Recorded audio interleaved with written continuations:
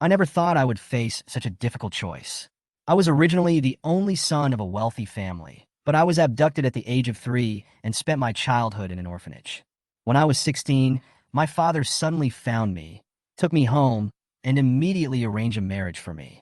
It is said that my fiancée is a woman with both talent and beauty. At that time, I thought it was the favor of fate, but I didn't expect it to be the beginning of endless pain. After returning home, I realized that my father only regarded me as a tool for his business interests. My mother and sister were full of indifference and contempt for me, and all the love and care in the family were given to the adopted son. They laughed at me for having no culture and taste, and I endured it silently, just because I still had expectations for family affection. I tried to understand them and tolerate their coldness and prejudice. However, what hurt me most was that my fiancée actually joined forces with the adopted son to plot against me. And my 6 sisters were even more worried that I would take away the family property, so they designed to frame me and tried to exclude me. At this moment, I was full of confusion and pain about the future. Should I break off relations with them and return to the orphanage? I'd rather stay in this house. I also want someone to give me sincere advice. Hi everyone, thanks for watching. Don't forget to subscribe to the channel and share. If you like this story, please let me know in the comment section. I will update the next part. Chapter 1. Rebirth Back to the Wedding. Today is the day that Shin Yunin and I get married. For her, I purposely spent a huge amount of money to organize such a grand wedding. I want her to become the world's luckiest bride. However, just before the new couple exchanged rings at that moment, my wife, but suddenly wearing a wedding dress, turned to leave the venue, even if I retained her without a trace of hesitation. And just like that, people who were just envious of us. Now, there is only anger, contempt, surprise, regret, sympathy, but most of all, ridicule.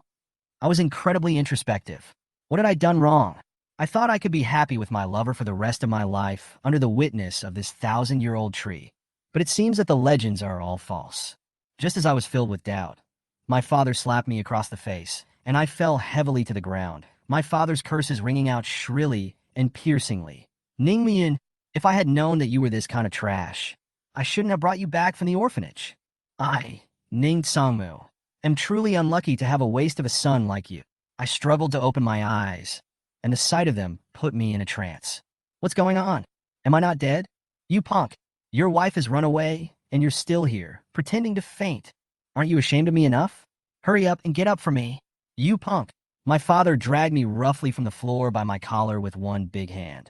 The pain coming from my face and back. This was my once favorite father. Just as I was filled with doubt, it made me sure of one thing. What's in front of me is not a dream. Self has truly been reborn. Born again at a 24-year-old wedding. Reborn on the most humiliating day of his own life. Get off me! Reaching out and pushing the grim-faced Ning Sangmu away with force, Ning Muyun staggered to his feet against the tree. The beating sound coming from his heart made him feel very solid. Although my body is still weak, it's great to experience being alive again. For Ning Muyun, 30 years of life in her previous life was a nightmare that she could never forget. But initially, Ning Muyun's life was also good. When her parents gave birth to Ning Muyun, the Ning family already had 6 daughters. He was the youngest, and his parents and 6 sisters doted on him. But it all came to a screeching halt at the age of 3. That day, Ning Muyun's favorite 6th sister said she would take him to an amusement park. After going there, 6th sister quickly disappeared without a trace. Ning Muyun thought that 6th sister had lost her and was in a hurry as she searched around the amusement park for 6th sister. At that moment, a kind-looking aunt ran over to Ning Muyun and said kindly that she could take Ning Muyun to find 6th sister. Ning Muyun, who was eager to find his sister, didn't hesitate for a second and directly followed. Later he realizes that the kind-looking aunt is actually a human trafficker. The traffickers threw Ning Muyun into an abandoned junkyard. There were also a couple of abducted children there. Ning Muyun is the bravest and the most beaten. One day at noon, while the traffickers were taking a lunch break, Ning Muyun seized the opportunity to try to escape with a few children. The process was treacherous, and Ning Muyun, who was severely injured, finally broke free from that cage with a few children. The trafficker was arrested. But Ning Muyun, whose life was in danger, had also lost all his memories. By the time Ning Muyun had recovered from his serious injuries, half a year had passed. Knowing nothing, Ning Muyun was sent to an orphanage in this way. At 3 years old, he lost everything. The orphanage director gave him the name Ning Muyun, Ning Muyin thought it sounded familiar, but he didn't know that it was originally his real name. Orphanages are tough, with scrambling, fighting, and bullying. Ning Muyun, who was only 3 years old, had suffered a lot. But he grew up tenaciously. One day, 13 years later, the 16-year-old Ning Muyun was suddenly picked up from the orphanage by the housekeeper and returned to the Ning family, and also got a marriage that ordinary people could only dream of that day. Self will be married to Shin Yunyan, the daughter of the famous Shin family. At that time, Ning Muyun was very happy and felt that Self was the luckiest person in the world. But these two things, which he thought were heavenly good at the time, brought him endless hurt for the next 14 years of his life. Upon returning to the Ning family, Ning Muyin realized that there were two more people in his long-absent home. Ning Jibwa, the adopted son that Ning Tsangmu carried home. Ning Tsangmu said he carried back from the orphanage. Ning Ranran, the new daughter of the Ning family after Self was abducted, Self's seventh sister. Returning to the Ning family, Ning Muyin treasures this family relationship and loves this family with all his heart. I never thought that my heart would be fed to the beasts. The father, Ning Tsangmu, is stubborn and arrogant. From the day Self rejoined the Ning family, no matter what Self did, as long as he didn't see eye to eye, he would either insult or slap him. It is also called strict fatherhood. But the same in a family Ning Jibwa is to break the family's antique celadon vase. Ning Tsangmu is also warm words and soft words, never touch him a finger. This is what Ning Tsangmu calls strict father education. The mother, Mei Yuan, favors her adopted son and dislikes Self. After Self returned to the Ning family, she had never looked at Self with a straight eye. Self had used every effort to get her to compliment her just once. But not only did she not care, but she also disliked herself for being uneducated and unruly, and beat and scolded her. Anything that Self neglected to do a little, invited a violent slap from her. But Ning Jibwa deliberately inserted 3 chopsticks in the rice against his grandfather. But Mei Yuan was extremely sheltered, embraced in her arms to avoid the punishment of her beloved son for his grandfather. That's what she values most about her adopted son's upbringing. Oh, uneducated and unruly. As for Self's 6 sisters, in the face of Self, this lost 13 years of his own brother, but not after the reunion of intimacy. Instead, they were uncharacteristically disliked, and hadn't given Self any good looks at all. Whenever they have done something wrong, they will invite their collective insults, slaps, and even punches and kicks. On the contrary, Ning Jibwa, who had broken a little oil skin on his hand, was crying out. Those few eccentric sisters were like babysitting babies, scrambling to coax Ning Jibwa. And once again, they had to insult and chastise themselves for not taking care of their dear brother Jibwa. Oh, as for the youngest 7th sister, she even bluntly asked Self to die in front of everyone. Tell Self to get the hell out of the Ning family, saying that Self was in her way, dividing her family's love for her dear brother Jibwa. The saddest part is that not one member of the family said she was wrong.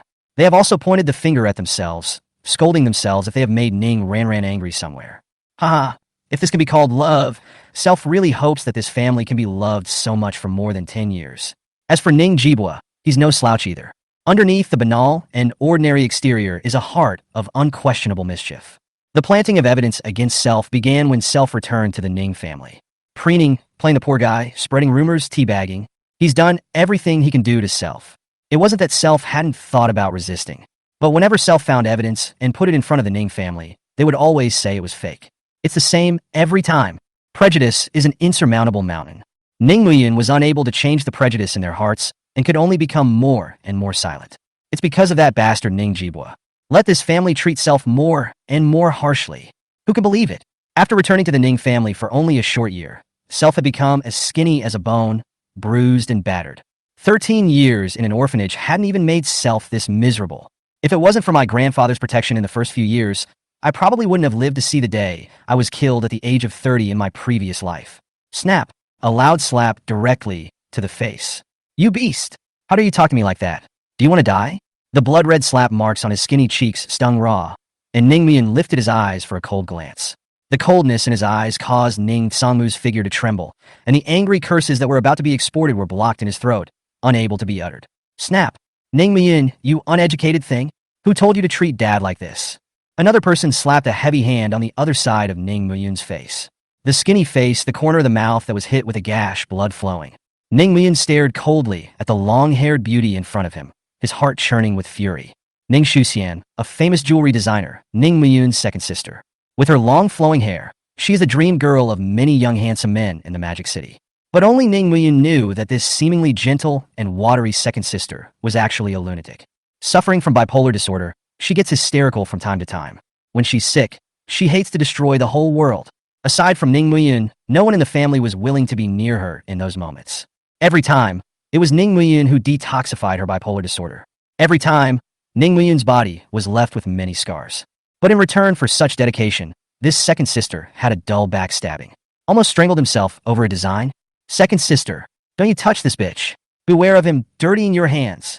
Fourth sister Ning Yanjun pulled Ning Shuxian back, but her small feet kicked forward. The sharp soles of the high-heeled shoes dug into the calf by half an inch, and the pants leg was instantly drenched in blood, hurting so much that Ning Muyun almost couldn't stand. Ning Yanjun, a well-known lawyer in Magic City, suffered from a spinal condition due to being sedentary for a long period of time. Ning Muyun had tried everything he could think of to ease her injuries, and it took every effort to heal her. Self was almost sent to jail by her. Even if you don't end up in jail, you've got a false criminal record on you. A criminal record? It caused Self to lose his innocent reputation forever, and also made Shin Yunyin misunderstand Self. It led to even greater grievances afterward. Snap. Ning Muyun, you're such a wolf-hearted thing. Shouldn't have picked you up from the orphanage in the first place. If you're still a human being, get down on your knees. Apologize to daddy. Ning Luoling, a well-known violinist and the sixth sister of Ning Muyun.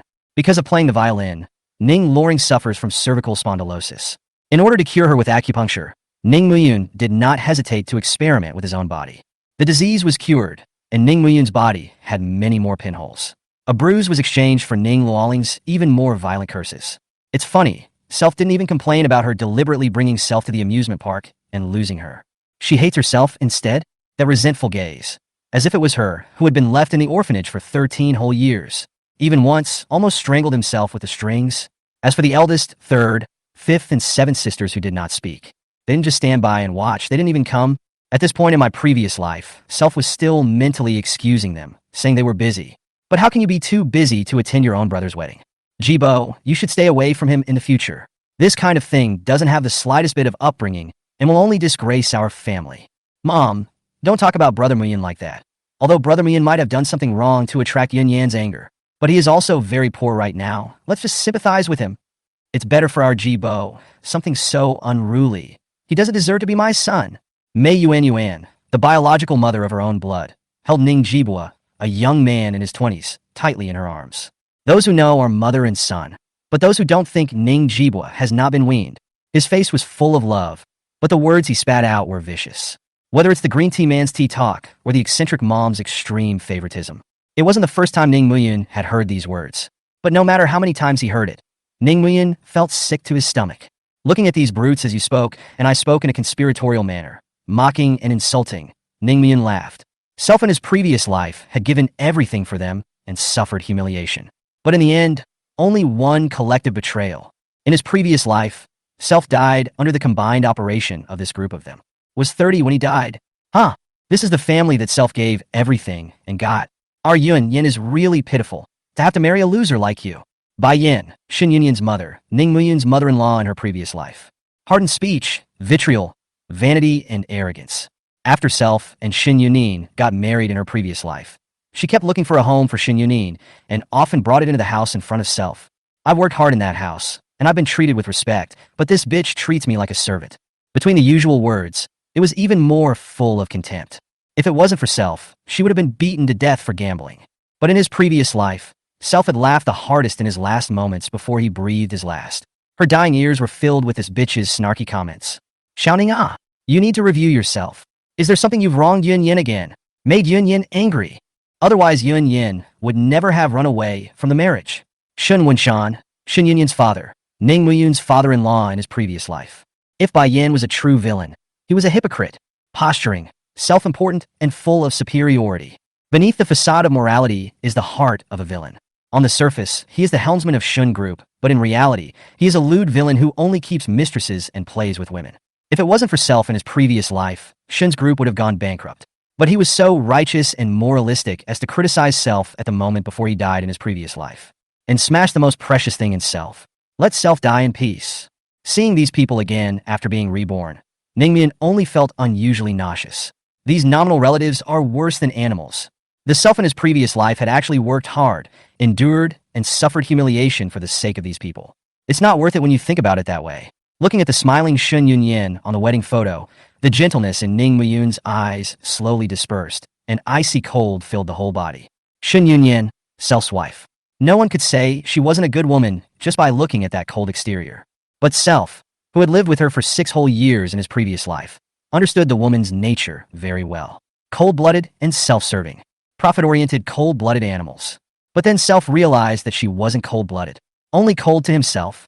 She can be very passionate about her childhood friend. The enthusiasm was enough to melt the ice. But to myself, it's a piece of ice that won't melt for 10,000 years. Poor Self also transplanted half of her liver in a previous life. After the surgery, Self, who was full of pain, was rewarded with an even harsher reprimand from her. Even the last look he saw before he died was a look full of disgust in her eyes. Oh, what a woman! Self was really blind in his previous life. Being born again, Self will definitely not work hard to maintain this twisted marriage. All the grudges and feuds between Self and these brutes. Everything, it's all going to come to an end today. Ning Muyun, are you deaf? Hurry up and kneel down. Apologize to Dad. Ning Luoling reached out and gestured at Ning Muyun, constantly uttering reprimands there, her cold and arrogant tone as if she was scolding her subordinates. Ning Jibo leaned in Mei Yuanyuan's arms, sneering coldly as he waited for Ning Muyun to kneel in public. Ning Jibo knew that Ning Muyun listened to those sisters of his the most. Let's not talk about making him kneel. Even if he was asked to slap himself, he would definitely do it. Now this bitch of a sixth sister told him to kneel, and he will. Mei Yuanyuan just looked at Ning Muyun in disgust, annoyance filling her eyes, her sight without a trace of warmth. Why would such an uneducated thing come back? Might as well die out there early. Not as good as Jibo at all. He doesn't deserve to be my Mei Yuanyuan's son. Bai Yin and Shin Wenshan, moreover, were looking at Ning Muyun in a teasing manner, as if they wanted to see how standard the kneeling posture could be. In their eyes, this loser is a wimp who treats his family with respect. He can be so obedient to his family. In the future, you'll be able to be so obedient to your own husband and wife. The thought of having such an obedient subordinate in the house in the future. Bai Yin and Shin Wenshan felt more comfortable in their hearts and laughed even more happily. Ning Shuxian and Ning Yanjun were also waiting on the sidelines for Ning Muyun to kneel, that sight in their eyes quenched with poison throughout. He couldn't wait to go up to himself, kick Ning Muyun to his knees, and then give him dozens of slaps. Originally, I thought that Ning Muyun was getting married today and indulge him a bit. But now it seems that this bitch doesn't know any better. Just have to be taught a good lesson with a slap, as usual. Ning Tsamu even stood there with a straight face, arrogantly waiting for Ning Muyun to kneel down to himself. This punk, he dares to make a move on Self. So tired of living. Gonna have to put him in the hospital for a few months after the wedding. Otherwise, this punk will be even more lawless in the future. There was no hint of concealment in these people's expressions, and Ning Muyun knew what they were thinking at a glance. Looking at these beasts in front of him, Ning Muyun couldn't help but reveal a mocking smile at the corner of his mouth. Self was really blind in his previous life. I can't believe I consider these beasts family. Ha! Seeing Ning Luoling laughing, Ning Muyun became even more angry and opened his big mouth to sternly reprimand. Ning Muyun, what are you laughing at, you bitch? Hurry up and kneel down for me. What the fuck are you barking at? Di Tuzhong, the mother-son bond is written off. What did you say? Say that again, you wolfish thing. Ning Luoling couldn't believe her own ears. Is this the same brother who usually treats himself with respect and beats and scolds? Isn't he afraid he'll slap himself? What? You didn't hear? Ning Muyun had a cold smile on his face, and the words he spat out were hostile. I said, what the fuck are you barking at? Good, you uneducated thing. How dare you scold me? Ning Luoling stared wide-eyed at the outspoken Ning Muyun in front of her, as if she was dreaming. How dare this bitch talk to Self like that? Curse you! Ning Muyun laughed mockingly. I'm not scolding you. I'm praising you. Can't you bitch understand that I'm praising you? You dare to call me a bitch?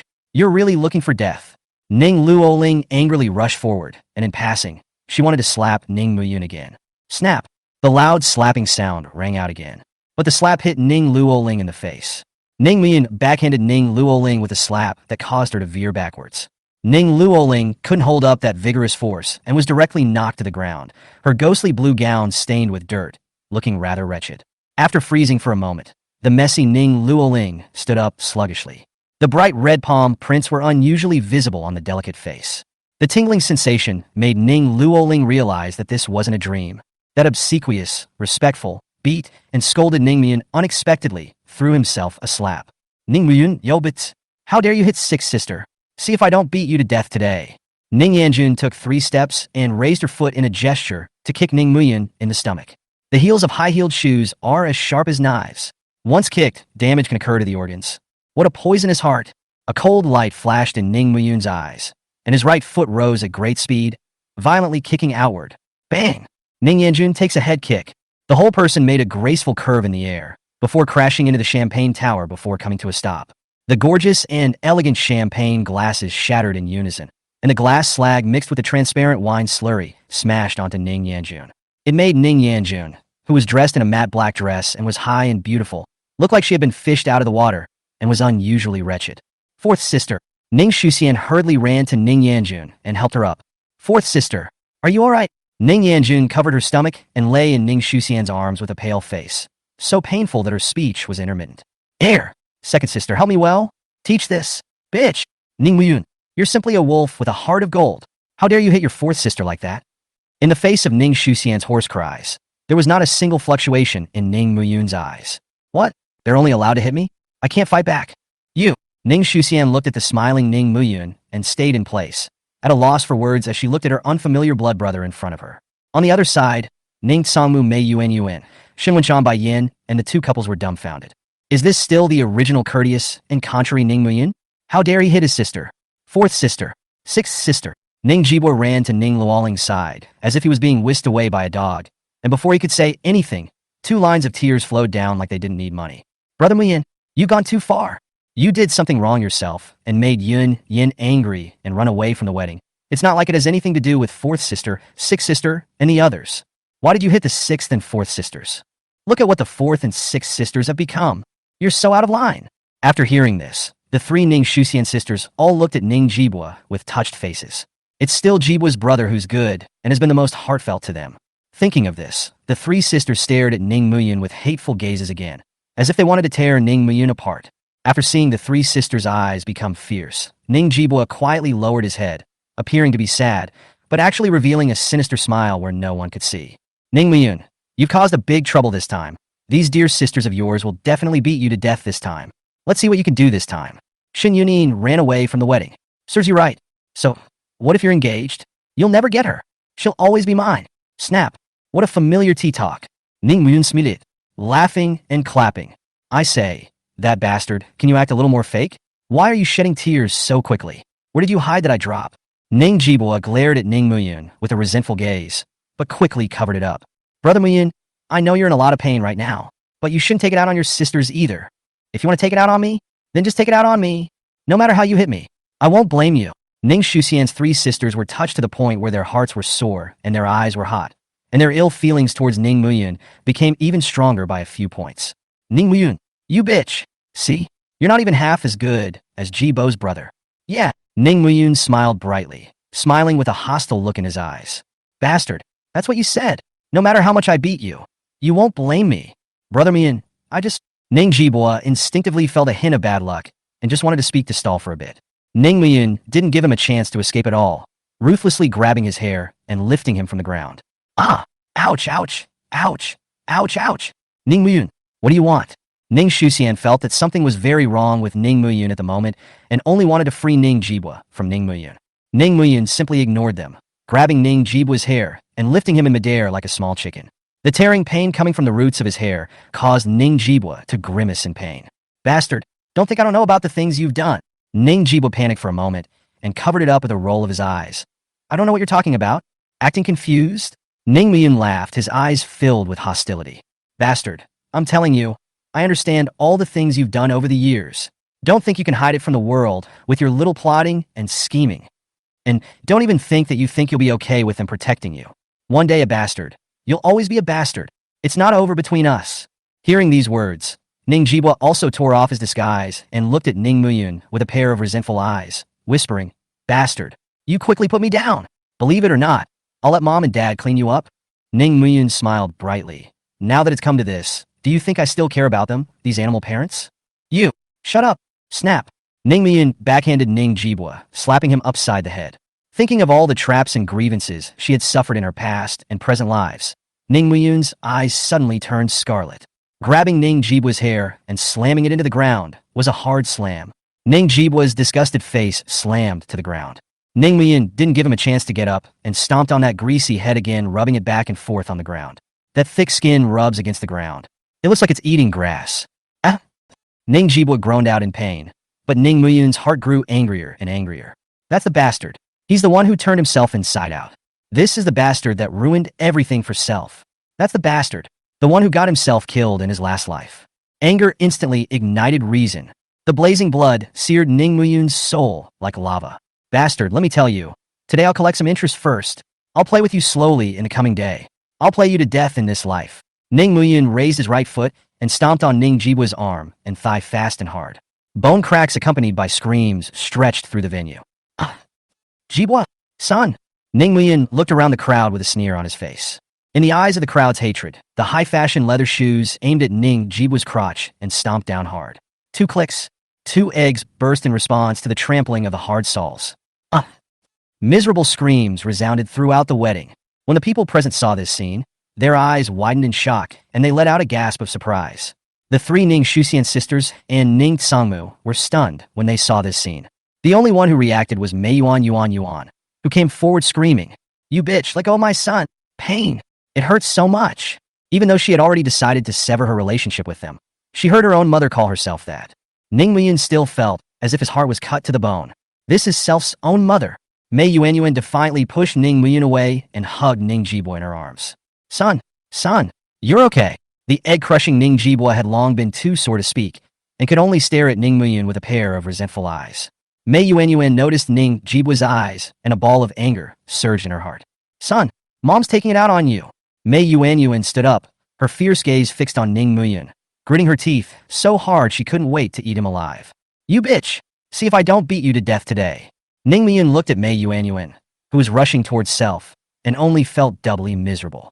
This is the real mother that Self has been waiting for 13 years in the orphanage. This is what has been the spiritual backbone of Self all along the way. Ha ha ha ha. Even a dog wouldn't treat his own flesh and blood like that. This woman, she really is worse than a dog. The whistling of slaps rang out. Ning Muyun closed her eyes in pain. Hit it. After this slap, the mother-son bond between us is written off. Chapter 3: Formal Dissolution of Marriage. Snap. A fierce slap slapped Ning Muyun's face viciously. Mei Yuan didn't hold back, slapping out with such force that the backlash hurt her own hand. Such a vigorous slap added another blood-red slap mark to Ning Muyun's face, and blood flowed once again from the still-healing wound at the corner of his mouth.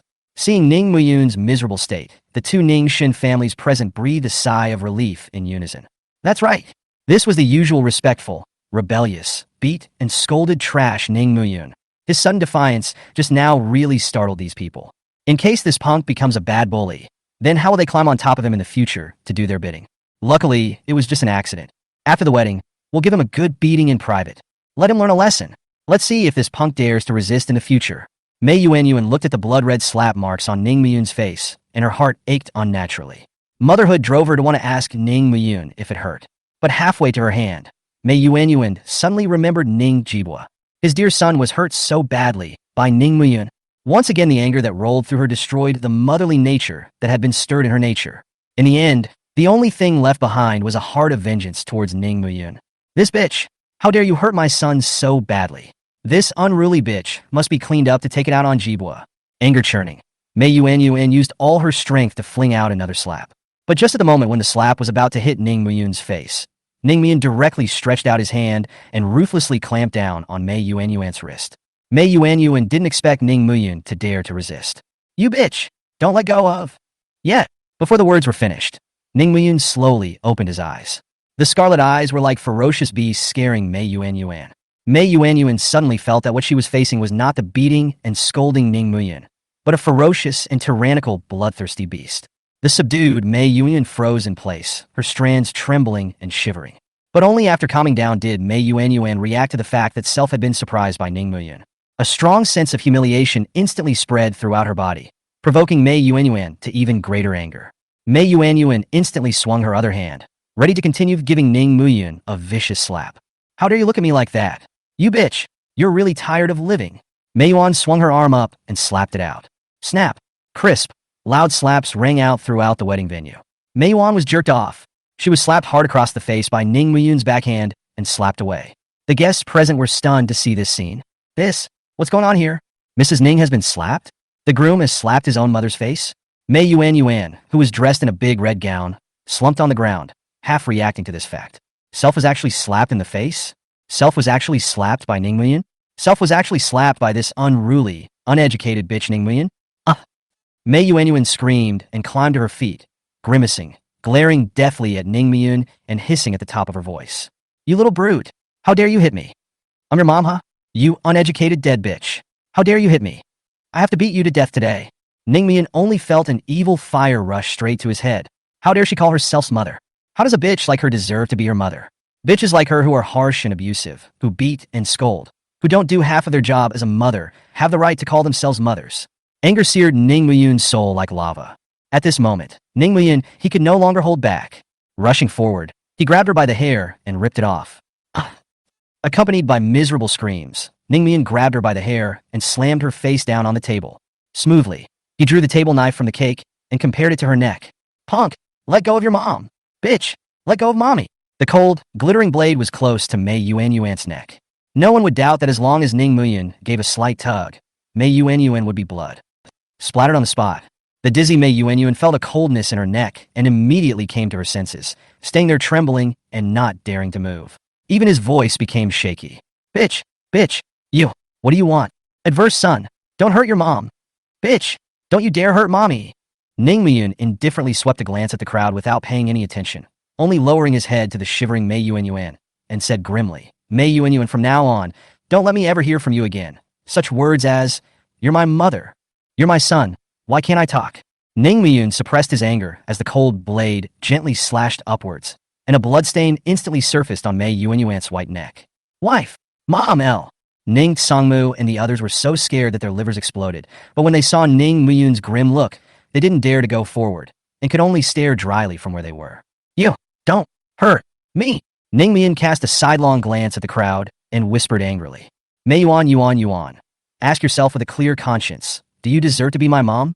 Mei Yuan suddenly felt a sharp pain in her heart, as if she had lost something forever. You! Ning Miyun lowered his head and said grimly. Mei Yuan, I'll warn you once more.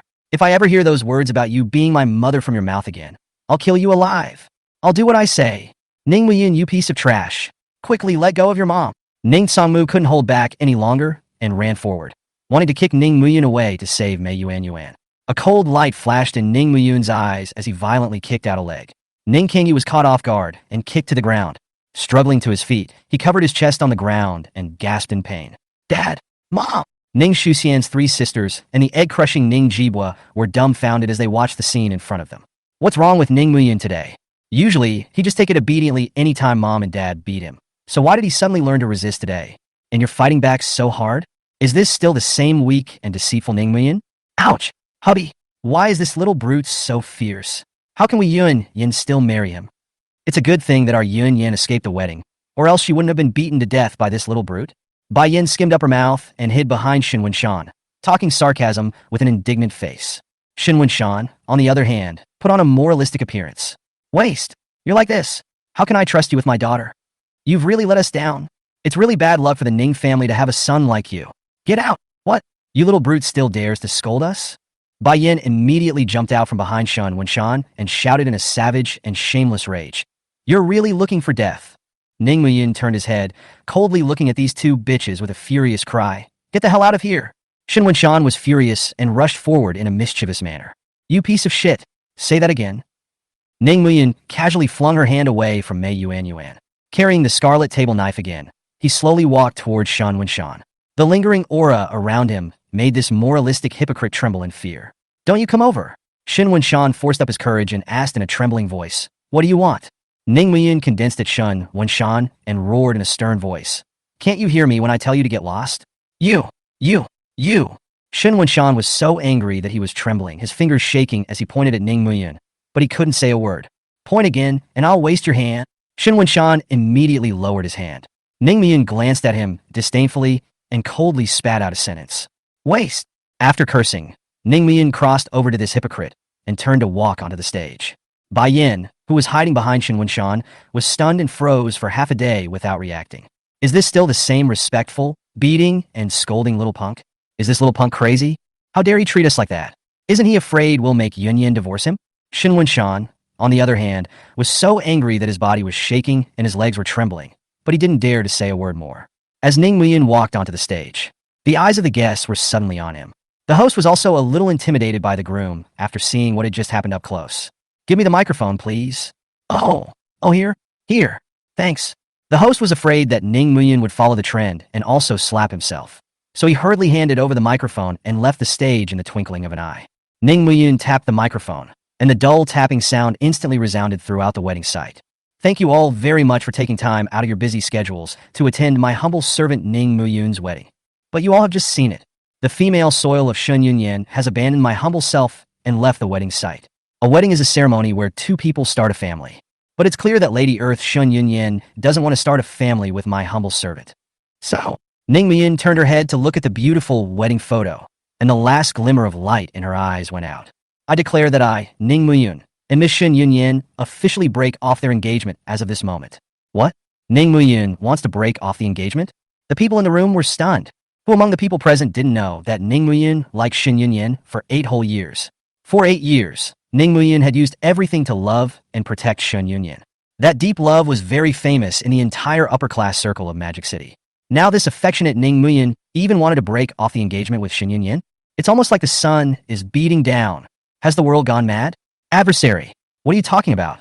Ning Muyin turned his head and looked at Ning Sangmu, who had climbed up from the ground with a surprised look on his face, and said in a cold voice, "Are you deaf? Can't you hear me when I say I want a divorce?" Adverse son, you shut up. Ning Sangmu couldn't care about anything else. He hurriedly got up from the ground and rushed to the stage to snap twice. The newly reborn Ning Muyin, whose body was already a bit tired after the cordial treatment of the Ning family earlier, did not have the time to dodge over, and suffered 2 slaps in the face, and his cheeks swelled up once again. Who told you to break off your engagement with Yunyan? This is a marriage set by the elders of our Ning and Shun families. It's not for you to decide. Don't even think about breaking off the engagement. I won't agree to it. Ning Muyin stared at Ning Sangmu with a pair of icy cold eyes. I'm not applying. I don't need your permission. You. Before Ning Sangmu could finish speaking, Bai Yin popped up, pointing at Ning Muyin and crying. You little brute. You said such words in front of so many people. How are you going to let us Yun Yan behave in the future? Ning Muyin felt great irony. She, Shun Yunyan, skipped the wedding in front of so many people. How does she make me behave in the future? Bai Yan's face immediately changed when she heard this, and she cursed with a snarky face. Bah! You little brute still need to be a human being? You don't deserve our Yun Yin at all. It's a blessing in your 8 lifetimes that our Yun Yin can marry you. How dare you pick on our Yun Yin? Told you. Hurry up and take back what you just said, or I'll let my daughter take care of you. Ha ha. Ning Muyin smiled cheerfully. Bai Yin, you're such a bitch. Since you've never been able to look at me, then why don't you let your daughter divorce me? You happen to find her another good one after I divorce him. Huh? No. Hearing the word divorce, Bai Yan's face turned white and she immediately refused. You can't divorce Yun Yin. Why? Since you can't see me, after I divorce Shin Yun Yin, you can look for your dragon's son-in-law with impunity. Isn't that just what you wanted? Why don't you agree? Chapter 4 Break off all relations. I don't care. A layer of panic flashed in Bai Yan's eyes, but her mouth remained aggressive. Anyway, you little brute can't divorce Yun Yin. I won't let Yun Yin get a divorce either. Just die, you little brute. Ning Muyin wondered. No matter in her past life or present life, this bitch Bai Yin could not see self. If you don't like self, why don't you let Shin Yun Yin divorce self? Do you like to discuss yourself that much? Ning Muyin looked at Bai Yin with a puzzled expression and was about to ask why. Shin Winshan stepped up very smoothly. Okay, Ning, I know you're angry right now. This matter of Yun Yin is also at fault. But you're a big man. A man should give way to a woman. You can't embarrass Yun Yin just because of these things. When Yun Yin returns, I'll give her a good talking to. You can't get up in arms about a divorce just because of that. The marriage between the two of you was personally decided by the elders of the Ningxian families. You can't be allowed to play your little game and withdraw from the marriage if you want to. As a man, you should be a little more generous and be more tolerant of Yun Yan's little problems. After all, it's a blessing you've enjoyed if our Yun Yin marries you. So now you go on stage and announce to everyone that you were just bullshitting, just joking around with everyone, and that's the end of it. Otherwise, I'd really have to teach you a lesson. Nice guy. If she didn't know Shin Winshan's nature, Ning Muyin could have really been fooled by his bullshit. If Bai Yin is explicitly bad, this Shin Winshan is willfully bad. After Self and Shin Yunyan got married in his previous life, this old thing has been openly and secretly pu'd to Self. They talk a big game, but in reality, they are unconscionable. How dare you pose as an elder with this kind of thing? It's shameless. Look at this father-in-law and mother-in-law. Ning Muyin only felt very ridiculous. Shin Winshan and his wife have always looked down on Self, and in their previous lives they have been disparaging Self since the day they got married. On the surface, they are saying that they are not worthy of Shun Yunyan, and they want to cherish Shin Yunyan. But secretly, He was constantly looking for a son-in-law for Shun Yunin. This kind of cutthroat behavior was something that Ning Muyun did not understand even to his death. But having died once, he no longer wanted to accompany these two hypocrites and play this guessing game. Now that you've decided to get a divorce, this couple is reluctant to do so. Didn't they want to find a good one for Shin Yin? Why don't you agree to divorce yourself? What the hell for? It doesn't matter what it is though. Ning Muyun exhaled a mouthful of turbid air and slowly quieted his mind. In his previous life, on the wedding day, Self also encountered Shun Yunin fleeing the wedding. At that time, Self wanted to withdraw from the marriage. But at that time, when Self had just said that he wanted to withdraw from the marriage, the Ning and Shun families started to insult Self without any agreement. It seemed as if it was Self's fault that Shun Yunin had run away from the wedding. Later, there was no way out. Self, for the sake of grandfather's wishes and the responsibility of the two families, had to endure, helplessly fulfill the marriage contract. Unexpectedly, a 6-year-long, dark, and suffocating married life opened up. It wasn't until I was killed in a previous life that I was finally relieved. Thinking back to those depressing days, Ning Muyun would still feel that life was worse than death. Live again. Self will never make the same mistake again. No matter what they say or do, they can't stop the decision that Self has made. Self is going to withdraw from the marriage now. Are you all deaf? What I just said was not an invitation to you. It was an announcement. I want to break off my engagement with Shun Yin. I want a divorce. In the face of Ning Muyun's repeated resistance, Ning Sangmu was enraged. Shut up, you rebellious son. Kneel down for me. Ning Sangmu rushed in front of Ning Muyun, ready to show his strict father's authority with 2 more loud ear scrapes. The swinging arm slammed downward but stopped just as it was about to whip at Ning Muyun's face. The hand could no longer move. It was Ning Muyun who clamped down on his wrist. Looking at the furious Ning Sangmu in front of him, Ning Muyun's eyes were filled with hostility. Ning Sangmu, have you fought enough? You rebellious son. How dare you fight back? I'll beat you to death. Ning Sangmu swung up his other arm, about to slap Ning Muyun in the face. A cold light flashed in Ning Muyun's eyes as he gripped Ning Sangmu's wrist and twisted it backhandedly, then kicked Ning Sangmu's knee hard with his toe. Ah! With a crisp crunch, Ning Sangmu's arm twisted at 90 degrees. The mournful screams instantly resounded throughout the venue, hearing the hearts of the many guests jump. Ning Sangmu knelt in front of Ning Muyun in agony, holding his broken arm. Ning Muyun stood in place, looking down at the maggots writhing underground, without a trace of pity in his eyes. In terms of the Ning family, who does Ning Muyun hate the most? Naturally, it was Ning Sangmu who scolded Self the most and was biased and double-standardized. He was the source of Self's bitterness in the Ning family, and an accomplice in a previous life that led to Self's death. More than that, he's an animal who doesn't deserve to be a father. Rebel son, how dare you do this to your old man? Old me, I will call the police to arrest you. I'll put you in jail. Doesn't matter. Ning Muyun smiled disdainfully and slowly crouched down with a cold face, saying in a cold voice to Ning Sangmu, Ning Sangmu, even if I'm arrested at the police station, I'll only compensate you a little for your medical expenses. But if you get to the police station, you may not get out again. You, what do you mean? Ning Sangmu froze for a moment, staring angrily at the extremely strange son in front of him, and asked in a low voice, what do you mean? Ning Muyun smiled, the corner of his mouth lifting into a dangerous arc. Ning Sangmu, how did Ling Xiaodong die? You should know better than I do. Ning Sangmu's pupils locked extremely tightly, staring incredulously at Ning Muyun as he nervously asked, how did you know? Oh, if you don't want people to know unless you're already there. Not only do I know about this, I know where that evidence is. Ning Sangmu, do you need me to call the police for you? Ning Muyun tossed the cell phone up and down in his hand with a mocking look on his face. Ning Sangmu's right hand pointed at Ning Muyun and kept trembling. His face was pale beyond recognition, and his eyes were filled with panic.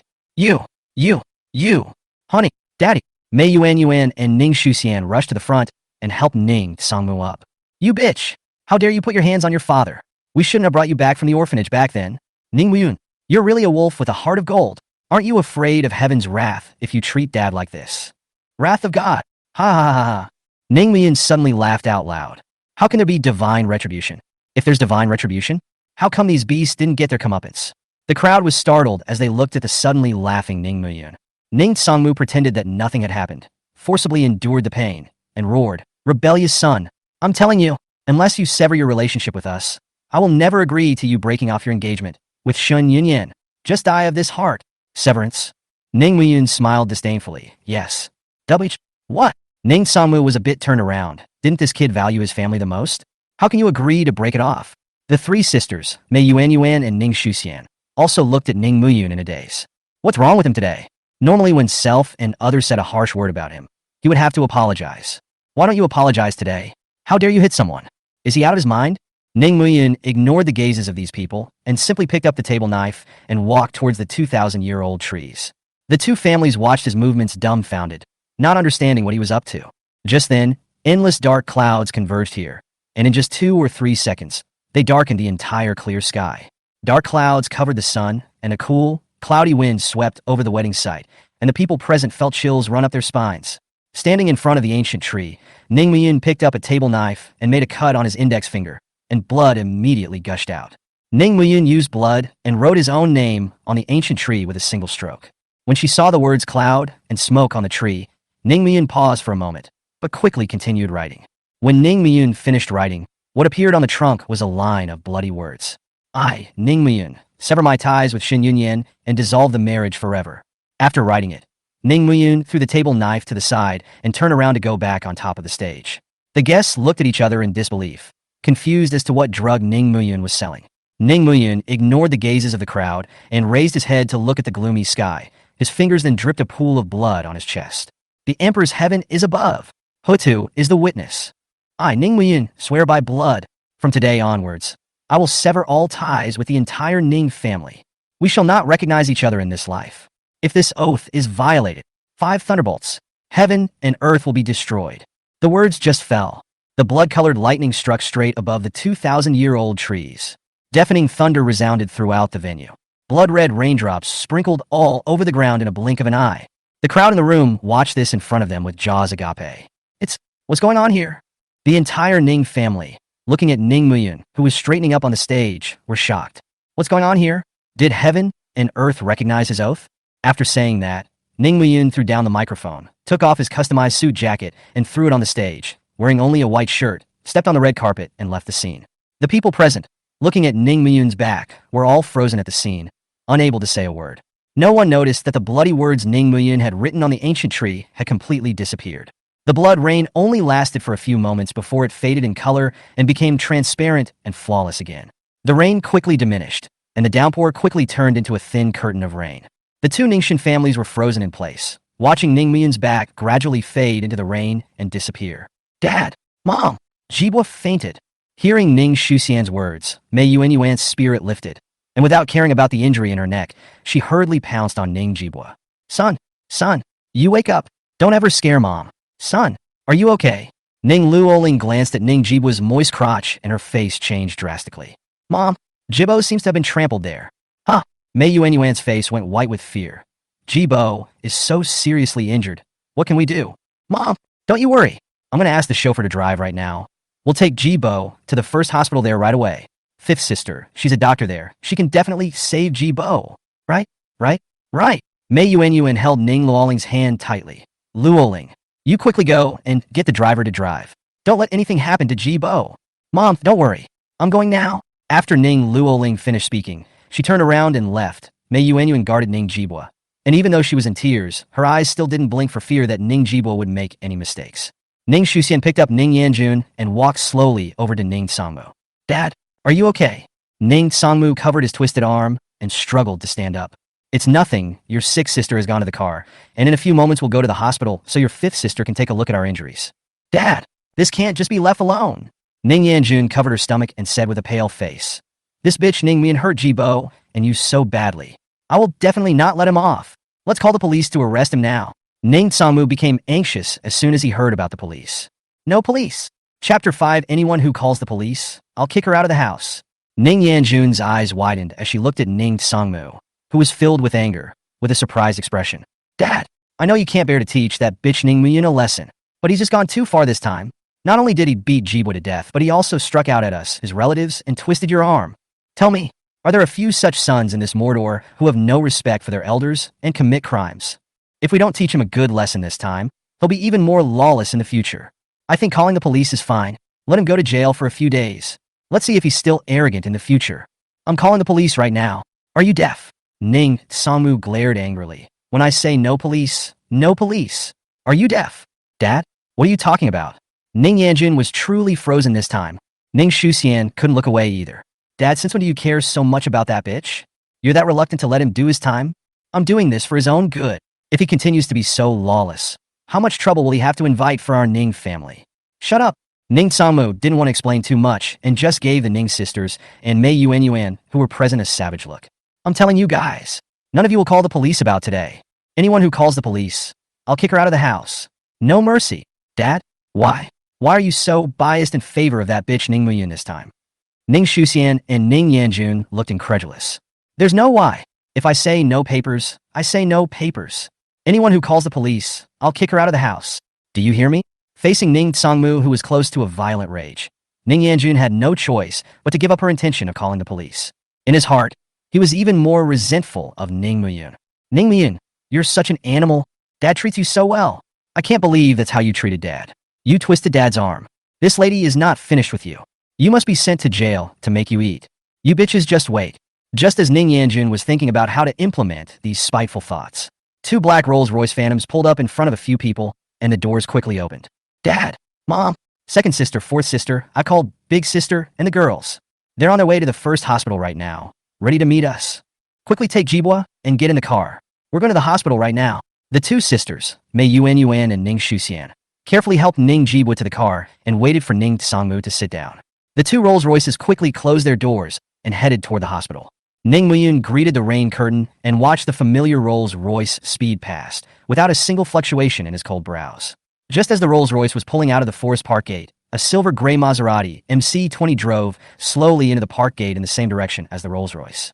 The car looked familiar, and Ning Muyun recognized it at once. This is Shun Yunyin's car. It was a wedding gift from Self to her. Just now, she was driving away from the wedding site in a newlywed gift given to her by Self. Ning Muyun swept a glance at Shun Yunyin in the driver's seat of the Maserati. His eyes narrowed slightly as he scrutinized this wife, who had been with him for 6 years in his previous life, and was suddenly overwhelmed with thoughts.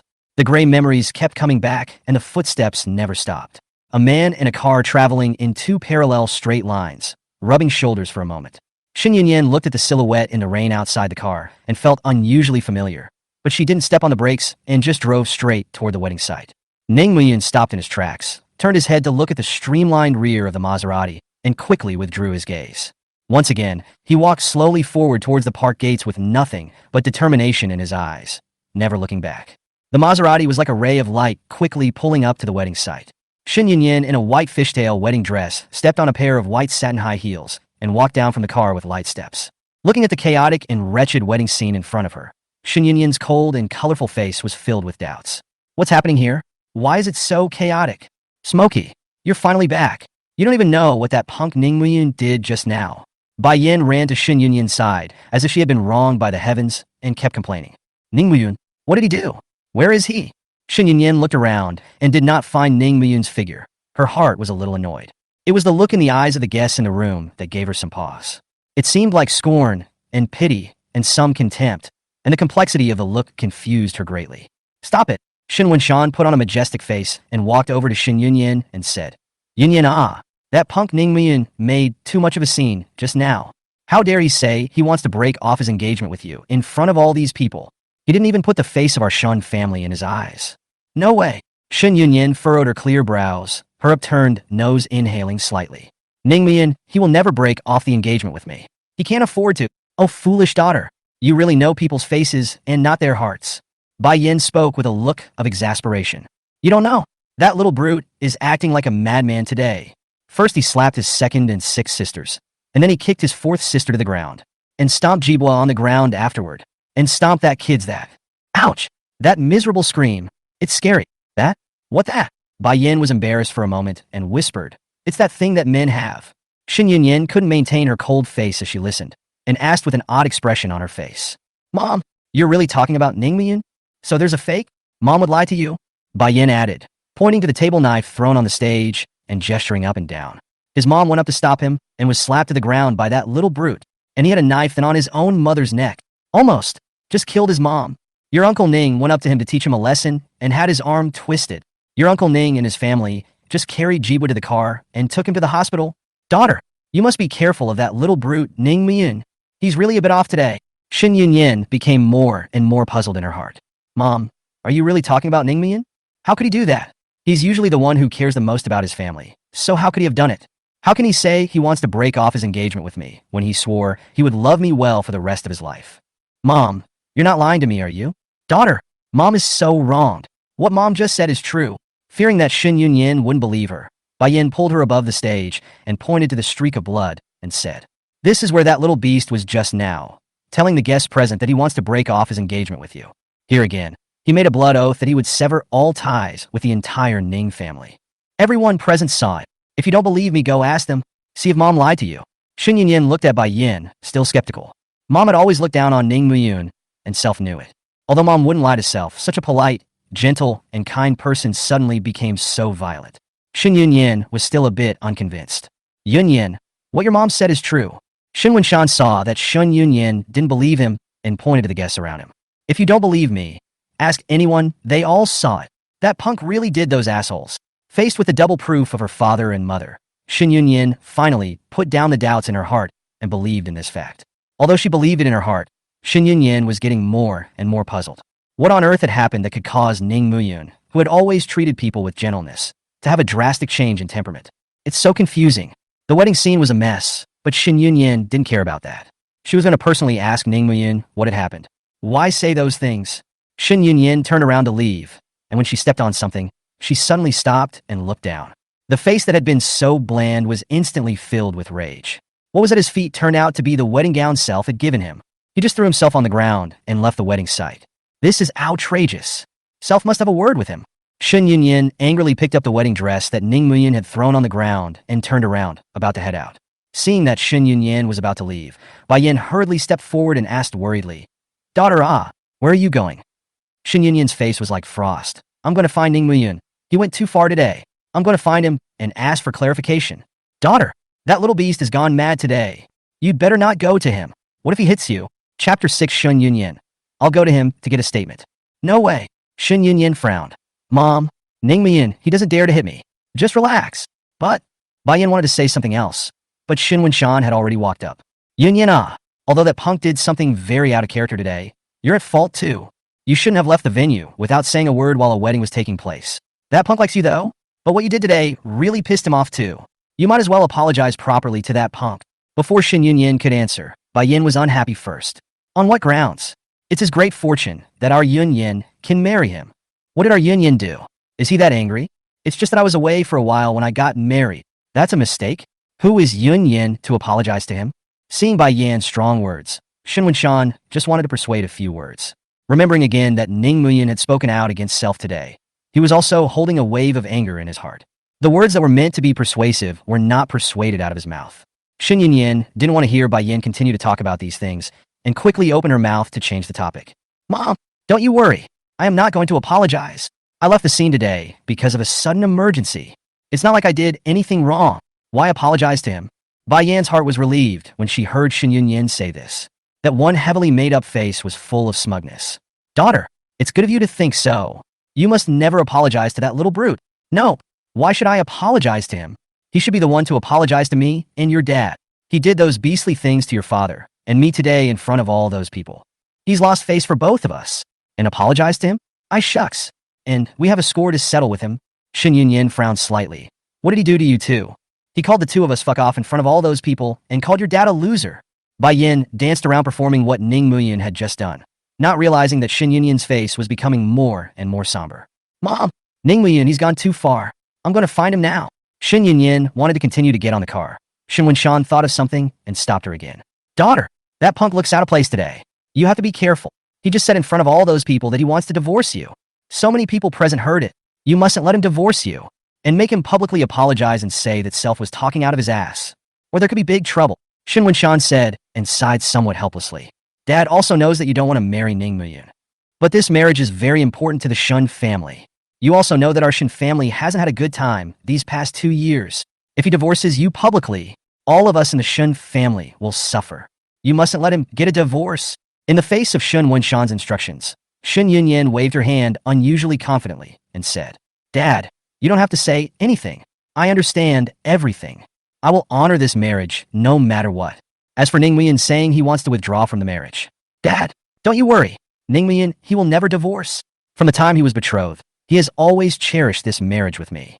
Whatever he usually does, he is very considerate of me and has never once made me angry. How could someone like him want to divorce me? He's just playing a trick on you, don't fall for it. In the face of his confident daughter, Shen Wenshan smiled with a majestic face and said with a pretense of generosity, "That's a relief. Daughter, even though that punk was so rude to father me today, I didn't want to pursue him. Just tell him to pay attention in the future." No, Bai Yin was not happy to hear that. That little brute did this to us today. It made us lose face in front of our relatives and friends. If he wants to marry you, he must apologize to us on his knees in front of everyone, or he'll never marry you. Shen Yunin's eyebrows were covered with an inextricable layer of dark clouds. Dad, Mom, don't worry. Ning Muyun did those excessive things. I won't just let it go. I'll make him apologize to both of you.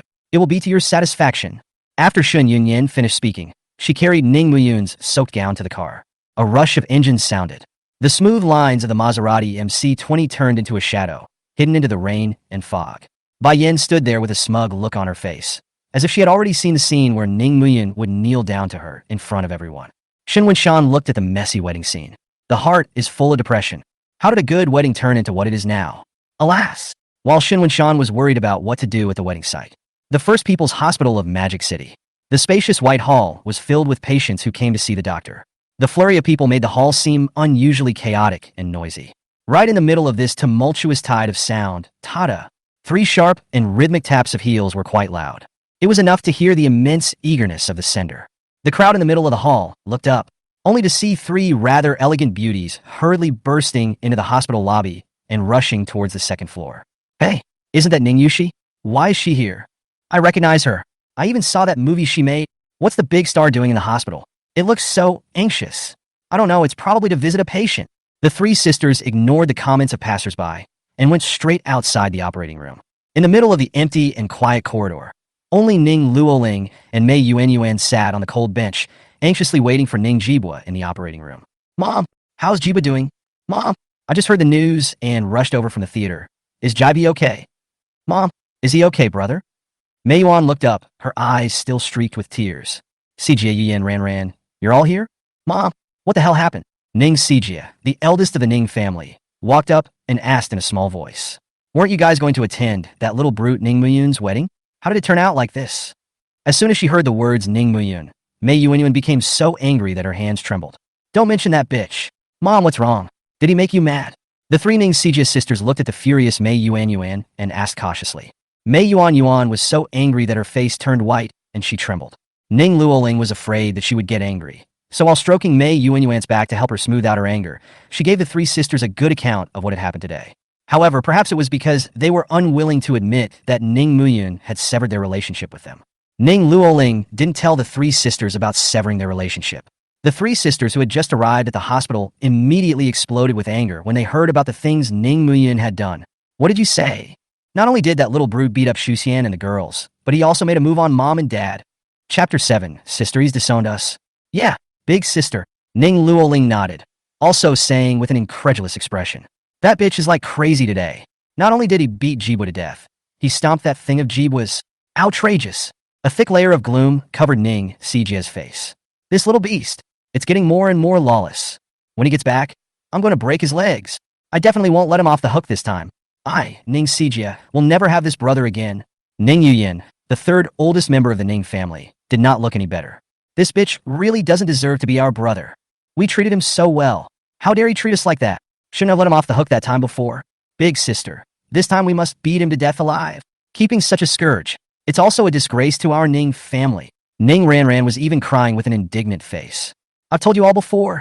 It's time to get this bitch out of the house. You just won't listen. Now it's good. This bitch has beaten Brother Jibua to this state. It's all your fault. If it weren't for you guys, Brother Bo wouldn't have become what he is now. In the face of Ning Ranran's crying, the Ning Sijia sisters didn't say anything more even though they felt upset.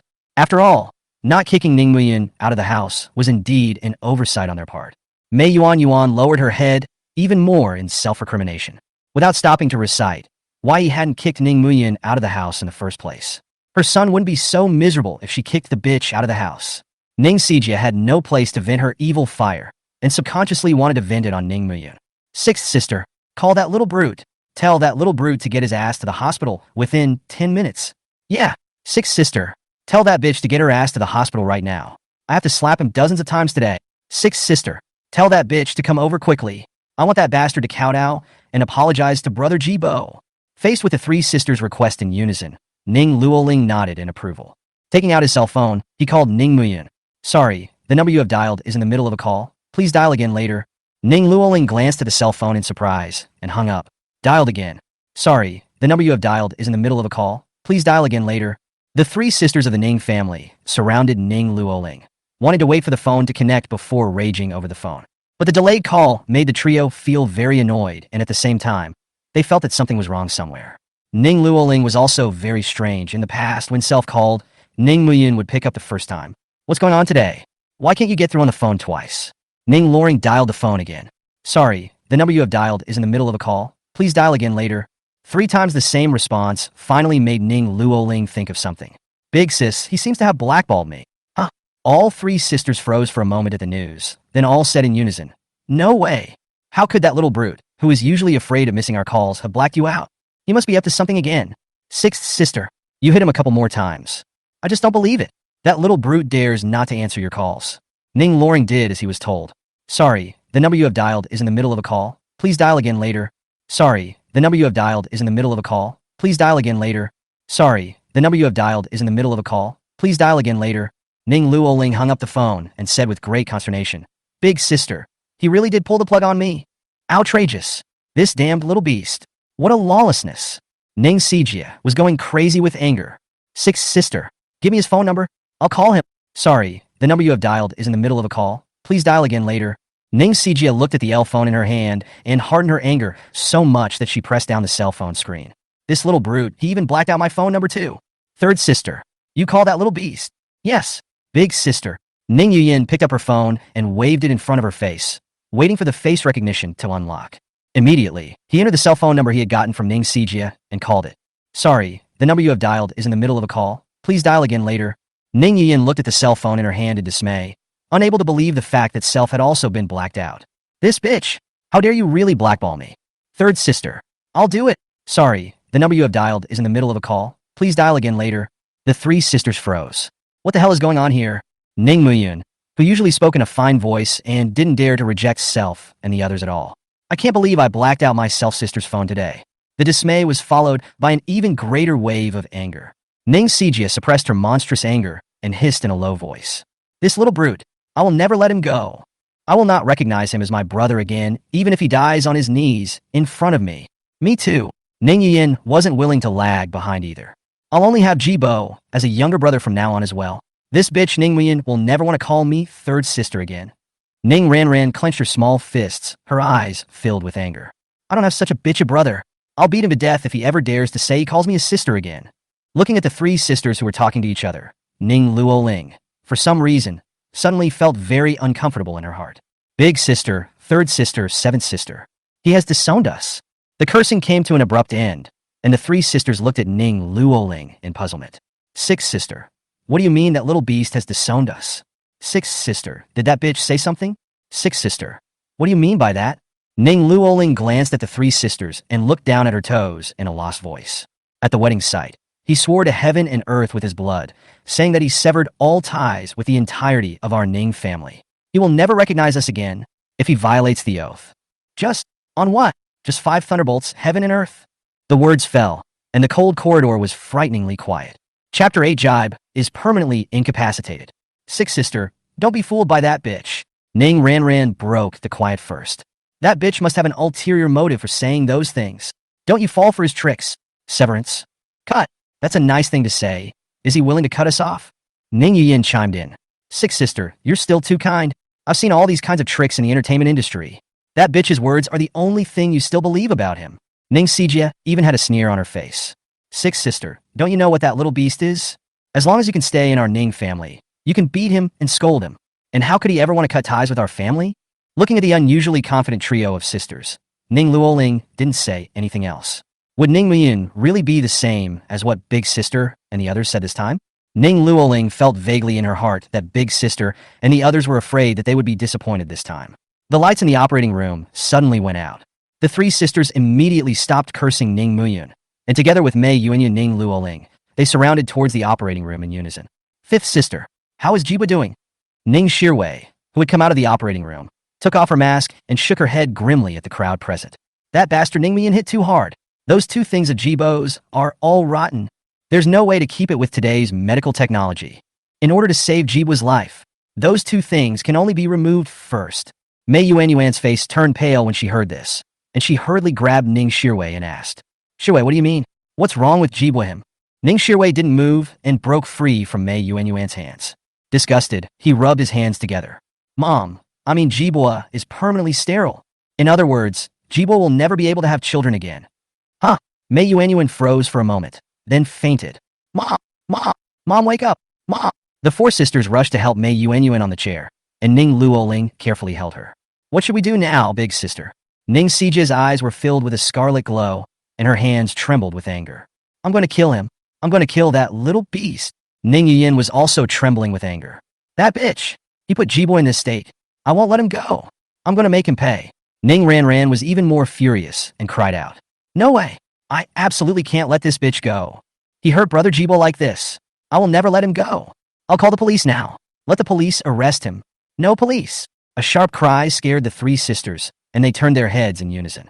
What met his eyes was Ning Songmu, whose right hand was bandaged, while Ning Shuxian and Ning Yanjun, who each had palm prints on their faces, were supporting him at the side. The two sisters glanced at the trio that had just arrived at the hospital and didn't say much. "Dad, are you okay? Dad, are you in pain?" Ning Sijia and Ning Yuyin came up first to care about Ning Songmu's condition. Only Ning Ranran remained very excited. "Dad, that bitch beat brother Jibo up like that. I'll make sure he goes to jail. I'm calling the police. No reporting." Ning Songmu rushed to Ning Ranran like an enraged lion. "Why?" Ning Ranran's eyes were filled with incredulity. "Dad, that bitch beat up brother Jibo like that. Why can't we call the police?" "There's no why," Ning Songmu said in annoyance. "When I say no report, I mean no report." "Dad, what are you doing?" "Dad, that bitch did such an outrageous thing. Wouldn't it be good if we sent him in for a few days in jail?"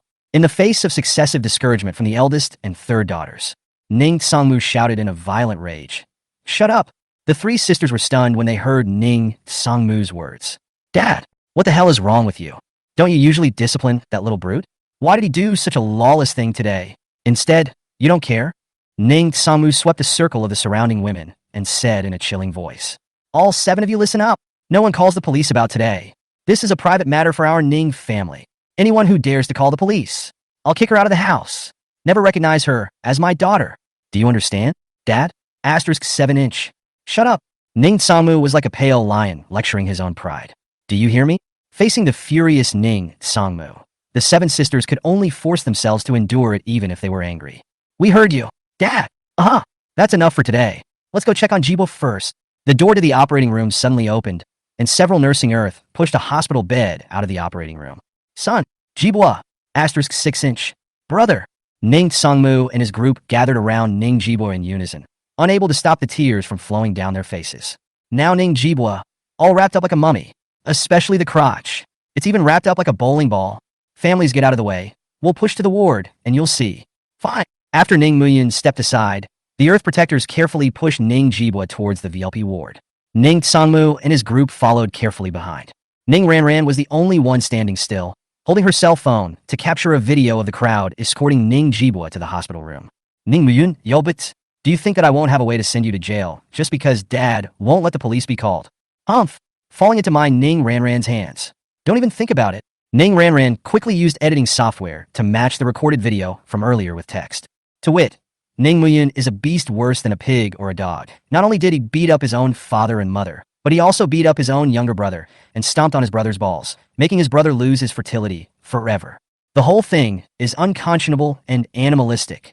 When the video was done, Ning Ranran posted it on her own short video account with 7 million followers. Again, at Magic Police at the time of posting. Only when this was done did Ning Ranran put down her cell phone with satisfaction. Moodily, he stepped towards the VLP ward. "Brother Jibo, Ranran took it out on you? Don't you worry. That bitch will definitely be put in jail for a meal. But until then, those internet greetings will be enough for him. Bastard, dare to hurt my brother Jibo. I'll make sure you die." Chapter 9. Turns out he's just a stand-in. Ning Miyin didn't realize that an incomparably violent storm of public opinion was brewing on the internet. He had just gotten down from the cab and was now in a well-known villa area in Magic City. The thousands of square meters of garden villa in front of them was Ning Miyin and Shun Yunyan's new house. Looking at the familiar yet unfamiliar villa in front of her, Ningmian couldn't help but feel a mixture of flavors in her heart. It was here that Self lived for 6 whole years after his marriage in his previous life. During that time, Self did his best to serve Shin Yunyan's family. But it doesn't get half the respect. Gained only bitter betrayal and entrapment. Those 6 years of gray and depressing life. Even now, thinking about it still makes Ning Muyun gasp. Close your eyes and take a deep breath for a while, after feeling your mind calm down. Only then did Ning Muyun slowly open his eyes and slowly walk towards the villa area. The villa was just renovated. Everything in the house was new, including the combination lock on the door. Ning Muyun stopped in front of the door and extended his thumb toward the fingerprint lock. Though fingerprint authentication failed, Ning Muyun smiled to himself. It was just like his previous life. In his previous life, Self was similarly fingerprinted when he came to the new house to drop off his luggage the day before the wedding. But after the wedding in the previous life, as now, the fingerprints are failed authentication, Ning Muyun didn't know who had deleted Self's fingerprints. After the wedding in his previous life, Self returned to his new room alone. The authentication of the fingerprints failed, leaving Self sitting outside all night. It wasn't until the next morning, after Shun Yunyan returned, that Self entered the room. Self in his previous life was unwilling to delve into who really did it. Self will not go deeper in this life. It's not that I don't want to, but I don't have to anymore. Ning Muyun remembered the password in his memory and tried to enter it. Click! The gate opened slowly. The memory of the scene in the new house came to life once more. Ning Muyun felt her own heart beating violently. Everything in front of him felt suffocating. When he saw the wedding photo placed in the center of the living room, a tyrannical aura even instantly filled his body. It immediately gave Ning Muyun the urge to destroy everything here. Luckily, what was left of his sanity suppressed the tyranny in his heart. At this moment, he just wanted to quickly pack up himself and get out of here. Get out of this hellhole that's suffocating him. Stepping up to the second floor, Ning Muyun glanced at the new room with a large red double happiness plastered on the door. Turning, he walked into the cool study on the other side. It was where all the things Ning Muyun had brought to her new home were stored. In a previous life from the day we got married, Self and Shun Yunyan then rested in each of the 2 rooms. She was in the new room, Self was in the study, and both parties did not interfere with each other. Under the same roof, but the most familiar strangers. Ning Muyun closed the door to his room, took off the dress pants and leather shoes he was wearing, and threw them on the floor. This outfit was the wedding dress that Shin Yunyan had bought for Ning Muyun. The Self in his previous life treasured this set of clothes so much that he couldn't even spare a bit of dust to get it stained. But only afterward did he realize that the dress was bought by Shin Yunyan for another man. It was the man who didn't want it that gave it to Self. The moment he learned of this news in his previous life, Self immediately burned the outfit. I hated to set this villa on fire afterward as well. After picking out a set of casual outerwear to change into from the old clothes brought from the Ning family, Ning Muyun then carried a small bag towards the stairs. As Ning Muyun's firm and steady footsteps sounded, the double happiness on the new room became shaky. Finally, a breeze blew, and double happiness fell helplessly, limp on the ground, no longer able to move. Standing in the spacious living room, Ning Muyun looked at the familiar presentation in front of him, and then looked at the large blue roses in the garden, and once again fell into silence. Ning Muyun knew that Shin Yunyan didn't like Self. From the first time we met, we knew. The reason she married Self was solely because of the wishes of the Ningshan families. More precisely, it was the last wish of the deceased elders of the Ning and Shen families. At that time, Self, who had just returned to the Ning family, did not feel that there was anything wrong. No one is happy to be suddenly informed that they are to marry someone they have just met. I was naive enough to think that as long as I was good to her and took good care of her, I would be able to make her fall in love with me. Now it seems that Self is a joke. They met at 16, married at 24, and died at 30. 14 years of careful care is a stone that should be warmed. Unfortunately, Shun Yunyan, this woman was colder than a stone. 14 years of hard work. And in the end, what you get in return is a bitter betrayal and a reckoning. One could even say that Self died at her hands. Without her call, Self would not have fallen into the trap of those 2 bastards and scum. In the 4 years after the marriage, Shun Yunyan was extremely neglectful of Self. Feel free to spend the night out, and an inquiry from Self is rewarded with a stern reprimand from her. Said she married Self, but only because of the wishes of her elders. She and Self are nothing more than legally married. Between the 2 parties, there was no emotion. Said Self had no business telling her what to do as a husband. Ridiculous. 8 years of devoted care, and all you get is 2 sentences. No feelings. No qualifications. Her parents and brother also look down on Self. I've done my best to take care of them, but they only treat me as an inferior. Over time, self-centeredness has cooled. After that, for the sake of the 2 families' business, Self suppressed his feelings to maintain this false marriage. But But then Self realized that she was not without feelings. She liked someone else who looked quite similar to Self. It wasn't until that moment that Ning Muyun realized. Turns out Self is just a stand-in. That man was Shun Yunyan's childhood friend and had known her since she was 8 years old. In Shun Yunyan's eyes, that person was full of advantages. Loyalty and sincerity, warmth and easygoingness, preciousness of character. In short, a polymer of all that is good in the world. But Ning Muyun knew that these were just that man's disguises. It was this childhood friend who had a noble character in Shun Yunyan's eyes. But he did the thing where he forced someone to have an abortion to force them to jump off a building after the junkie girl fucked the woman. Hypocrite, scum, and lecherous are the most apt adjectives for that man. Even after their own marriage, but also repeatedly looking for opportunities to under. Drugs to stun Shun Yunyan. Want a fangirl dry her. It was Self who blocked and sabotaged that scumbag over and over again. But every time, after Shun Yunyan woke up, as long as that man casually said a few words, Shun Yunyan would then believe his words and turn around to insult and rebuke Self. Said Self was spitting blood. Self is not angry. It is not easy to collect the iron evidence that cannot be moved and put it in front of Shun Yunyan. But even so, that man just casually babbled a few sentences, and Shun Yunyan believed it. He also said that Self was planting evidence, and that he would call the police to teach Self a lesson. Oh, it was thought that that depressing married life would continue uneventfully. But things took a turn for the worse later on. After the 5th year of marriage, Shun Yunyan fell ill. Chapter 10, Shun Yunyan. You're not qualified to tell me what to do. She's very sick. Hepatocellular carcinoma. Chemo is painful. At that time, Shun Yunyan had long since lost her beautiful face. Her withered description caused a hidden pain in Ning Muyun's heart. Even the most hard-hearted person can't remain indifferent after 5 years of living together under the same roof. But her parents and brother can. She's lying in a hospital room. Her parents and brother were outside, discussing where to roam when she died. Sick and unattended, her once cold eyes became dead gray. That childhood friend with a noble character in Shun Yunyan's eyes did not come to the hospital to see her once. He told her that he had gone abroad, but Ning Muyun had seen him in a nightclub near the hospital, with 2 sultry women in cool clothes in his arms. That year, Ning Muyun was tired, and her parents and brother would only eat and drink. Ning Muyun had to manage the company's affairs while taking care of her. People with cancer are mentally unhealthy. From time to time, thoughts of lightness would arise. Ning Muyun was going to do everything he could to enlighten her every day. Cursing, beating, hysteria. Ning Muyun endured them one by one. Within 6 months of her contracting cancer, Ning Muyun's hair had turned half gray. Finally, the iceberg beauty was melted by the hot fire that was Ning Muyun. After 5 years of marriage, Shun Yunyan cried like a child in Ning Muyun's arms for the first time. She said she didn't want to die, and she wanted to have a cute baby. Ning Muyun was heartbroken, taking her in his arms. He solemnly told her that she would never die as long as Self was around. After a year of painful chemotherapy, things finally turned around. Liver source found. It's Ning Muyun himself. It was after an unintentional blood donation that Ning Muyun realized that Self could supply Shun Yunyan with half a liver. Facing a skinny, bony wife, Ning Muyun didn't hesitate, didn't say anything, and didn't want her to worry. Have everyone hide the surgery from her and have it done quietly. Restored to health, she is once again as beautiful as ever and treats herself very differently than before. Intimacy, attachment. The two also began to plan for a child. Ning Muyun smiled happily. At the time, Self thought that after 29 years of waiting, Self had finally found love.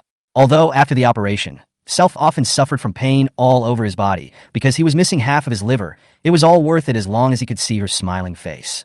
Unfortunately, 5.5 years of companionship is no match for 2 phone calls from that scumbag's false sense of humor. Shun Yunyan changed back to her original appearance. The illusory love went completely up in smoke. Everything went back to the way it was. In the midst of Shun Yunyan sheltering again and again, that scum's guts grew bigger and bigger. The action is even more reckless. Until finally in Ning Jibwa that bastard together, with the help of those relatives of Self, and Shun Yunyan killed Self. The last sight Self saw before he breathed his last in his previous life was Shun Yunyan standing in front of that scum, looking at Self with a disgusted face. That scum, on the other hand, was behind Shun Yunyan, looking at Self with a mocking face, his eyes full of sinister. Self was only 30 years old when he died in his previous life. And it just happened to be Self's birthday. The familiar sound of an engine sounded outside the door, freeing Ning Muyun from her painful memories. The sound of the engine was all too familiar to Self. It's Shun Yunyan who's back. Duh! The gate slowly opened, and Ning Muyun coldly watched as a long-haired beauty carried a dress and walked in with a condescending stride. Ning Muyun, what did you mean by what you said at the wedding site today? What do you mean you're breaking off your engagement with me? And who told you to call my parents names? And you beat up your parents at the wedding. I think you're really crazy. Did you go out without your medication today? And who gave you the nerve to throw the clothes I gave you on the floor? Faced with Shun Yunyan, who was like a succession of pearls as soon as she entered the door, Ning Muyun did not respond in any way. Seeing this cool woman again, Ning Muyun only felt very sick. When Shun Yunyan saw the disgust in Ning Muyun's eyes, an evil fire arose in her heart. Ning Muyun, how dare you look at me like that after all these wrongdoings? Are you still a man? The tyrannical aura once again filled Ning Muyun's surroundings, and the words that came out of his mouth carried an anger that had been suppressed to the extreme. Shun Yunyan, where were you at the wedding just now? And who the hell did you buy that wedding dress you're carrying in your hand for? After hearing Ning Muyun's angry tone, Shun Yunyan was stunned for a while before saying somewhat sheepishly, "What are you talking about? Surely it's for you." "For me? Huh?" Ning Muyun was smiling on his face, but his heart was incredibly miserable. "Shun Yunyan, do you take others for fools? You really think I don't know? That piece of clothing in your hand is what you bought for Wu Minghui. You gave it to me after you didn't want it. Shun Yunyan, you really make me sick." Shun Yunyan, who had been exposed to the truth, was infuriated, and a ball of anger was instantly ignited in her heart. "Amir Ning Muyun, how dare you get angry with me? What's even more outrageous is that it has the audacity to question self. It's so anticlimactic." Under her anger, the words Shun Yunyan uttered were even more chilling. "So what if I just bought it for Wu Minghui? You're no match for him. And what's it to you where I go? What are you? Who do you think you are to control me?" "Ha!" Ning Muyun smirked. "Shun Yunyan, then who are you to tell me what to do? What the fuck are you?" Shun Yunyan was frozen at the scene. She could not believe what she heard. Ning Muyun, who has been treating himself carefully, dares to talk to himself like this? "Ning Muyun, I'm your wife. Why can't I control you?" Ning Muyun laughed mockingly. "What a wife? Running away from the wedding scene in front of so many people. Are you worthy of being my wife?" Shun Yunyan knew that she was in the wrong, and her tone softened again. "That was an emergency on my part. It's not like I meant to run away from the wedding. Urgent." Ning Muyun smiled and opened his mouth, but the words he uttered were vicious. "Your emergency is to go to the airport to say goodbye to Wu Minghui, your childhood sweetheart." "Shun Yunyan, you really make me sick." Shun Yunyan's eyes widened as she asked incredulously, "You followed me? Stalking you? Isn't that kind of thing obvious? Do I still need to follow you?" "Ning Muyun," Shun Yunyan hissed angrily. "You're just my legal husband. There are no feelings between us. You're not qualified to meddle in my affairs." Ning Muyun smiled to himself. "There's that line again. Huh? That's right, I'm not qualified. So please get out of the way. I'm leaving." Shun Yunyan stepped on her high heels and blocked in front of Ning Muyun. "No leaving. If you don't make it clear today, you're not leaving." Ning Muyun's face clouded over. "Shun Yunyan, you are nothing more than my legal wife. There are no feelings between us. You're in no position to tell me what to do. Now, get the hell out of here right now." Chapter 11. Shun Yunyan, you're such a bitch. I'm not qualified? Shun Yunyan was so angry that her little face turned white. "Ning Muyun, you son of a bitch. I'm your explicitly married wife. How come I'm not qualified to control you? And what about the fact that I'm still the husband who marched down the aisle with you? Am I in a position to control you?" Shun Yunyan, who was blocked by her own words, did not know what to say next. Ning Muyun looked at the dumbfounded Shun Yunyan in front of him, and only felt great irony in his heart. "All right, Miss Shun, you just keep staying here. When I'm gone, no matter if you're looking for a lover boy or bagging, no one will stop you." Ning Muyun. Shun Yunyan was so angry that her little face turned white. "I did not seek a lover, nor have I been harboring. I'm not keeping a gigolo." Ning Muyun's face was horribly indifferent, and his tone was just as cold. "I don't care." "What?" Shun Yunyan froze for a moment when she heard this, looking at Ning Muyun incredulously, her eyes full of incomprehension. "Ning Muyun, what do you mean by that?" "Literally." "Shun Yunyan, we're getting a divorce soon." "After the divorce, no. After I'm gone in a little while, you can do whatever you like. You can go abroad to find your childhood sweetheart, or you can go to some bar and find a gigolo to bag.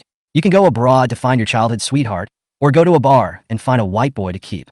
None of this is any of my business. I don't care a bit. It's over between us." Ning Muyun finished coldly and lifted her small bag to leave the place. "No going." Shun Yunyan stepped on her satin heels and reached out to block Ning Muyun. "Ning Muyun, you make your words clear. What do you mean it's over between us?" "Shun Yunyan, you don't understand Chinese?" Ning Muyun's eyes were as dark as if they had sunk into an abyss. "It's over between us. It's as simple as that. It's over." Shun Yunyan was so angry that she trembled and burst into tears. "Ning Muyun, how could you say such things to me? You swore to me that you would love me for the rest of my life. Have you forgotten?" "I forgot." Ning Muyun's face was terribly gloomy, and his hostile words zapped Shun Yunyan's guts. "Everything I told you before is null and void. This is a clean break between us. From now on, you and I will have nothing more to do with each other. Now you've heard it all."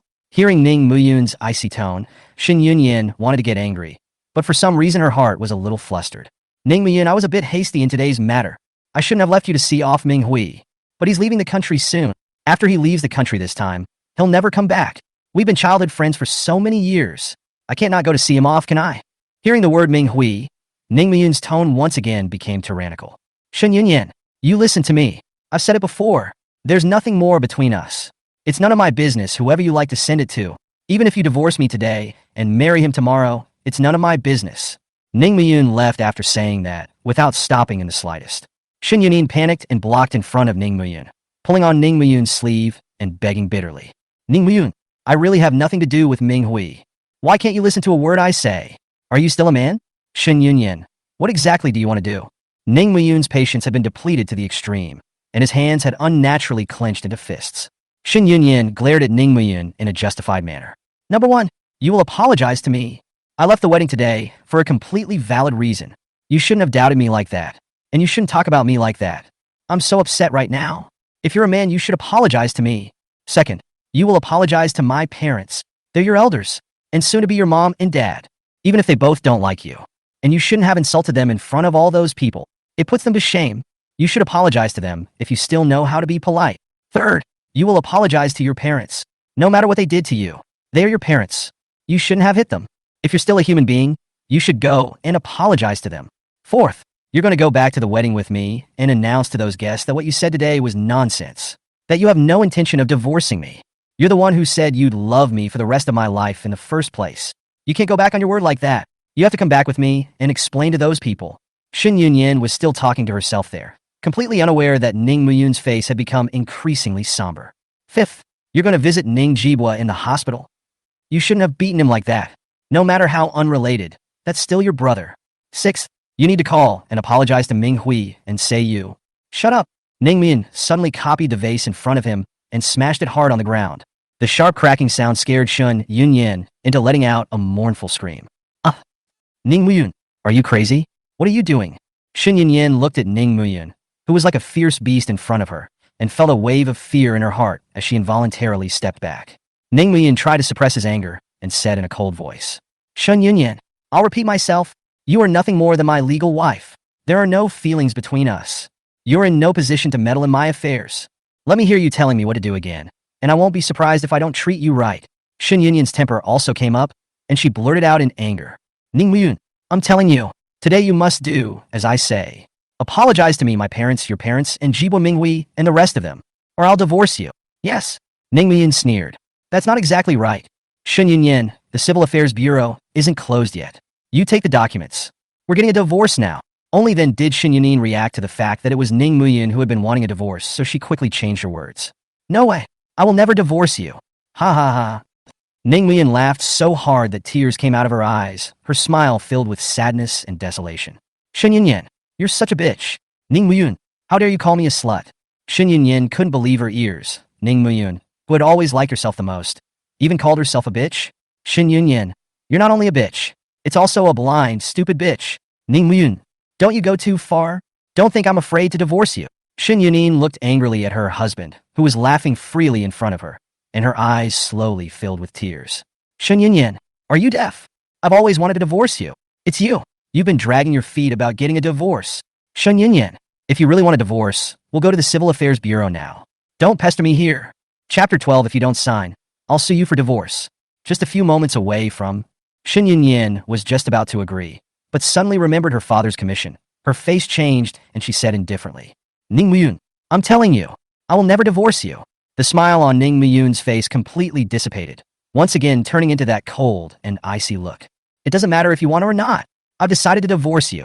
After Ning Muyun finished speaking, she carried her things and headed out the door. When Shin Yunyan saw that Ning Muyun really wanted to leave, she panicked in her heart and grabbed Ning Muyun's sleeve to try to pull him back. Ning Muyun, stop right there. Ning Muyun flung himself violently, his sleeves directly rolling up, revealing the hideous scars on his arms. Shin Yunyan couldn't withstand that force and was directly thrown heavily to the ground, falling on her buttocks. Shin Yunin was in pain, and her eyes were on the verge of tears. Ning Muyun, you asshole. Ning Muyun stopped the moment she was about to walk out of the room. Shin Yunin subconsciously rejoiced, thinking, this guy is really trying to escape. Humph, I knew it. You couldn't leave me. Ning Muyun, quickly pull me up. Ning Muyun said in a cold voice without looking back. Shin Yunyan, I'll have my lawyer give you the divorce papers tomorrow. After you sign the papers, we'll go to the Civil Affairs Bureau and get the divorce papers. Don't worry, I won't take any of the things given to you. Ning Muyun. Shin Yunyan was exasperated and burst into tears. Ning Muyun, I'm telling you, I will never sign it. I will never divorce you. Doesn't matter. Ning Muyun's voice was so cold that it didn't have a trace of emotion. I'm going to divorce you whether you sign or not. You sign, and I'm clean. Everything here is yours. If you don't sign, I'll sue you for divorce. Divide the property with you. Sign it or not. It's up to you. Ning Muyun finished speaking and walked out, never looking back. Ning Muyun, you come back. Get your ass back here. In the midst of Shun Yunyan's mournful shouts, Ning Muyun carried her small bag and walked out without looking back. Only Shin Yunyan was left sitting alone in the living room, whimpering nonstop. Ning Muyun, you son of a bitch. I hate you. Woo. Ning Muyun walked out of the gate of the villa area and looked at the brilliant flaming clouds in the sky, his heart bursting with relief. All the things that had not been said in my previous life were now being said. Ning Muyun only felt as if a large burden had been lifted. The whole body relaxes. On Shun Yunyan's side, just prepare to go through the divorce process. As for the Ning family, Ning Muyun's eyes once again flashed with a hint of hostility. Tomorrow we'll go to those beasts and make an end of it. Taxi. Ning Muyun waved and stopped a cab. Master, go to Fengxian Street. Okay. Just after the cab pulled away from the gates of the villa area, a woman got out of an Audi A4 parked at the back of the road. The woman looked at the direction Ning Muyun left with a cold smile, then got into the car and slowly drove into the villa area. Shin Yunyan sat alone in the living room and cried until she couldn't catch her breath. A slightly chubby woman suddenly walked in the door. After the line of sight touched Shun Yunyan, gloating was clearly shown in his eyes. But it was soon replaced by a look of cordiality, and just that shade of gloom covered it up. Smokey, what's wrong with you? Vivi, you're here.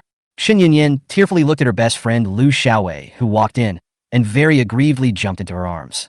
Smokey, don't cry. What the hell happened? Vivi, what to do? Shin Yunyan cried until she couldn't catch her breath. Ning Muyun, he had to divorce me. Lu Xiaowei didn't move and stepped back, skillfully hiding the disgust in her eyes. Smokey, take it easy. Tell me what's going on first. Shin Yunyan sobbed as she repeated to Lu Xiaowei what she had just said to Ning Muyun. Lu Xiaowei's eyes flashed with a hint of joy, but she put on an angry face. Smokey, this Ning Muyun is so unlikable. Didn't you just leave a little bit in the middle to send off your childhood friend? What's wrong with that? Who is he, Ning Muyun, to say that about you? Yes. Shin Yunyan nodded in resignation as well. Wei Minghui and I really don't have anything. We're just childhood friends who grew up together. We have an innocent relationship.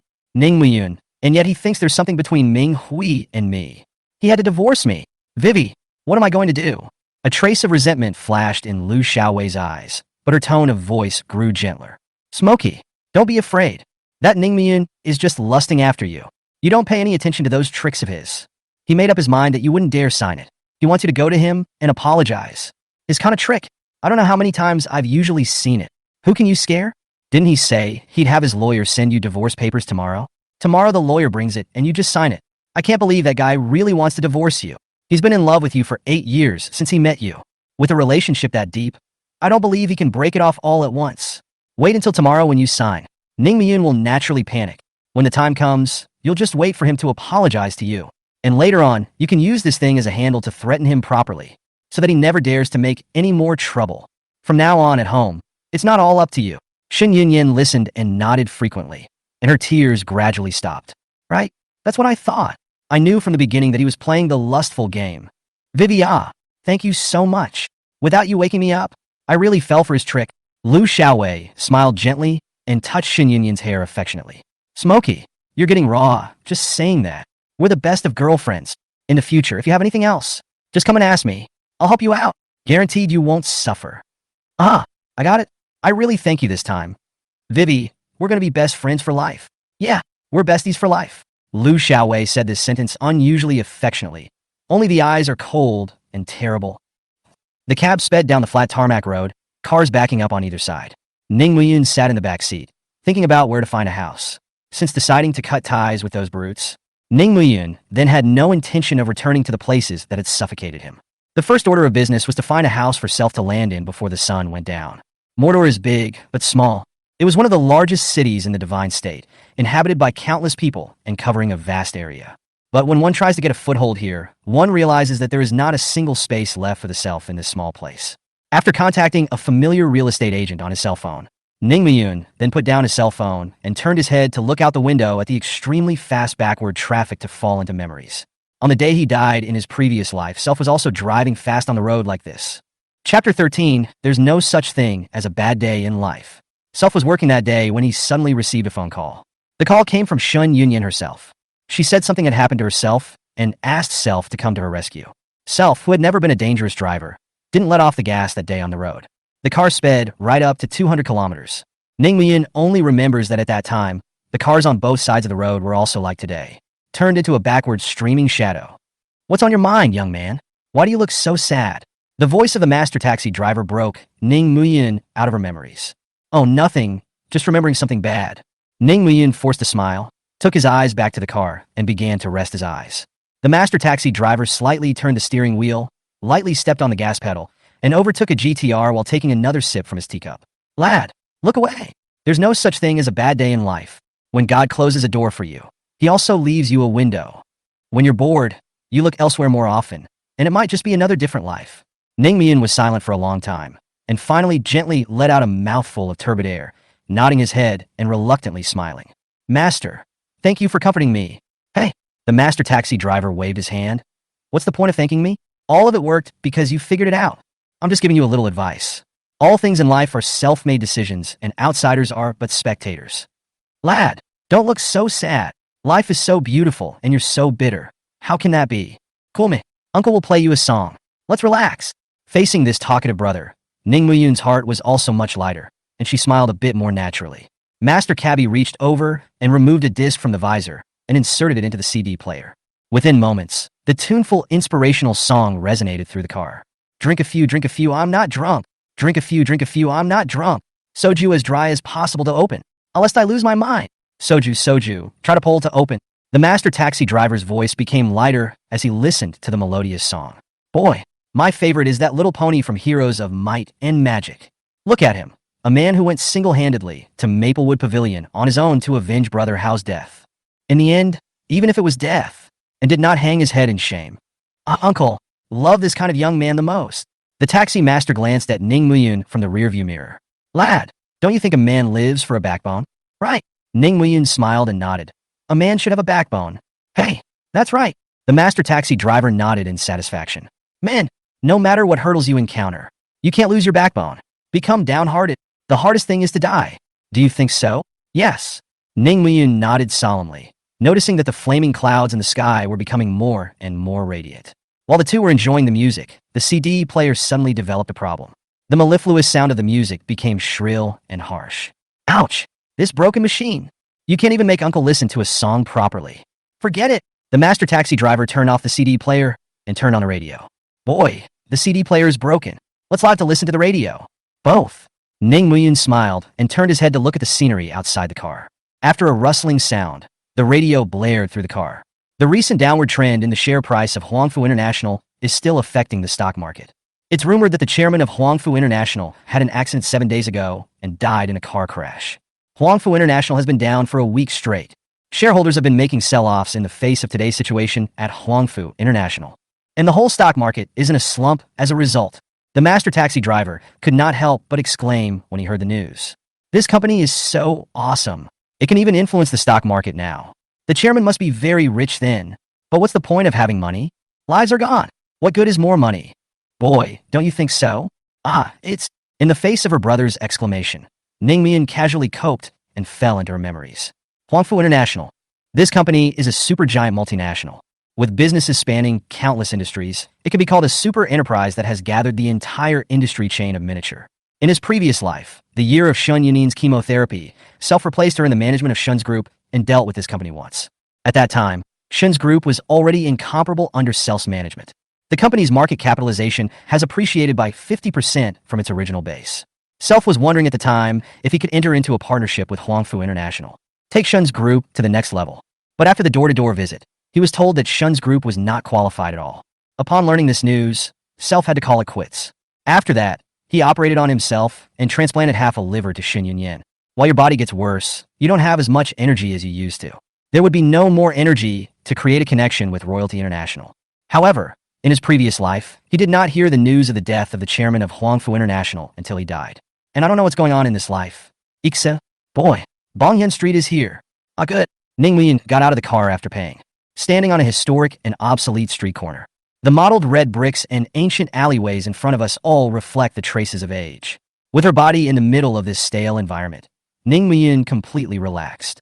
When she was 3 years old, she was rescued from a garbage collection station, and after she recovered from her serious injuries, Ning Muyin was sent to an orphanage. That orphanage is just down the street. This is where Ning Muyin grew up. The memories of the orphanage were not good, but it was still much better than that wolf's den of the Ning family. Maybe it's time to take some time out and see those people. The taxi master rolled down the passenger window and said to Ning Muyin with a smile, "Boy, get a life. There's no such thing as a bad day in life."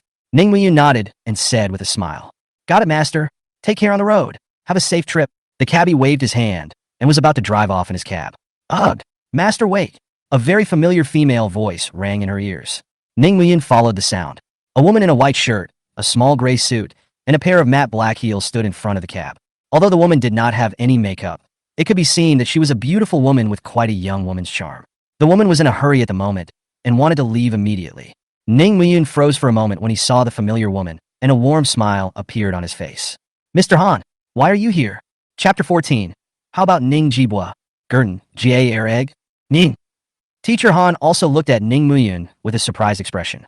"Why are you here?" Ning Muyin swung with the bag in her hand. "I'm staying here for a while these days, and I'm looking for a house here now." "Oh, that's great." The phone rang in the woman's hand, and she panicked. "Ning, I live in this area too.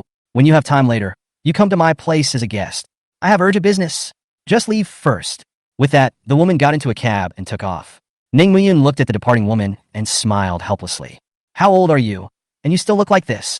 The woman who had just left, named Han Yunxian, was Ning Muyun's English teacher when she went to college.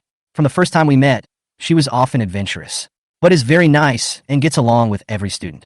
A year after Ning Muyin graduated from college, she got married. Thinking of her husband, Ning Muyun grimaced. Han Yunxian's husband is a scumbag. In her previous life, Han Yunxian was nearly driven to suicide because of that scum. It was Self's unintentional bump that saved her. Self also helped her put that scumbag in jail afterward. Ning Muyin stood in place, his face cloudy. According to the original time, Han Yunxian had already married that scum. Between them, the child would have been 4 years old this year. Thinking of that melancholy little girl from her previous life, Ning Muyin felt a pang of heartache. Let's see how it goes first, and if that scumbag is still the same, help teacher Han divorce him sooner rather than later. She must never be allowed to go so far as to commit suicide again. 2 identical phone rings suddenly rang. Ning Muyin followed the sound and saw a familiar real estate agent under a big tree, his old friend, Wang Hao. Ning Muyin smiled and hung up the phone, walking towards the large tree. "I say, Wang Hao, why are you calling me if you're not looking for me directly? You have more phone bills than you have room for?" Wang Hao pointed to the distant cab and said with a smile, "Aren't I afraid of disturbing your date with your beautiful wife?" "What good person? That's my English teacher from college." "Oh." Wang Hao laughed oddly. "I didn't expect, the Hall of Ning to Shao, actually like older than Self. Want me to introduce you to a few rich women, Bah! You can't spit ivory out of a dog's mouth. What do you mean I like older?" Ning Muyin glared at Wang Hao without any good humor. "He's only 5 years older than me." "Oh, so it's only 5? Then you can't just go after it," Wang Hao said as he pretended to have a sudden realization. "I almost forgot. You're getting married today. Then you really don't have a chance with him. By the way, here, I'll give you the money for the portion you paid with it. But don't be too short," Wang Hao said and took out a red envelope from his arms and handed it over. Ning Muyin restrained his smile and sighed helplessly. "I'm divorced." "Huh?" Wang Hao's jaw dropped in shock. "Aren't you having a wedding today? How did it turn into a divorce? You're getting divorced right after you got married? You can't be kidding me? Would I joke about something like that?" Seeing Ning Muyun's serious face, Wang Hao finally confirmed that this was surprisingly true. Ahem. Wang Hao withdrew the red envelope without moving. "It's okay. Just leave. Let's find another good one. I'll take you to the bar after we book the house later, and we'll celebrate your return to singleness. Dude, introduce you to some more good-looking sisters." Ning Muyin rolled her eyes. "All right, I just got divorced. Don't want to fall in love again just yet. You might as well tell me what great houses are out there." "Okay." Wang Hao took a look at Ning Muyin and saw that she wasn't too sad, so he let go of his heart. "As you told me before, the area should be large and the house should be clean. And I found it for you. 125 square feet, duplex structure, 1 bedroom, 2 baths, facing north and south. 11,000 a month. What do you think?" Ning Muyin was quite satisfied to hear these conditions. Okay, let's go up and have a look. Okay. Ning Muyin followed Wang Hao to that out room and looked around. The room was neat and tidy, with a large living room as soon as you entered. Behind the living room was a staircase, and behind the staircase was an enclosed balcony. Up the stairs to the second floor, there was also an empty hall above, furnished with various pieces of furniture. More comfortably, the second floor has an open-air balcony with a chair on it. When you look out, you can see the dilapidated old alleyways downstairs and the skyscrapers in the distance. Well, still satisfied? I went to a lot of trouble to find this for you. Ning Muyin did. Not bad. I'll rent this house. Okay, then I'll get you the contract. After the two signed the contract, Wang Hao helped Ning Muyin clean up the room again. By the time it was packed up, night had fallen, and outside the window the Magic City was officially in Night City mode. I say, Muyin, aren't you going out for a drink with me? I met quite a few pretty sisters in this time. Not going. Ning Muyun's face was calm, his eyes revealing exhaustion. Just got divorced, and I want to be alone first. Okay, then call me if you need anything. Wang Hao didn't force himself and left the house with a word. After the door to the room closed, the room was instantly silent. Ning Muyin put down her small bag and went straight up to the second floor. Sit in that chair on the open terrace. The towering skyscrapers were already lit up with bright lights. The ancient alleyway downstairs was even louder. The whole city is full of fireworks and bursting with life. But Ning Muyin only felt a gust of desolation. 10,000 lights, none of them belonged to self. There were 2 clicks, and the eggs a grandmother was carrying scattered all over the floor. Granny rubbed her teeth in pain as she looked at the broken eggs on the ground. Ning Muyin, however, laughed happily. That bastard Ning Jibua's eggs are broken too. Turning him into a eunuch would be a blessing to the world. TCH, it's no longer appropriate to call him a bastard from now on. After all, bastards can leave offspring. What should I call him from now on? How about Ning Jibua? Gurdon Kaji Egg?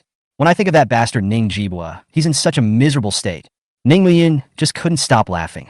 It's true. Just the thought of a bastard being worse off than you makes your heart ache. I just don't know what Gurdon will get up to when he wakes up. Forget it. Let's go outside and get a grilled cold noodle. To celebrate that bastard's missing 2 eggs, let the master add 2 more this time. After locking up the house, Ning Muyin got up and entered the noisy lights. Meanwhile, the first hospital in Mordor.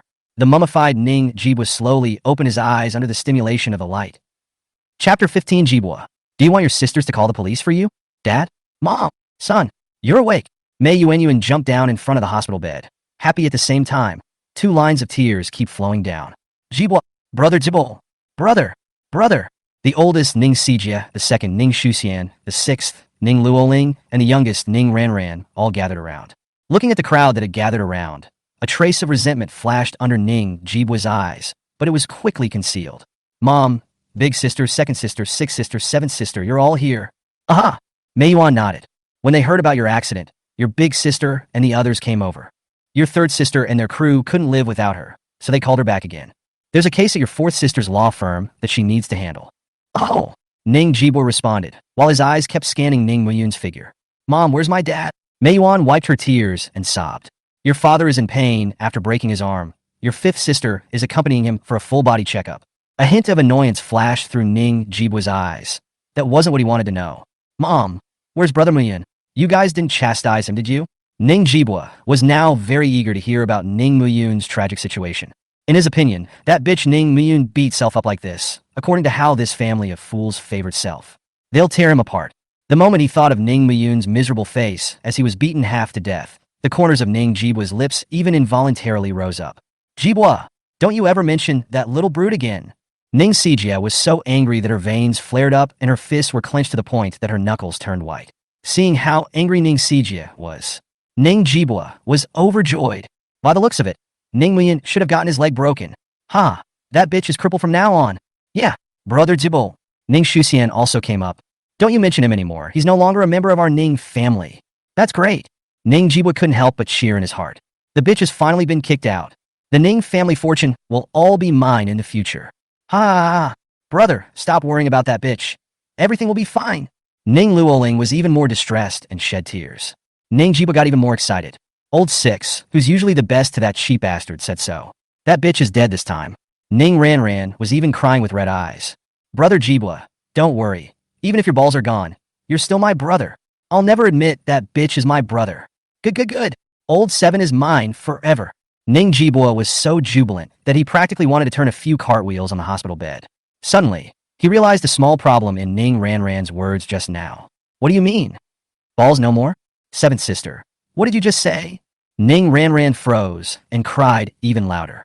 Brother, I know it's hard to lose your balls, but you must be strong. Ning Jibwa smiled stiffly. Seventh sister. You're not joking with me, are you? What do you mean my balls are gone? Literally. The oldest five, Ning Shirwei, helped Ning Sangmu walk in, her face unusually calm. Brother, you were too badly hurt when you were brought here. If you don't take those two off, you're dead. So, Ning Jibwa immediately felt the sky spinning. Mindfully, he asked again, Fifth sister, you said you took two things from me. That? What was that? Ning Shirwei looked straight into Ning Jibwa's eyes and said seriously, Jibbo, that's two of your testicles. Balls. They were all broken when you delivered them. In order for you to live, I'll have to remove it. I hope you don't blame the fifth sister. Remove. Excerpt. Remove. Remove. Ning Jibwa felt that these two words kept echoing in his own mind. The moment the sound returns to silence, Ning Jibwa finally reacted. I've lost my balls. I've become a eunuch. Grief rose from his heart, and Ning Jibwa wailed out. Ning Sijia and the others rushed up to comfort them. Jibwa, it's okay. Big sis will find a way to put another pair on for you later, and it definitely won't make you feel anything out of the ordinary. Yes. Ning Shuxian also tried her best to comfort. Brother Jibwa, second sister will design a suit for you right away. I guarantee that when you put it on, no one will ever be able to tell that you're missing something there. Ning Luoling was also heartbroken. Brother, don't cry. You can't have too many mood swings after your surgery, or the freshly sewn stitches will come apart. You'll have trouble going to the bathroom, too. Mei Yuan cried uncontrollably.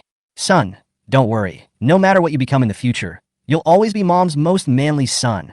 Ning Sangmu saw Ning Jibwa crying so miserably, his heart didn't feel good either. He silently lamented, but didn't say anything more. Ning Shirwei's face remained unchanged, her brows tightly locked, and a hint of anxiety flashed in her eyes. Ning Ranran was most angry. Brother Jibble, don't you cry. I'll call the police now. Arrest that bitch and take it out on you. No reporting. Ning Sangmu once again widened his eyes and stood in front of Ning Ranran and angrily rebuked. I said before that I'm not allowed to report it. Are you deaf? Ning Ranran, however, was unwilling to be obedient. Dad, look how sad Brother Jibo is. Shouldn't we take it out on Brother Jibwa? Ning Jibwa's green tea instincts of more than 20 years kicked in again. No need, seventh sister.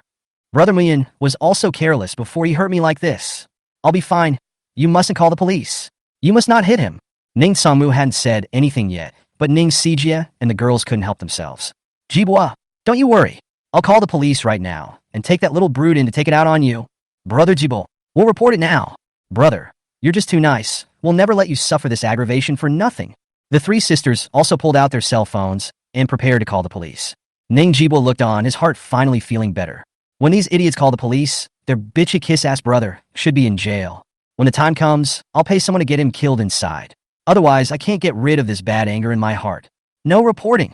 Ning Sangmu reached out and knocked the sisters' cell phones to the ground, staring with bloodshot eyes that looked like they were trying to eat someone. Are you all deaf? Didn't you hear what I said before? I'll kick anyone out of the house who calls the police. Dad! A few sisters saw Ning Jibwa's miserable state and quit. Did you see what that little brood did to Jibwa? Yeah, Dad. That bitch treats Jibwa like that.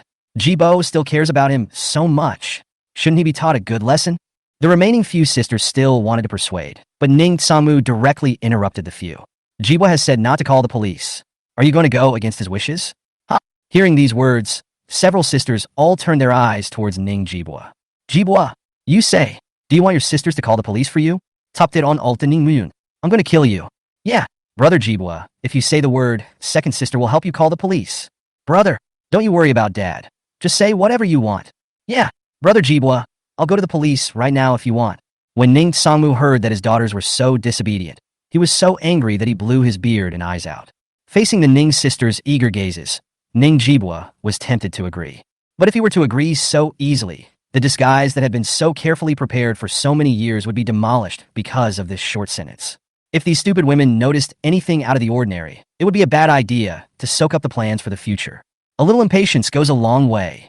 For the sake of a happy life in the future, Ning Jibwa had no choice but to bite his teeth and swallow his stomach. For the first time in his life, Ning Jibwa hated his own White Lotus persona so much. In his heart, he was dying of anger, but on his face, he still had to pretend to be magnanimous and gracious. No need, Brother Mian didn't mean to. There's no need to call the police, and you guys shouldn't make things too difficult for Brother Mian. Hear that? Ning Sangmu glared fiercely at the circle of Ning's sisters. Jibwa has said not to call the police. Why are you guys still making fools of yourselves here? If anyone dares to mention the word alarm again in the future, I'll deal with it by family law. Throw her out of the house. Hear that? The Ning family sisters were about to be infuriated by Ning Jibwa's wimpy appearance. But Ning Jibwa had said so. What could they do? Is it even possible to go against his wishes? One could only nod helplessly. Ning Jibwa was dumbfounded. Why don't these guys follow the rules? Obviously in the past, as long as Self did this, they would take the initiative to beat Ning Muyun and take it out on Self. Why the change of heart today? And this old thing? What kind of father are you? You didn't even call the police when your son was beaten up like this? A wave of anger immediately surged to his heart. So angry that Ning Jibwa trembled all over, and then thought of his own 2 eggs that had passed away forever. Ning Jibwa was so sad that he couldn't hold it in any longer and lost his voice and cried. But in order to maintain the image of myself as a good and beautiful person, I can't cry out loud yet. That whimpering and sobbing was so sad to hear and so sad to see. Ning Jibwa wondered for the first time if Self had done something wrong to get retribution. When the Ning sisters heard Ning Jibwa's thin, inaudible sobs, they became even more heartbroken and at the same time hated Ning Muyun even more. If Ning Muyun was standing in front of him, these sisters would definitely be able to tear him apart alive. Ning Sijia held Ning Jibwa's hand and said gently yet firmly, "Jibwa, big sister knows you're nice and can't bear to call the police to deal with that little brute. But when people do something wrong, they pay for it. Don't worry, big sister won't call the police. But she won't let that little brute off lightly either. You'll be in the hospital for the next few days to get better. Tomorrow, big sister will bring that little brute to apologize to you. Big sister does what she says she's going to do." Ning Jibwa then felt better, but his mouth was still teetering. "No need. Big sister, I really didn't blame Brother Muyun. You mustn't give him a hard time." Ning Sijia smiled. "Jibo, you don't have to worry about this. I have my own measure. Tomorrow, I'll bring that little beast over." The remaining sisters chimed in. "Yes, Jibo, we'll bring that bitch here tomorrow to make amends and apologize to you." There. Ning Samu didn't want to hear these words again, for fear that these daughters would be encouraged to call the police again.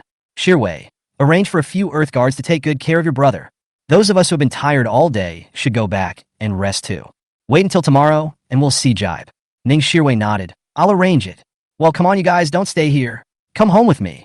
There's a whole lot of things I haven't taken care of at home. And I wonder how that wedding went." The sisters looked at each other, and although they were reluctant, they could only nod helplessly. "Honey, I'll stay here with Jibwa tonight." "No." Ning Sangmu's eyes shone with an obscure light. "Jibwa is seriously injured today. Needs to recuperate. Just let him rest alone tonight." Mei Yuanyuan glanced at Ning Jibwa, who was sobbing but also whispered, "Mom, you go back first. I'll be fine on my own. You still have injuries on your body." Although Mei Yuanyuan was reluctant to let go, she could only answer softly when she heard Ning Jibwa's words and left the ward after Ning Sangmu. Ning's family left, leaving Ning Jibwa alone in the hospital room. The white walls are incomparably neat and clean, and Ning Jibwa indignantly shed tears of humiliation. "It's over, Self. This life has been ruined. This can't just be left alone. Ning Muyun, you bitch a bastard.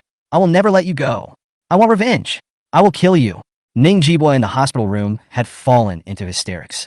The night wind is ghostly and sets off the hideous face of Ning Jibwa in the ward more sinister. The temperature of the entire ward seemed to have dropped a dozen degrees. It's eerie and makes you feel chills in your undershirt. Yinchang Tianxiang Villa area. A piano-painted Bentley slowly stopped at the entrance of Ning Muyun's newlywed villa. Bai Yin and Shun Wenshan got down from the car, their faces as gloomy as water, screaming and cursing as they walked into the villa. "That damn loser! How dare he make us wait so long for him at the wedding site? This time, I must make that punk kneel in front of me and apologize, or else it's hard to get rid of my heart." Shun Wenshan was not as angry as Bai Yin. He was now more concerned about whether the two were really going to divorce. If that trash Ning Muyun insists on divorce, then I'm afraid Shin Group will have a hard time getting through this time. How do you close those holes without that large sum of money? Thinking about the headache-inducing annoyance, Shin Wenshan also began to blame Shin Yunyan. "Why do you think you have to do all this shit at a wedding? After you're married, you can still do whatever you want? How can you be so impatient? Really? LOL." The two walked in unison to the front door. The moment the fingerprint lock was pressed and the door opened, the shards of china all over the floor made the two men's hearts stutter. "It's broken. Looks like there's no deal." Bai Yin was even more anxious and shouted around. Daughter, where are you? Mom, what's wrong?" Shin Yunyan walked down wearing a black silk nightgown. Her eyes were red, and it looked like she had just cried. Bai Yin saw that Shin Yunyan was intact, and her hanging heart fell again. "What's going on, daughter? Didn't you ask that little beast to make amends to you?" Why are there so many pieces on the ground? Did she hit you? Shin Wunshan took a step forward. Smoky, did that loser promise not to divorce you? Shin Yunyin's cold face was full of confidence, and her eyes once again reverted to the kind of domineering and incomparable state of a cold president. Dad, Mom, Ning Muyun is playing lust with me. He keeps talking about divorcing me, but in reality, he keeps waiting for me to bow down to him, and I'm not going to fall for that. Huh? Shin Wunshan frowned. Daughter, tell both your mother and I what you said to each other again. Shin Yunyi nodded and told the Shin Wunshan couple again. What a little brute. What audacity. How dare he treat my daughter like this? He's really tired of living. Bai Yin kept clenching her hands in a fist as if she wanted to give Ning Muyun 2 punches right now. Daughter, this matter can't be let go like this. When he comes back, Mom will have to slap him dozens of times to take it out on you. Shin Wunshan is now most anxious about whether the marriage between the two can continue. Daughter, you can't be sloppy about this kind of thing. Although that loser really isn't a candidate to be a good husband, but he's still the young master of the Ning family. Only if the marriage contract between the two of you is established will our Shun family be able to get through this difficult time. Seeing Shun Yunyin frowning slightly, she looked impatient. Shin Wunshan only felt more anxious in his heart. Daughter, are you sure Ning Muyun is really lusting after you? Chapter 17 Ning Muyun, he begged me on his knees before I would forgive him.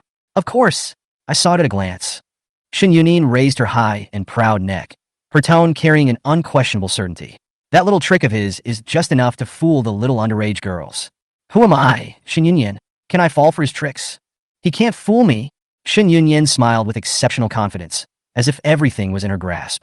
Shin Wunshan, however, felt something was very wrong in his heart. If it's really what my daughter says, how could that loser have given up this afternoon? Smoke, this kind of thing is better to be cautious, you. Dad, don't think nonsense. Ning Muyun, he can't afford to leave me. In the face of a confident daughter, Shin Wunshan could not say anything more and was about to go to rest when he suddenly remembered something. Turning his head with a serious face, he said, Daughter, if that loser has a lawyer bring the divorce papers tomorrow, you must not sign them. Why? Bai Yin also clamored. That's right. What makes you think our daughter won't sign? Do you just want that little beast to ride over our heads? Shin Wunshan glared at Bai Yin in anger. What do you know? As long as Smoke doesn't sign the divorce papers, everything is up to us. But if my daughter signs it, there's no turning back if she angers that loser and really plans to get a divorce. Shin Yunyin shook her head, her tone light and confident. Dad, you don't know that. If I don't sign the divorce papers, he'll think he can hold me. The only way he'll feel things are out of control is if I sign it, and it doesn't go the way he expected. So yeah, this divorce papers I have to sign. Not only am I going to sign it, I'm going to force him to go to the civil court and divorce me. Don't worry, as long as I do this, he'll definitely show his true colors. When the time comes, I'd like to see how he'll come begging for me.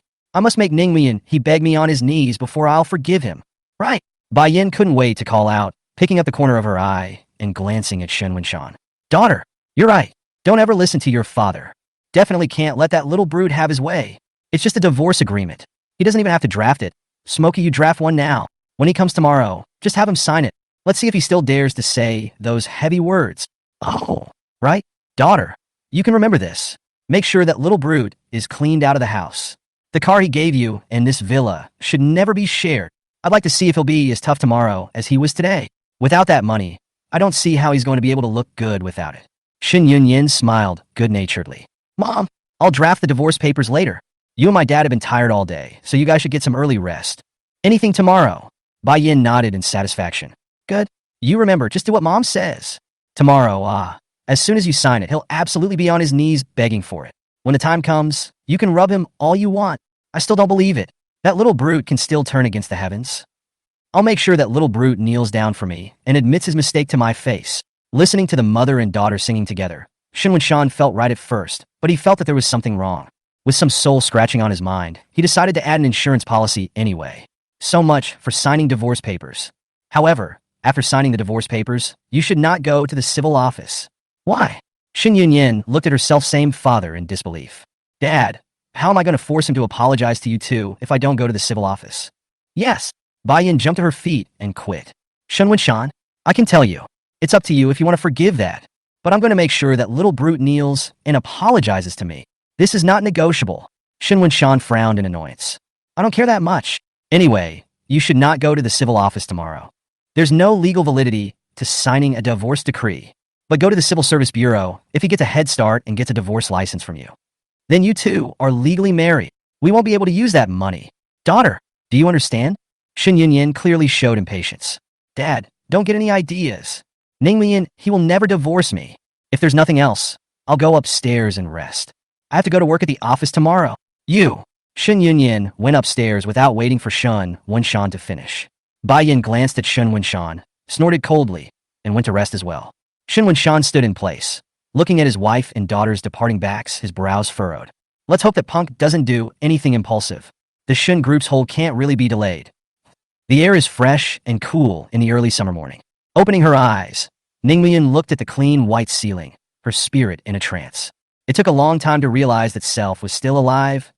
The fine curtains of rain outside the window, accompanied by pattering sounds, fell drop by drop into the lake of Ning Muyun's heart. Surprisingly, Ning Muyun realized that Self liked rainy days. That kind of gloomy feeling makes Ning Muyun feel very comfortable, as if the heaven and earth and Self merge into one. On the contrary, on sunny days, looking at the azure sky always feels unusually depressing and annoying. Thinking about it, maybe it's a little dark in the Self. Leaning over the bed, he watched the tiny raindrops splatter against the glass. Very nice. It was the first time Ning Muyin had been so idle. In past lives, Self has been busy.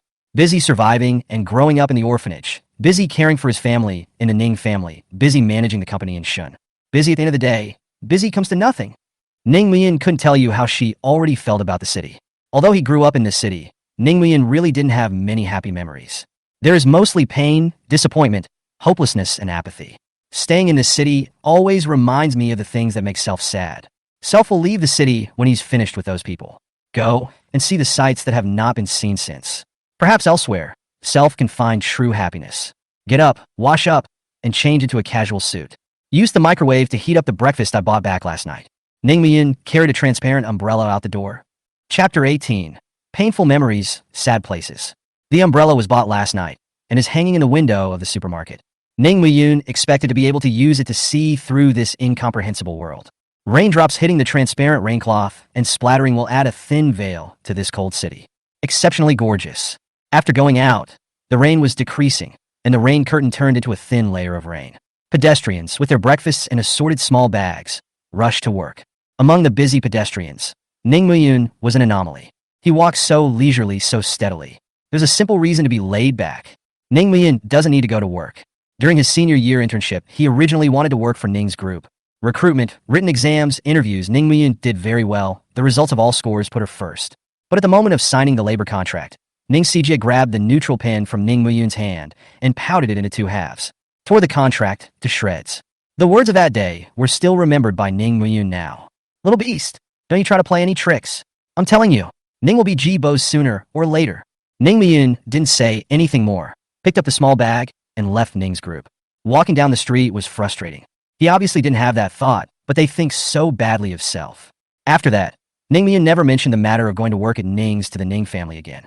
It just so happened that a college friend wanted to start a business and was in desperate need of capital, and begged Ning Muyin to come here. Ning Muyin didn't suspect anything and invested all the savings he had accumulated since he was a child and the money his grandfather had given him to his friend.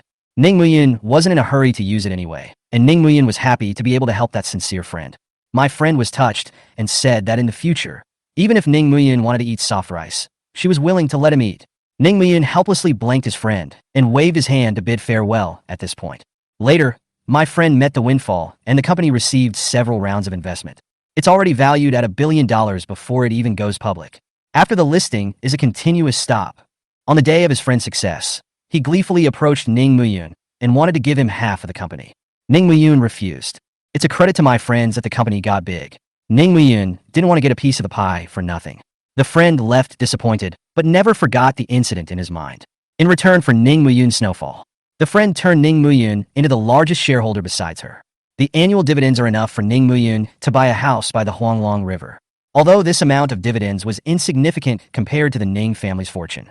But it was enough to allow Ning Muyin to live a lie-flat life without doing anything. 2 ticks. The delivery man sped off on his electric bike. Ning Muyin carefully avoided it and walked forward. Older streets with some inadequate facilities. Perhaps because of the rainy weather, or perhaps because people were trying to save trouble, quite a lot of garbage was scattered outside the refuse collection point. It's full of filth and sewage. Ning Muyin held up his umbrella and walked to avoid the mud.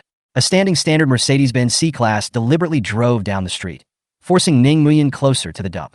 Between Ning Muyun's dodges, She felt that she stepped on something underneath her feet, and it was very soft. Looking down, there was a black mass paralyzed in the ground like a person and not like a living person. Hair over his face, covered in sludge of varying colors and all black. Even on a rainy day, the acrid stench was still uncontrollably emanating outward. Without a trace of human form, like a filth-covered chaste child, it was disgusting from the bottom of his heart. Ning Muyin observed for a while and carefully stepped on it, realizing that the class figure didn't react in any way. It was instantly understood, probably the girlfriends of the young men in the neighborhood. Either the family hates it or they don't want to wash it after use, various reasons anyway. Throwing out the girlfriend that he bought for a lot of money. Ning Muyin shook his head and sighed. With that, he continued to walk forward. Not only was he going to go and make a break with the Ning family today, he was also going to go and divorce Shen Yunyan. With so much going on, I really don't have time to be sad here. Standing on the street corner and calling a cab, Ning Muyin raised his head. The rain picked up again. The raindrops wet the paper, and Sadako, without support, lay straight down. Bean drops of rain hit the pedestrians painfully, and the sewage-ridden refuse collection points became more serious. Sadako mixes with filth and becomes filthy like a puddle of slime. The cab stopped outside the villa district in the city center. The greenery and fountains everywhere on the land indicate the luxury of the place. Compared to the villa area where Ning Muyun's new wedding villa was located, the villa area here was quite old. Food stamps had just been abolished when the building opened. When completed, the first batch of people to move in here were the upper class of the Magic City back in the day. It's either rich or expensive. The Ning family, as a famous family in the Magic City, was obliged to buy a garden villa of thousands of square feet here as well. Scan the cab driver's collection code. Ning Miyun opened the car door and got out of the car with the umbrella open. Greeting the doorman, Ning Miyun slowly walked into the villa area. Into this place that broke his heart and disappointed him. Crossed the gate and walked forward along the familiar path, with a row of flowers and plants on either side. The scenery remains the same, but the people are no longer the same. The familiar street scenes around them caused Ning Muyun to fall into painful memories. On the day he turned 16, Self, who had just gotten out of class, was found by the housekeeper and told that Self was the young master of the Ning family. After confirmation, Self got into an Audi A6 and came to this villa area. The car was parked in front of a villa. Two pitch-black Rolls Royces were parked in front of the door. Self at the time did not perceive anything wrong with this. The family you've been away from for 13 years is far more important than some crappy car. Self tried to suppress the tears that were about to flow, trying to face his family, whom he hadn't seen in years, with a warm smile. But when I walked in the door, I saw a family sitting at the long table, eating together happily. Self said hello. However, it seemed that they did not hear it and were still enjoying their own food. Perhaps the speech was too low, and then Self raised the volume. In return, she received a stern reprimand from Mei Yuan and a resounding slap. His fists were clenched to the point that his bones turned white, and the painful memories caused Ning Muyun's head to ache. When the pain subsided, what replaced the whole body was a monstrous fury. The Ning family villa has arrived. 3-story garden house on several thousand square feet of land. The spacious mahogany door and the crystal lamps falling down from above all displayed the Ning family's considerable family wealth. However, Ning Muyun very much hated these hypocritical arrangements, as if they were this family of hypocritical brutes. After calming herself, Ning Muyun slowly loosened her fists, pressed against the doorbell on the door. Chapter 19. Ning Luoling. He can't let go of us, his family. Early morning on a rainy day. The atmosphere in the Ning family's opulent garden villa was unusually depressing. The servants present were aware of what happened yesterday at the wedding site. In the past, the respectful and obsequious young master Mu Yun had beaten up the favored young master Jibo and put him in the hospital. It said that young master Jibo's eggs were broken, now turned into a castrato.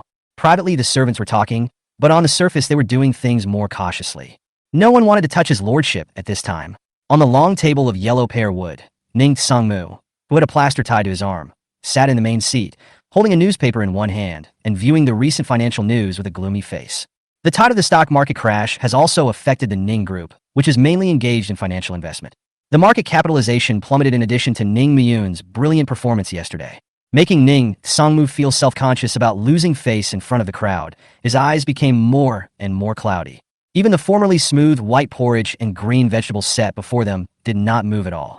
Mei Yuan sat in the neighboring seat, idly scooping white porridge with a soup spoon. The mind had long since drifted to the first hospital, thinking about seeing Ning Jibo's pained look yesterday. Mei Yuan just seizes the pain in her heart. Midnight dreaming, I can't wait to raise my sword to kill Ning Muyun last night. But when she thought of that one slap, Mei Yuan winced again. With that thought, the half-faded slap mark on his face was stinging and hurting again. The heart is even more depressed.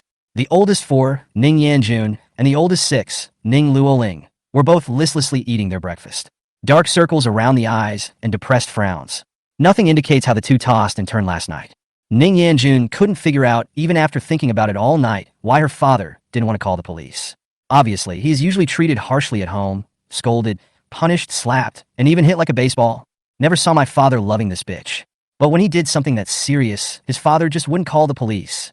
Thinking about it, Ning Yanjun could only think of one possibility. Father let that bitch loose to spread her wildness so as not to affect the share price of Ning's group. The mood was depressing, and at the same time, I felt that my father was really not easy. For the sake of the company, for the sake of the family, one can only tolerate and let that wild bitch go. But then he thought of the kick Self had gotten from him yesterday. Ning Yanjun was then furious. While wanting to share the pressure for her father, Ning Yanjun quietly had an evil thought. Since the father was afraid that a loud alarm would affect the stock price, why don't you just quietly send the bitch to jail? This would both save some face for the Ning family and take it out on Jibo. Isn't it the best of both worlds? The thought of Self being able to help her father, Ning Yanjun was in a much better mood again. A decision was also made. The main task of the law firm during this time was to send that bitch Ning Muyin to jail, lest he continues to act out, tarnishing the reputation of the Ning family. Most of all, Ning Yanjun wanted to take it out on Self's dear brother Jibo. Ning Luoling ate the white porridge in a trance, not even touching the plate of green vegetables.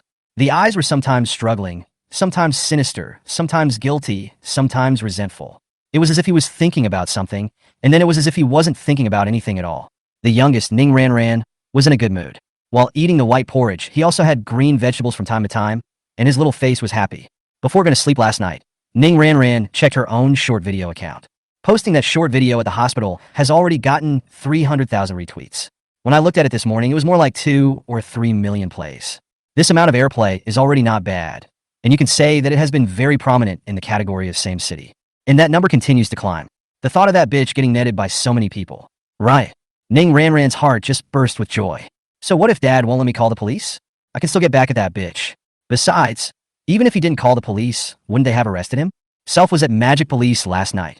As soon as they see it, they will surely take that bitch away. The thought of that bitch Ning Muyun's miserable appearance when he was taken to jail by the police.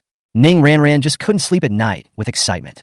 When that happens, Self will visit the prison and secretly hide a camera to capture his misery. Make another short video that echoes the first and the last and put it on the account. That would absolutely explode. It is estimated that that one video could also add 1 million more followers to Self. Thinking about that bright future, Ning Ranran was simply too excited to stop herself. She can't wait to move forward with her self-initiated uplift program. The heart also expects the Magic City Police to quickly discover Self that video and launch an arrest of that bitch Ning Muyin.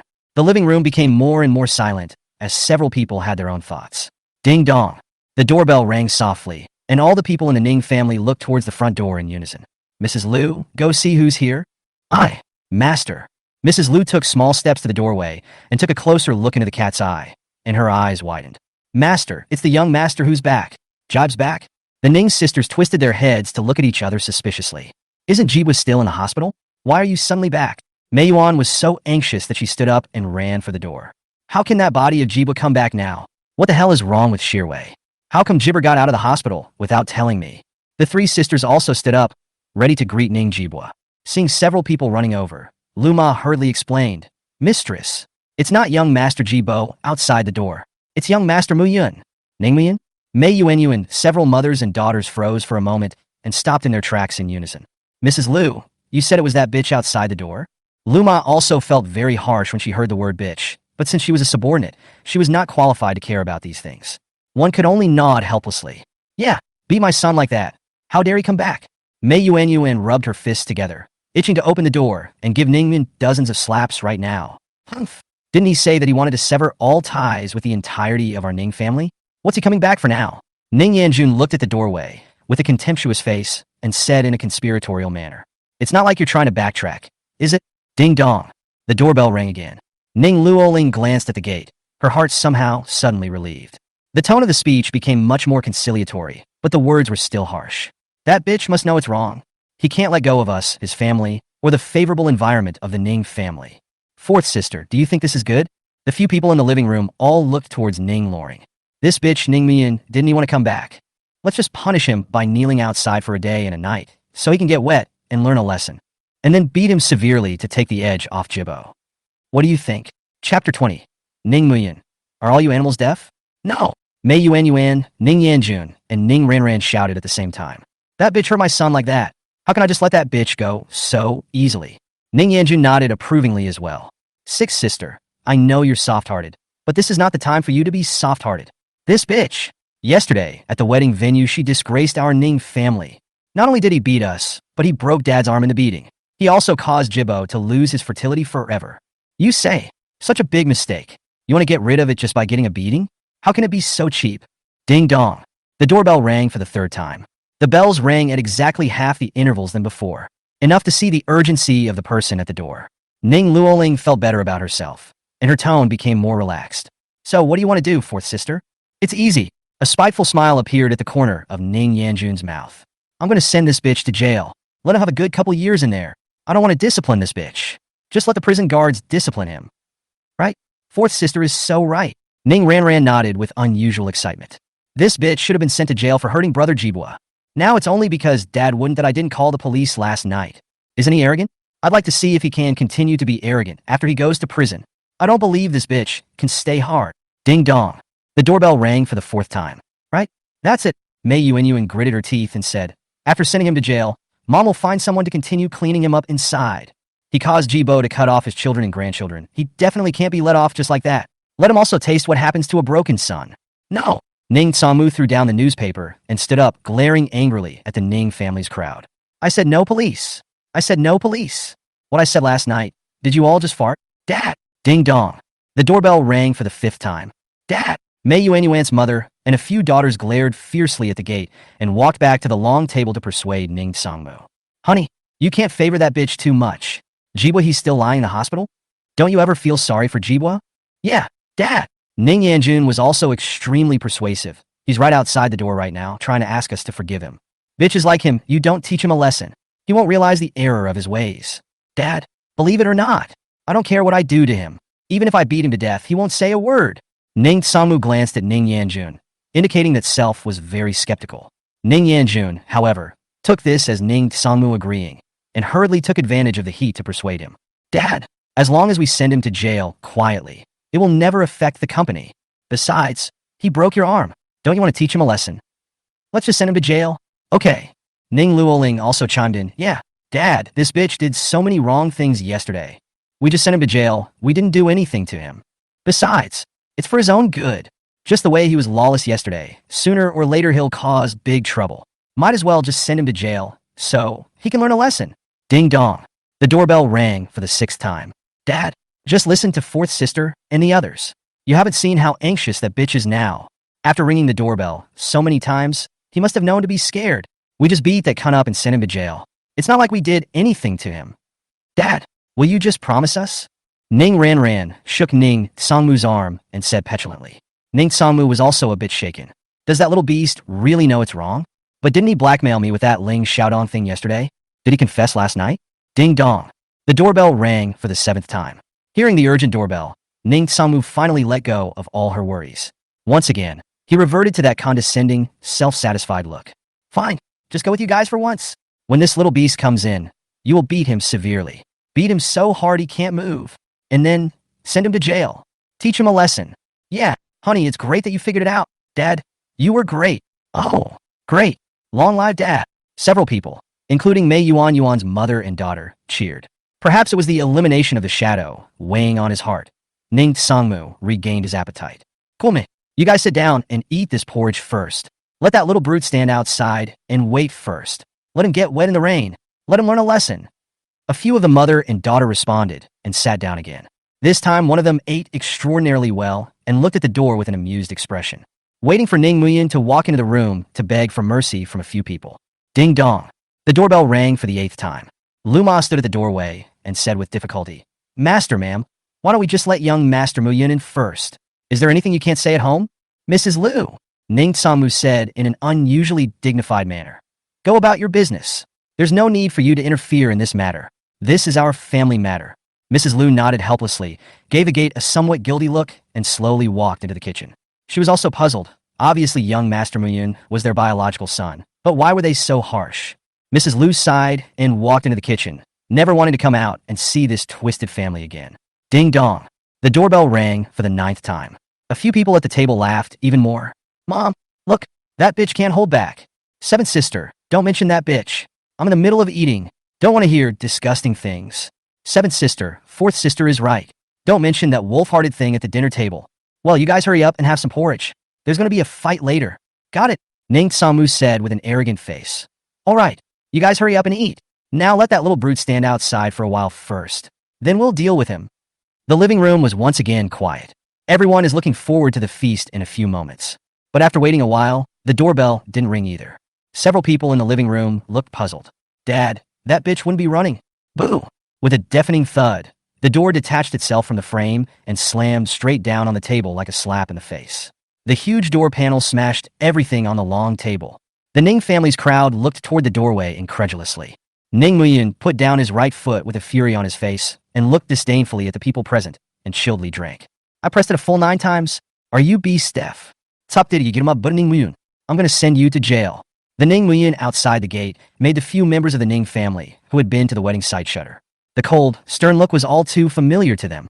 Yesterday at the wedding site, Ning Muyin was like a madman with this cold-blooded and heartless face, beating up the Ning family. Not only did he break Ning Tsangmu's arm, he also stomped on Jibo's balls. It left Ning Jibo completely barren, still hospitalized with serious injuries. Ning Tsangmu frowned. Originally, I thought that Ning Muyin had come to the door to admit his mistake and beg for forgiveness, but now it seemed that this was not the case. A few uneasiness arose under the heart, and the original arrogance and self-complacency also disappeared in an instant. The 3 mothers and daughters who had been to the wedding, Mei Yuan, all started to be vigilant, always on guard against Ning Muyin going crazy. Only the youngest, Ning Ranran, who hadn't been to the wedding site, didn't perceive the danger, but instead angrily stood up and loudly chided. Ning Muyin, you bitch! Not only did you beat Brother Jibo to that state, he also spilled his guts here early in the morning. You're such an ungoverned lowlife. I'll discipline you today. You uneducated. You're an unruly bitch. Ning Ranran said and swung her arm up to run towards Ning Muyin, ready to give Ning Muyin a hard slap. Rin, don't over. Meiyuan was too scared to stop it out loud, but it was too late. Snap. The sound of loud slaps echoed throughout the villa. The Ning family members and the servants present all subconsciously felt their faces hurt. Ning Ranran, who had rushed over, was sent flying backwards by Ning Muyun's slap. The moment her feet left the ground, the clueless Ning Ranran felt 2 hot streams appear in her own nose. Very warm. Ran, 7th sister. Little sister, Mei Yuan's mother and daughter exclaimed in shock, unable to believe what was happening in front of them. Ning Muyin usually loved this sister the most, even if Ning Ranran's attitude is even worse. Ning Muyin is also extremely caring, holding it in his hand for fear of falling, and in his mouth for fear of melting. But today, that good brother who had always been obedient and gentle and courteous had actually slapped Ning Ranran, and he pumped it so hard, Ning Ranran got a nosebleed. Is Ning Muyin really crazy? Ning Ranran's tender face fell heavily to the ground like a puddle of mud, her hot nosebleed gurgling downward, and a buzzing sound kept echoing in his ears. Ning Ranran's mind was in chaos. What was it all about? Ning Muyin actually slapped? I slapped you? He hit me? How dare that bitch hit me? Ning Ranran raised her head, and 2 lines of tears suddenly flowed down her face, and she also roared hysterically at Ning Muyin. Dead bitch. How dare you hit? Ah! Before the vicious words were finished, Ning Ranran's delicate little face was kicked again by Ning Muyin. As the nosebleed splashed, Ning Ranran's head snapped off, and she was kicked flying to the side of the entrance hall. Ren! Such a violent kick stunned Ning's family, but when they saw Ning Muyin standing there, the whole family was trembling in fear, and none of them even dared to go forward. Only then did they realize that Ning Muyin, who had been silent all along, was so terrifying when he started a fire. Lu Ma, who had just returned to the kitchen, also walked out when she heard the loud noise coming from the living room, but just after she came out, she was stunned to stay in place by the scene in front of her. Oh my god! Young Master Muyin actually kicked Miss Seventh. Or kick in the face. What the hell is going on? The servants around them froze in place when they saw this scene, and none of them dared to come forward to help Ning Ranran up. Everyone was scared out of their wits by the ferocious Ning Muyin and didn't dare to move. Ning Ranran felt her face ache, and her entire head was surrounded by an aching, warm sensation. It was as if her entire face was soaked in acidic water, making Ning Ranran sore. Small mouth subconsciously opened to breathe, but it is the air back and forth in and out also let Ning Ranran gums raw pain, a few teeth are shaky. Ning Ranran wanted to stand up and fight with Ning Muyin, but 2 consecutive heavy blows had taken away all her strength. He could only lie on the ground and struggle to raise his head, looking at Ning Muyin with a pair of resentful eyes. Bitch! Bastard I'm going to kill you. Beat me to death. Ning Muyun swept a glance at the Ning family's crowd and slowly walked towards the messy Ning Ranran with a cold face. The heavy footsteps were like one hypnotic talisman after another, causing Ning Ranran to instantly come to her senses, trembling so much that she angrily rebuked. Bastard, you, wanna fuck? What? You, don't come over. Ning Muyun stood in front of Ning Ranran and looked condescendingly, without a trace of pity in his eyes. Bastard, you, get out. Shut up. Ning Muyun stepped down, directly onto Ning Ranran's face. The soles of his shoes rubbed back and forth across the floor against that smelly face.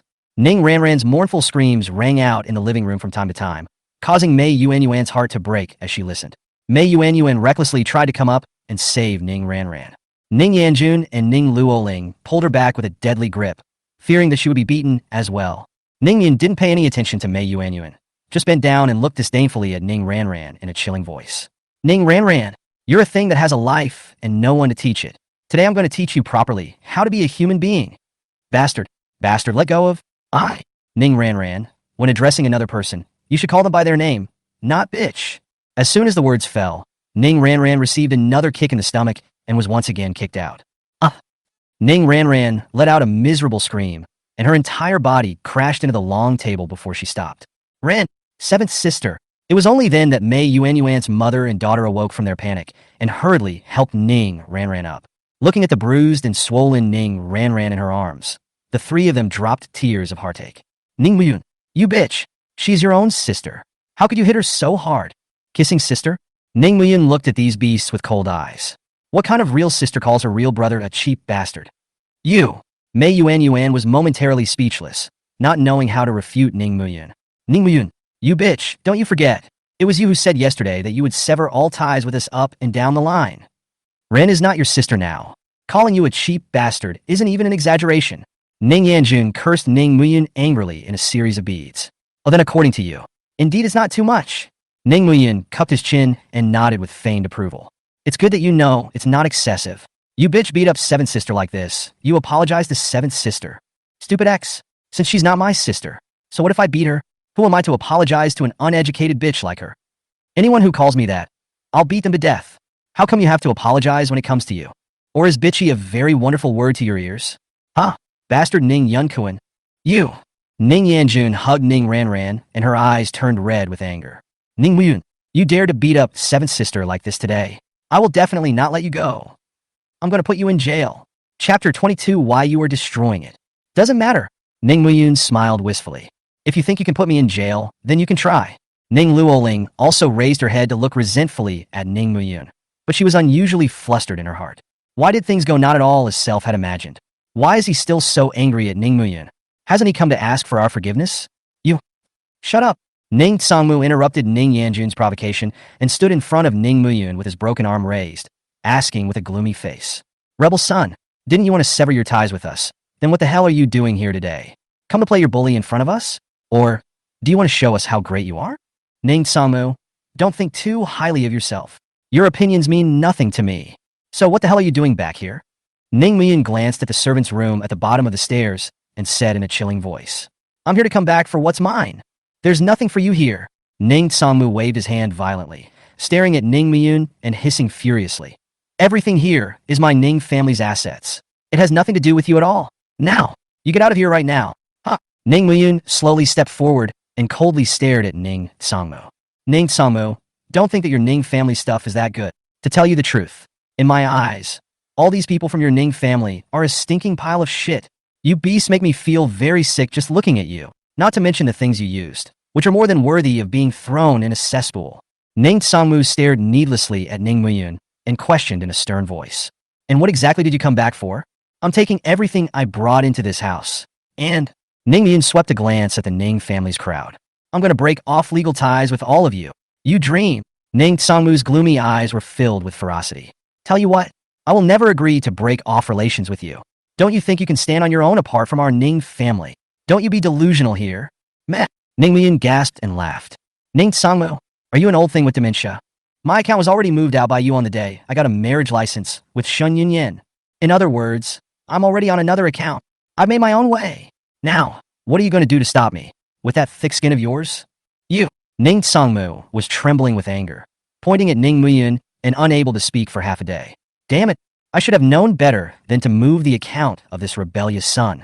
It was originally thought that after the marriage with the Shun family, they would be able to extract that money. But it was a mistake, and it turned out to be what it is now. Shin Shan is also a son of a bitch. If his stupid daughter hadn't gone too far, the little beast won't go crazy either. Well, now, the little beast is going to cut me off.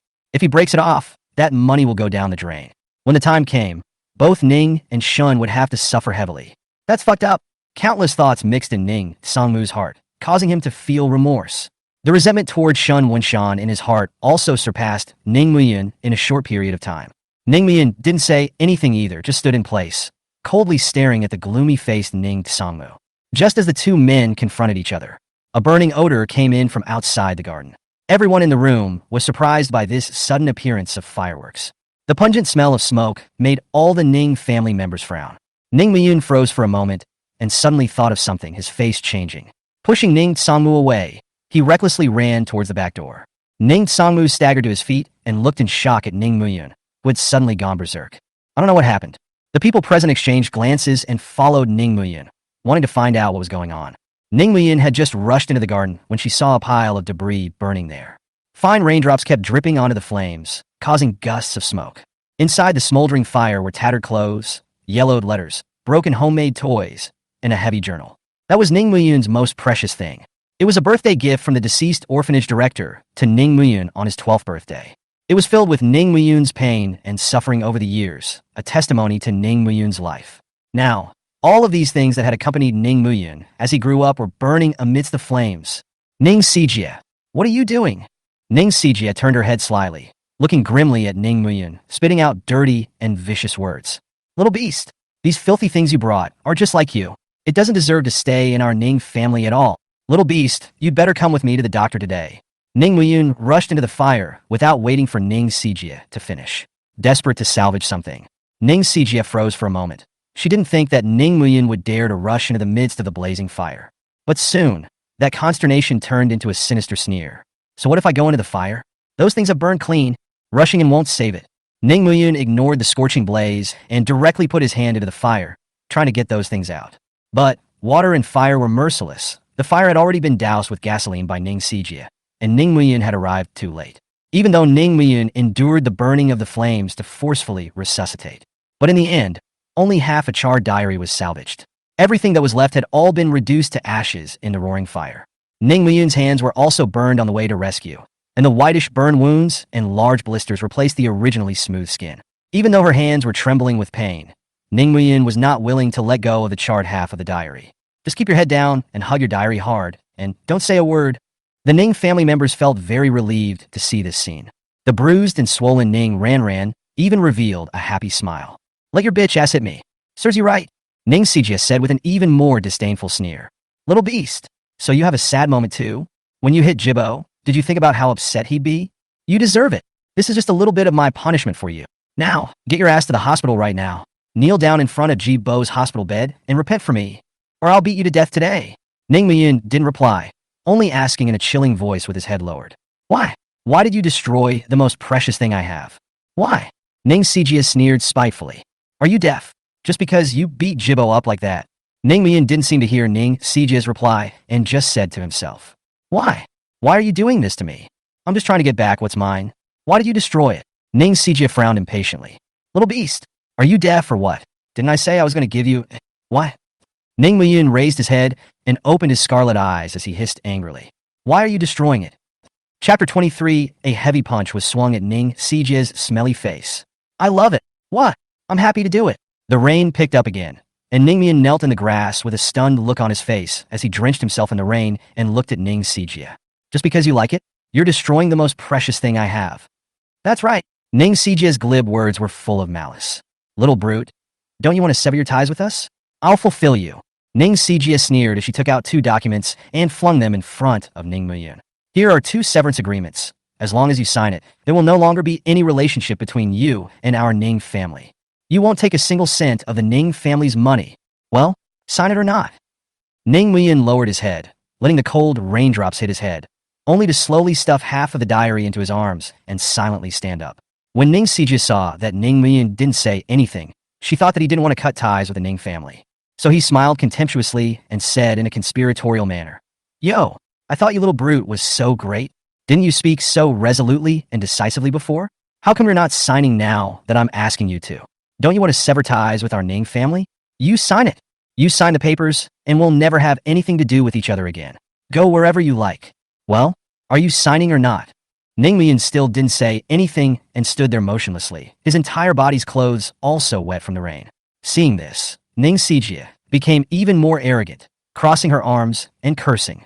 "I knew you little beast was playing tricks on us, always coveting our Ning family's property. If you really wanted to break it off, you'd have gotten the hell out of here a long time ago and waited until today. And now you're talking about cutting us off? Abah, mouthful, wolfishness. It's better to have a dog than to have you." The Ning family members behind them came to a realization when they heard Ning Sijia's words. So it turns out that Ning Muyun, this little brute, has changed over the past few days and is trying to use a trick to escape. What a deep heart! Ning Sijia prided herself on seeing through Ning Muyun's intentions, and her speech became increasingly vicious and mean. "Little beast, don't think you can muddle through by not speaking. This little trick of yours can fool others, but in my case, it won't be eaten. To tell you the truth, I saw how to throw you out today. I'd like to see what you little brute can do about it." Ning Muyun remained silent. Only his hands unconsciously clenched in a fist as the cold raindrops hit the burning wounds, turning into dots of blood that splattered down. Ning Sijia felt that she had pinned down Ning Muyun, crossed her arms and put the agreement in her bosom, raised her nose with a smug face, and put on a superior appearance like a handout and said, "Little beast, do you not want to sign?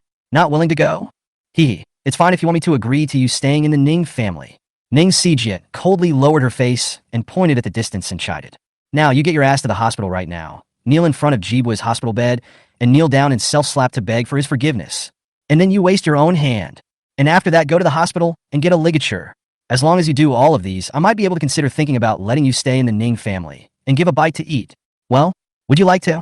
Ning Muyun still didn't speak. Only her entire body trembled violently, as if she was suffering great pain. "Little beast, can't you hear me when I tell you so much?"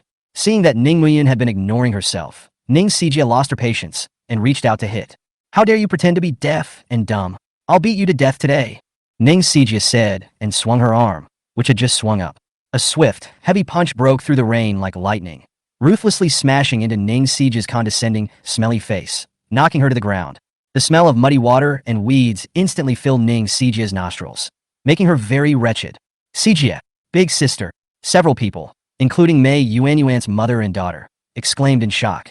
Subconsciously, they wanted to rush out, but when they saw Ning Muyun standing there with a grim expression on his face, these few people stopped in their tracks again in unison. They had seen what had just happened in the living room. No one could guarantee that if they rushed out rashly, they would be violently beaten up by Ning Muyun as well. They'd rather die than become that kind of embarrassment. Ning Sijia was lying on her back on the muddy grass. Half of her face was unconscious, and she could only feel a hot current flowing in her mouth, accompanied by a strong, rusty flavor. The rain got heavier and heavier, gradually turning into a curtain of rain. Ning Muyun slowly raised his head. A pair of cold eyes had lost focus. A dangerous aura permeated around the entire person as he walked slowly towards Ning Sijia. Ning Sijia hadn't seen Ning Muyun look so dangerous, and the habit she had developed over the years of treating Ning Muyun made her still snappishly chide in that condescending tone, even though she had become inarticulate. "Little bastard, how dare you? Dare to hit me? Today, I'm going to beat to death. Ah, ah, ah, ah, ah, ah, ah, ah, ah, ah." Ning Muyun stood in front of Ning Sijia and didn't say anything. He just bent down and slammed down hard punch after punch on Ning Sijia's face. Punch after punch after punch after punch, all of them landing. Ning Sijia was able to return the favor at first, cursing twice. But as Ning Muyun threw heavy punch after heavy punch, Ning Sijia quickly ran out of strength and could only lie there and be beaten passively. The heavy fist swung down vigorously, and the burns on his hand cracked again, the hideous blisters rupturing throughout. Ning Muyun's swung fist became drenched in blood and kept flowing outward. Ning Sijia's high and beautiful pretty face was also skinned under Ning Muyun's heavy blows. The smell of blood covered his entire mouth, and almost all of his teeth on the side were loose. The intense pain caused Ning Sijia to no longer have the arrogance she had before, and her heart was already full of panic. Ning Sijia never dreamed that this normally gentle, modest, courteous, and weak brother would be so terrifying when he started his fire. Usually, no matter how much he was beaten, he would be there to take the beating without resisting once. "Why did you suddenly go crazy today? Ning Sijie couldn't figure it out, but there was no time for her to do so. Ning Muyun was quick with his punches, but in the blink of an eye, the heavy fist had already swung dozens of times. The Ning family's crowd hadn't yet reacted from their state of stagnation. The blood on Ning Sijie's face was brought up by Ning Muyun's fist as he threw a punch, splattering down onto the two half-wet protocols in a hideous shower of blood. Mrs. Liu and the crowd of servants had long been stunned by the scene before them. How could they have never imagined that Ning Muyun, who they had always thought was gentle and approachable, would be so terrifying when he started his fire? Originally, when Ning Muyun was being physically punished by this family, the servants were still privately speculating. Young Master Muyun should be weak and unable to beat the Ning family's crowd, and he didn't dare to fight back. That was why he had been bullied by the Ning family congregation for many years. But today it seems that this is not the case. Chapter 24 Ning Sijie. You and I are immortal. Now it seems that young Master Muyun is not physically weak, nor is he weak to be bullied. It was only in the spirit of kinship and courtesy that the excessive behavior of these people from the Ning family was allowed. Seeing Ning Muyun swing that jab now, he was really porous. If he really wanted him to get angry, I'm afraid that this family of the Ning family together would not be a match for young Master Muyun. For some reason, the servants felt very relieved in their hearts when they saw Ning Muyun punching Ning Sijie hard. After all, the one who usually treated Ning Muyun the worst in the Ning family was Ning Sijie, the eldest sister. Random verbal abuse, slapping, punishing, kneeling, punching and kicking, and even beating young Master Muyun to the point of serious injury and hospitalization. Too many times she had punished Ning Muyun in such a way that the servants couldn't bear to watch. Now that they saw Ning Sijie being beaten so badly by Ning Muyun, the servants felt relieved for Ning Muyun. This young Master Muyun, who had always been gentle and respectful and had been bullied by the entire Ning family, had finally learned to fight back. Young Master Muyun has finally grown up. Ning Muyun didn't know what was going on in the servant's mind and didn't have any expression on his face. He just kept swinging his fists to violently beat Ning Sijie. Under the countless heavy punches, Ning Sijie finally got scared. Today's Ning Muyun was tyrannical, like an evil spirit. This horrible image had turned into a psychological shadow deep into her heart. The body's survival instinct made the near-numbed Ning Sijie finally react. She endured Ning Muyun's heavy punches and slowly brought her arms out to protect the blood-soaked face. She is now afraid that this little brute in Ning Muyun's own eyes will beat herself to death regardless. After I don't know how many punches were swung, Ning Muyun finally got tired. After his fist slammed into Ning Sijie's slender arm for the third time, the pain coming from the collision of bones gradually brought him back to his senses. Ning Muyun withdrew his blood-red fist and slowly straightened up. Looking at Ning Sijie, who had shrunk into a ball at her feet and was shivering, Ning Muyun did not have a trace of pity in his eyes. Ning Sijie, what you did to me today, I will always remember it in my heart. Don't dare. Ning Sijie revealed one eye from the crook of her arm and looked at Ning Muyun in horror. Never again. No need to apologize. The hot blood burned Ning Muyun's sanity like magma, but the words he spat out were as cold as 10,000 years of ice. Ning Sijie, aren't you like destroying other people's treasures? I'll play with you to the end. Ning Muyun, Saya, will definitely destroy all the things you, Ning Sijie, hold dear one by one. You and I are immortal from this day forward. Boom! Booming thunder came from the 9 heavens, as if the heavens had recognized Ning Muyun's vow.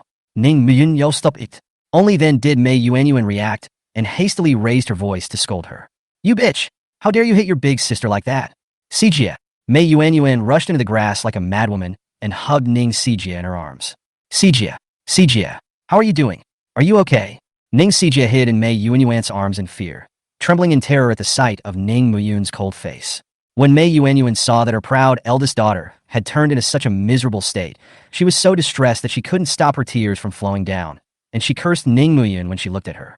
Ning Muyun, you bitch a bastard. Why did you hit your big sister? She didn't just burn some of your rags, and you beat her like that? Are you still a person?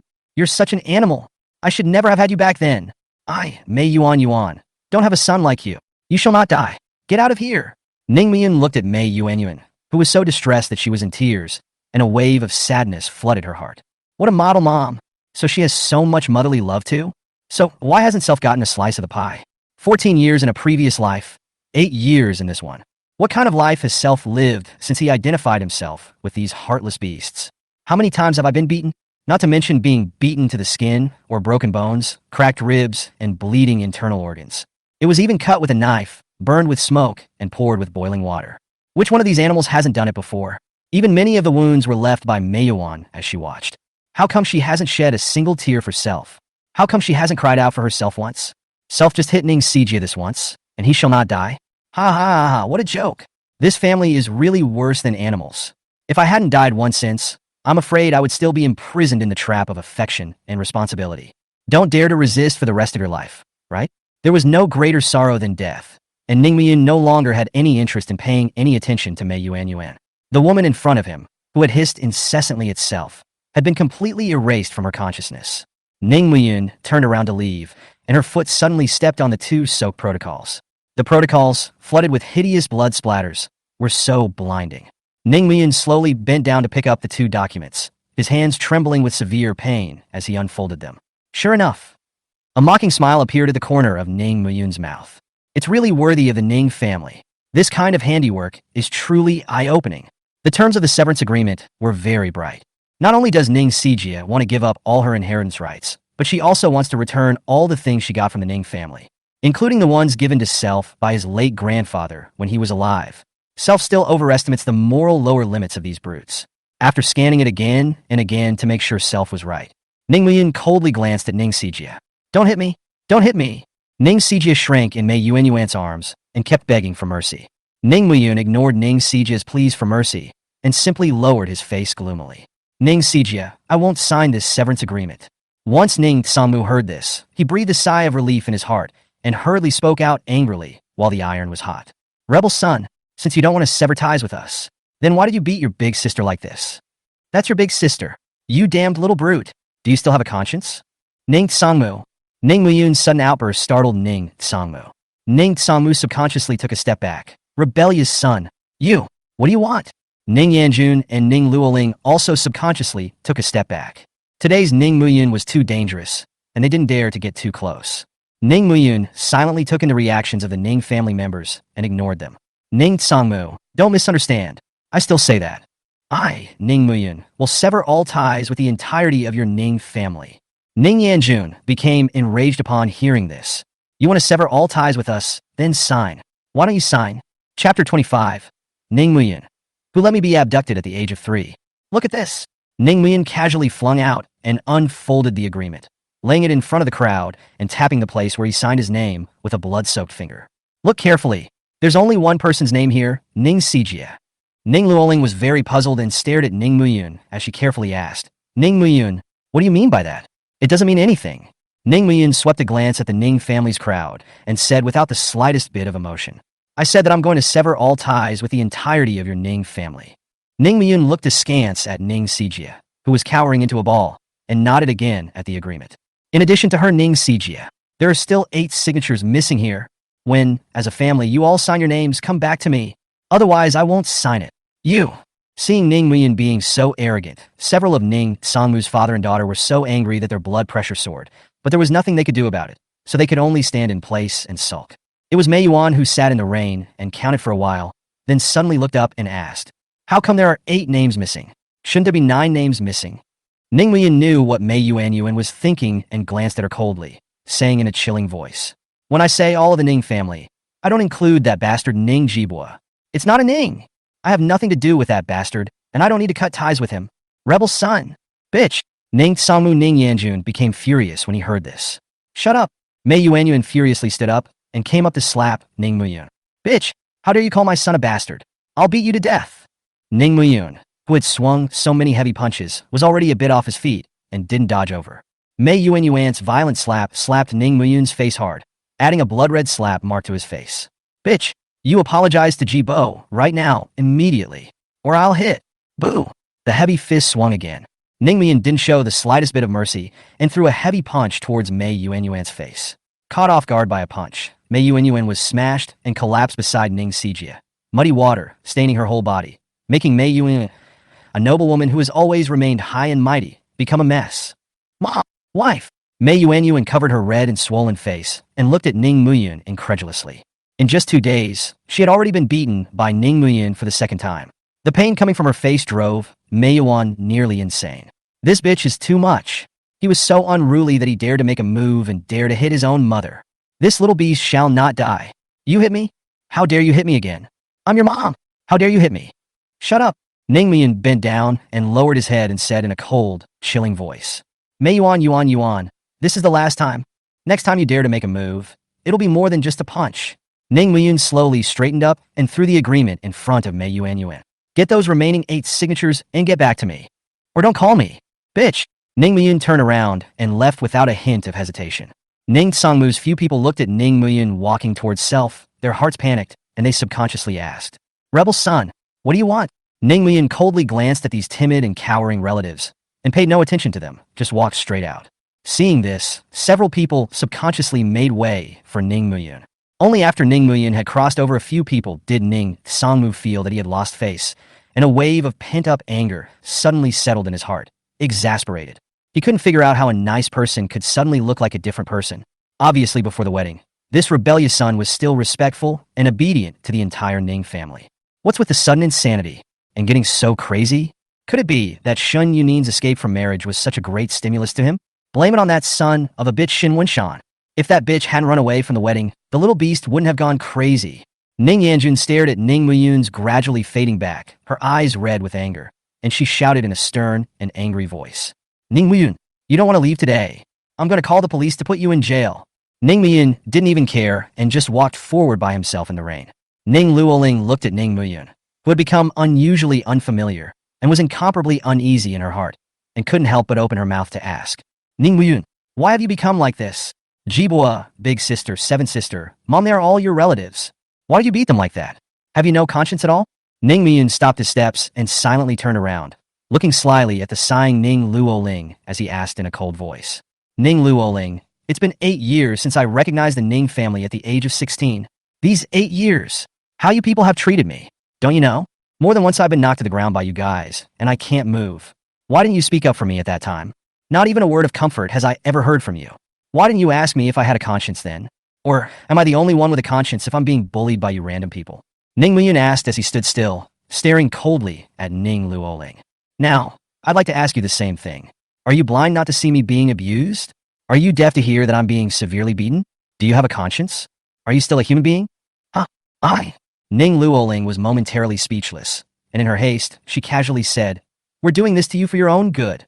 You live in an orphanage for 13 years. You've caught the bad habits of the outside world. If we don't discipline you, will you learn? I'm doing all this for your own good. When we beat you, it was because we hated it. As expected, upon hearing Ning Luoling's defense, the several members of the Ning clan who had just been fearful once again became righteous, looking at Ning Muyun with hostility in their eyes. The resentful eyes seemed to be saying that Ning Muyun didn't know what was good for him, and that he was enmity. For my own good? Ning Muyun laughed a little, his smile incomparably bleak. Ning Luoling, you guys are so hypocritical that it makes me sick. I didn't pick up any bad habits at the orphanage. I was the student representative at school every year of my 13 years at the orphanage. There's nothing wrong with treating people right. Even if you picked up some bad habits, that's on you. Our responsibility? Right. I would have gotten the best elite education since I was a kid. It was all ruined by someone. Who the hell is?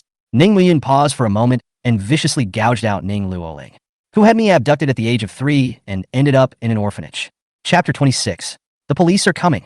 At the mention of this matter, the faces of everyone present became unnatural.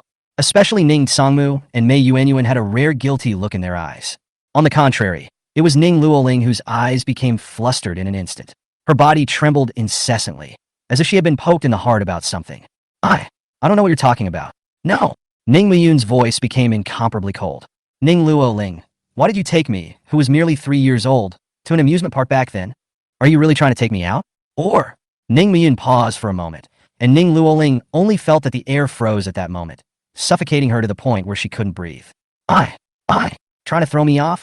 As soon as these words came out, everyone in the Ning clan looked at Ning Luoling incredulously.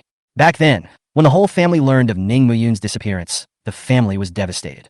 Ning Luoling, in particular, couldn't stop crying every day. Mei Yuanyuan and Ning Sangmu were angry at Ning Luoling for causing Ning Muyun to wander off at the time, though. But seeing Ning Luoling in that state, it wasn't good enough to chastise her for anything else. Then the family searched for months, all to no avail. Mei Yuan instantly went all depressed and crazy. The whole home was dead, without a trace of energy. It was only after Ning Sangmu brought Ning Jibwa home that home slowly returned to normal. Over the years, the Ning family would fall into a depression whenever Ning Muyun was mentioned. Slowly, there was a reluctance to talk about him. But now that he heard Ning Muyun say this, the entire Ning family couldn't believe this fact. If Ning Muyun was really dropped by Ning Luoling, then Ning Luoling would be too scary.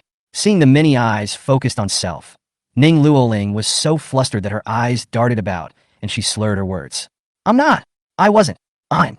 Ning Muyin didn't pay any attention to Ning Luoling, only slowly turning around and speaking quietly. Whether it is or not, you know yourself. Ning Luoling immediately felt as if she had fallen into an ice cave, her entire body frozen in place, unable to utter a single word. Ning Luoling, it's not over between us. You wait. I will take my time to settle this score with you. All the pain I've suffered in the last 13 years since I was abducted and sold, I'm going to give you a good taste of it. Look forward to it. Ning Muyun's few light words were like a whip that viciously lashed at Ning Luoling's body, causing her to falter. After Ning Muyun finished speaking, he once again got up and walked outside.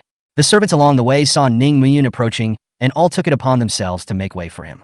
Ning Tsangmu, Mei Yuanyu and Ning Xijie, and the three of them were all looking at Ning Luoling with stunned faces. Ning Luoling stood in place in a state of disorientation, muttering something under her breath. Ning Yanjun, who was holding Ning Ranran, couldn't hold back any longer. Call the police. I'm going to call the police. I'll make sure the police take Ning Muyun to jail. I'll make him squat in jail. Shut up. Ning Tsangmu came back to his senses and hurriedly blocked Ning Yanjun. But Ning Yanjun was also determined to call the police to send Ning Muyun to prison this time. Dad, I'm going to call the police this time. Even if you banish me from the house, I'll admit it. I'm going to call the police today. Send him to jail. Shut up.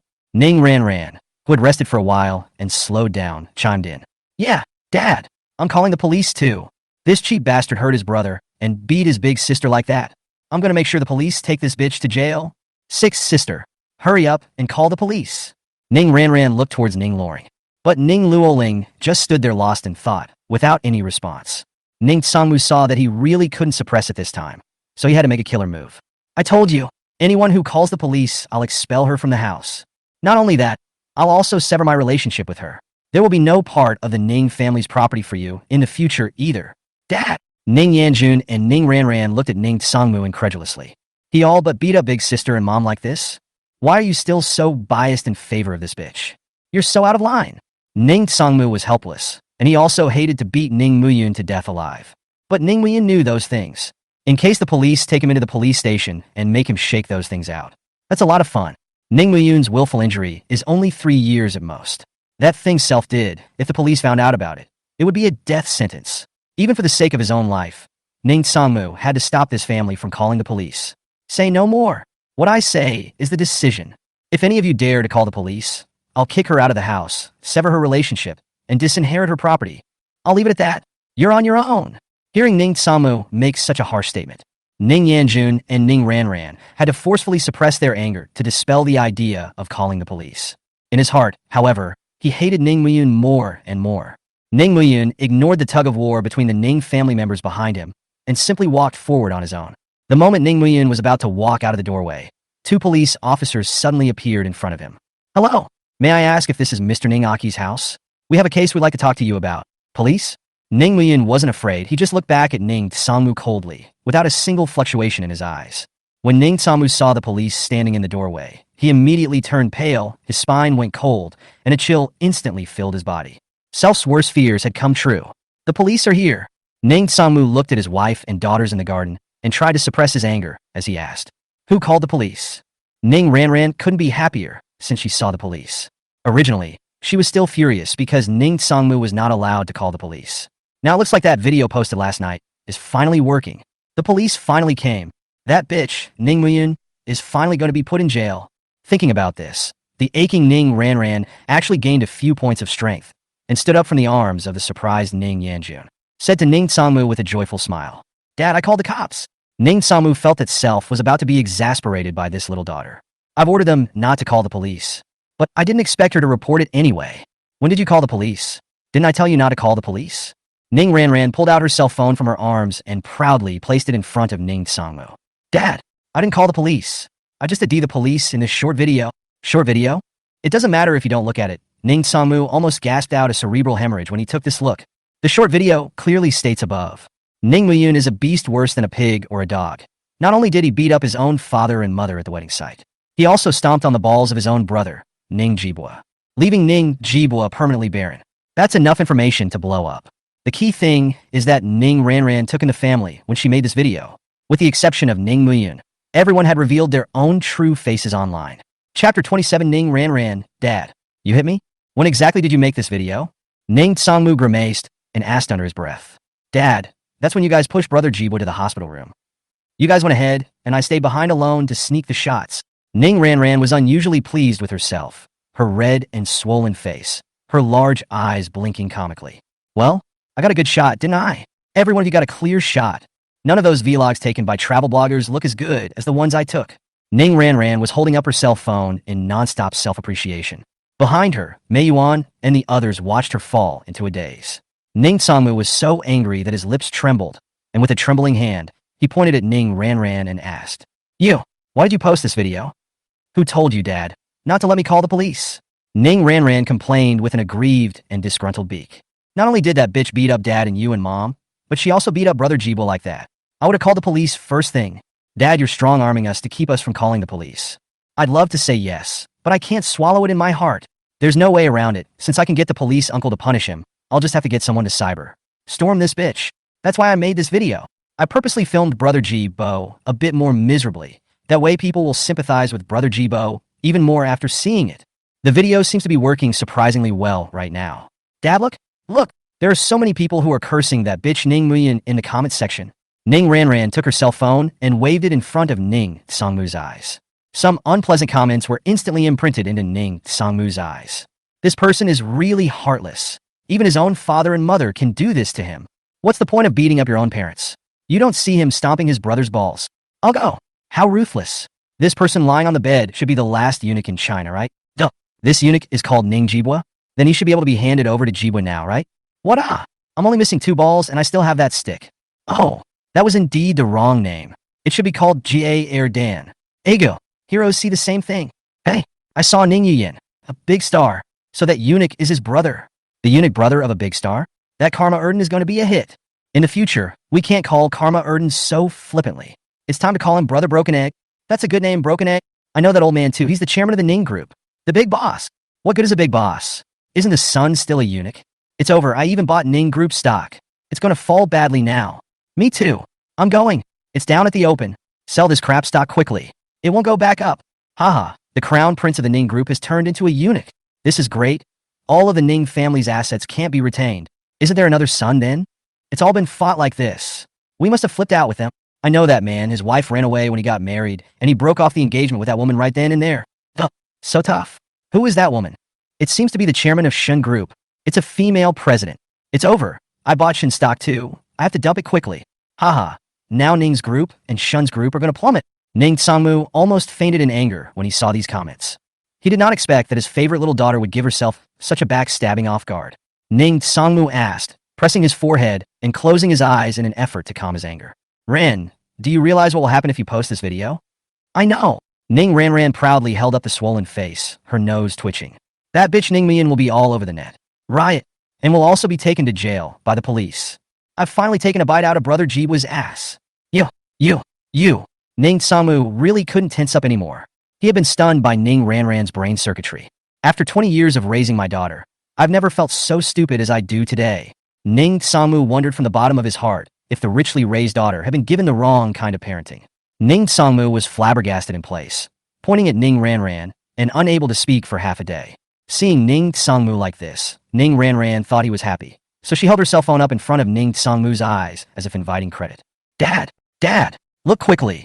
This video already has over 10 million views. Now the whole country knows that this bitch Ning Muyin is a brute who beats up his own parents and stomps on his brother's balls. Ning Sangmu's eyes widened in anger, his hands and feet shivering in anger. Ning Ran also gave Ning Sangmu a look, complaining that he hadn't responded to the celebration for self. Just the moment she took back her cell phone to admire her self-made work, Ning Ran's eyes widened in surprise. Dad, look at this. My fans have increased by $500,000. I already now have 7.5 million followers. I'm soon going to be a big internet celebrity with millions of followers. Ning Ran was about to jump up and down with excitement. The video was so much stronger than she had ever expected it to be. It's only been one night, and it's given Self 500,000 fans. Wait until later when Ning Muyin is put in jail. When you go to visit him in prison, take a video of him serving his sentence and release it. Wouldn't that add another couple million fans to Self? By then, Self will be a super internet celebrity with millions of fans. Now everything was ready. just waiting for Ning Muyin to be arrested by the police and put in jail. Ning Ranran was already immersed in her own sweet dreams and completely failed to notice that Ning Sangmu was already about to die a violent death from her anger. The Ning family members froze on the spot when they saw Ning Ranran's joyful and smiling face. Why is she so happy? Doesn't she realize how much of a ripple it would cause by posting this stuff online? When Ning Ranran saw that the crowd was silent, her heart flatly complained, somewhat dissatisfied that they didn't share this joy with self. But being in a good mood, she didn't count on it. Instead, she said with a joyful smile, "Dad, do you think I did a good job? I've taken the heat off our whole family. That bitch Ning Muyun is finished." There was a loud pop. Ning Ranran was slapped across that intact face, sending her to the ground. Paralyzed on the ground, Ning Ranran staggered in place, waiting for a long time, the stinging pain coming from her face before she came back to her senses, incredulously covering her face and slowly getting up, aggrieved and asked, "Dad, you hit me? What did I do wrong? What gives you the right to hit me?" Chapter 28 Ning Muyin. "Comrade police, you take me away. You deserve a beating." Ning Samu pointed at Ning Ranran and hissed furiously. "You've disgraced our Ning family with this one video. Now everyone knows that our Ning family has produced a eunuch. How do you expect Jibbo to behave in the future? How do you expect us to behave from now on? You make it or break it, fool. The Ning family's reputation is all ruined by you." Mei Yuan and the others froze for a moment, but they also gradually reacted, all looking at Ning Ranran angrily. How could she do such a stupid thing? How will Jibwa ever see anyone again? Isn't this going to drive him to death? Ning Sijia lay in Mei Yuan's arms and rested for a while, and also slowed down.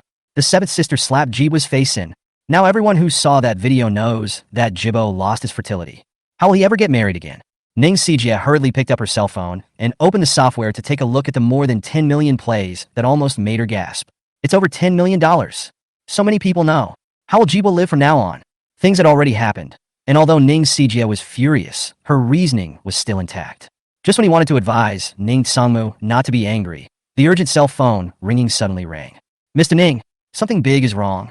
After that short video released by your seventh sister went viral, the company's stock price suddenly plummeted. The market value quickly evaporated by $2 billion after the opening bell." $2 billion? Ning Sijia's eyes snapped open. She couldn't believe her ears. $2 billion. That's not $20. That's a tenth of the company's market capitalization. How did you lose so much?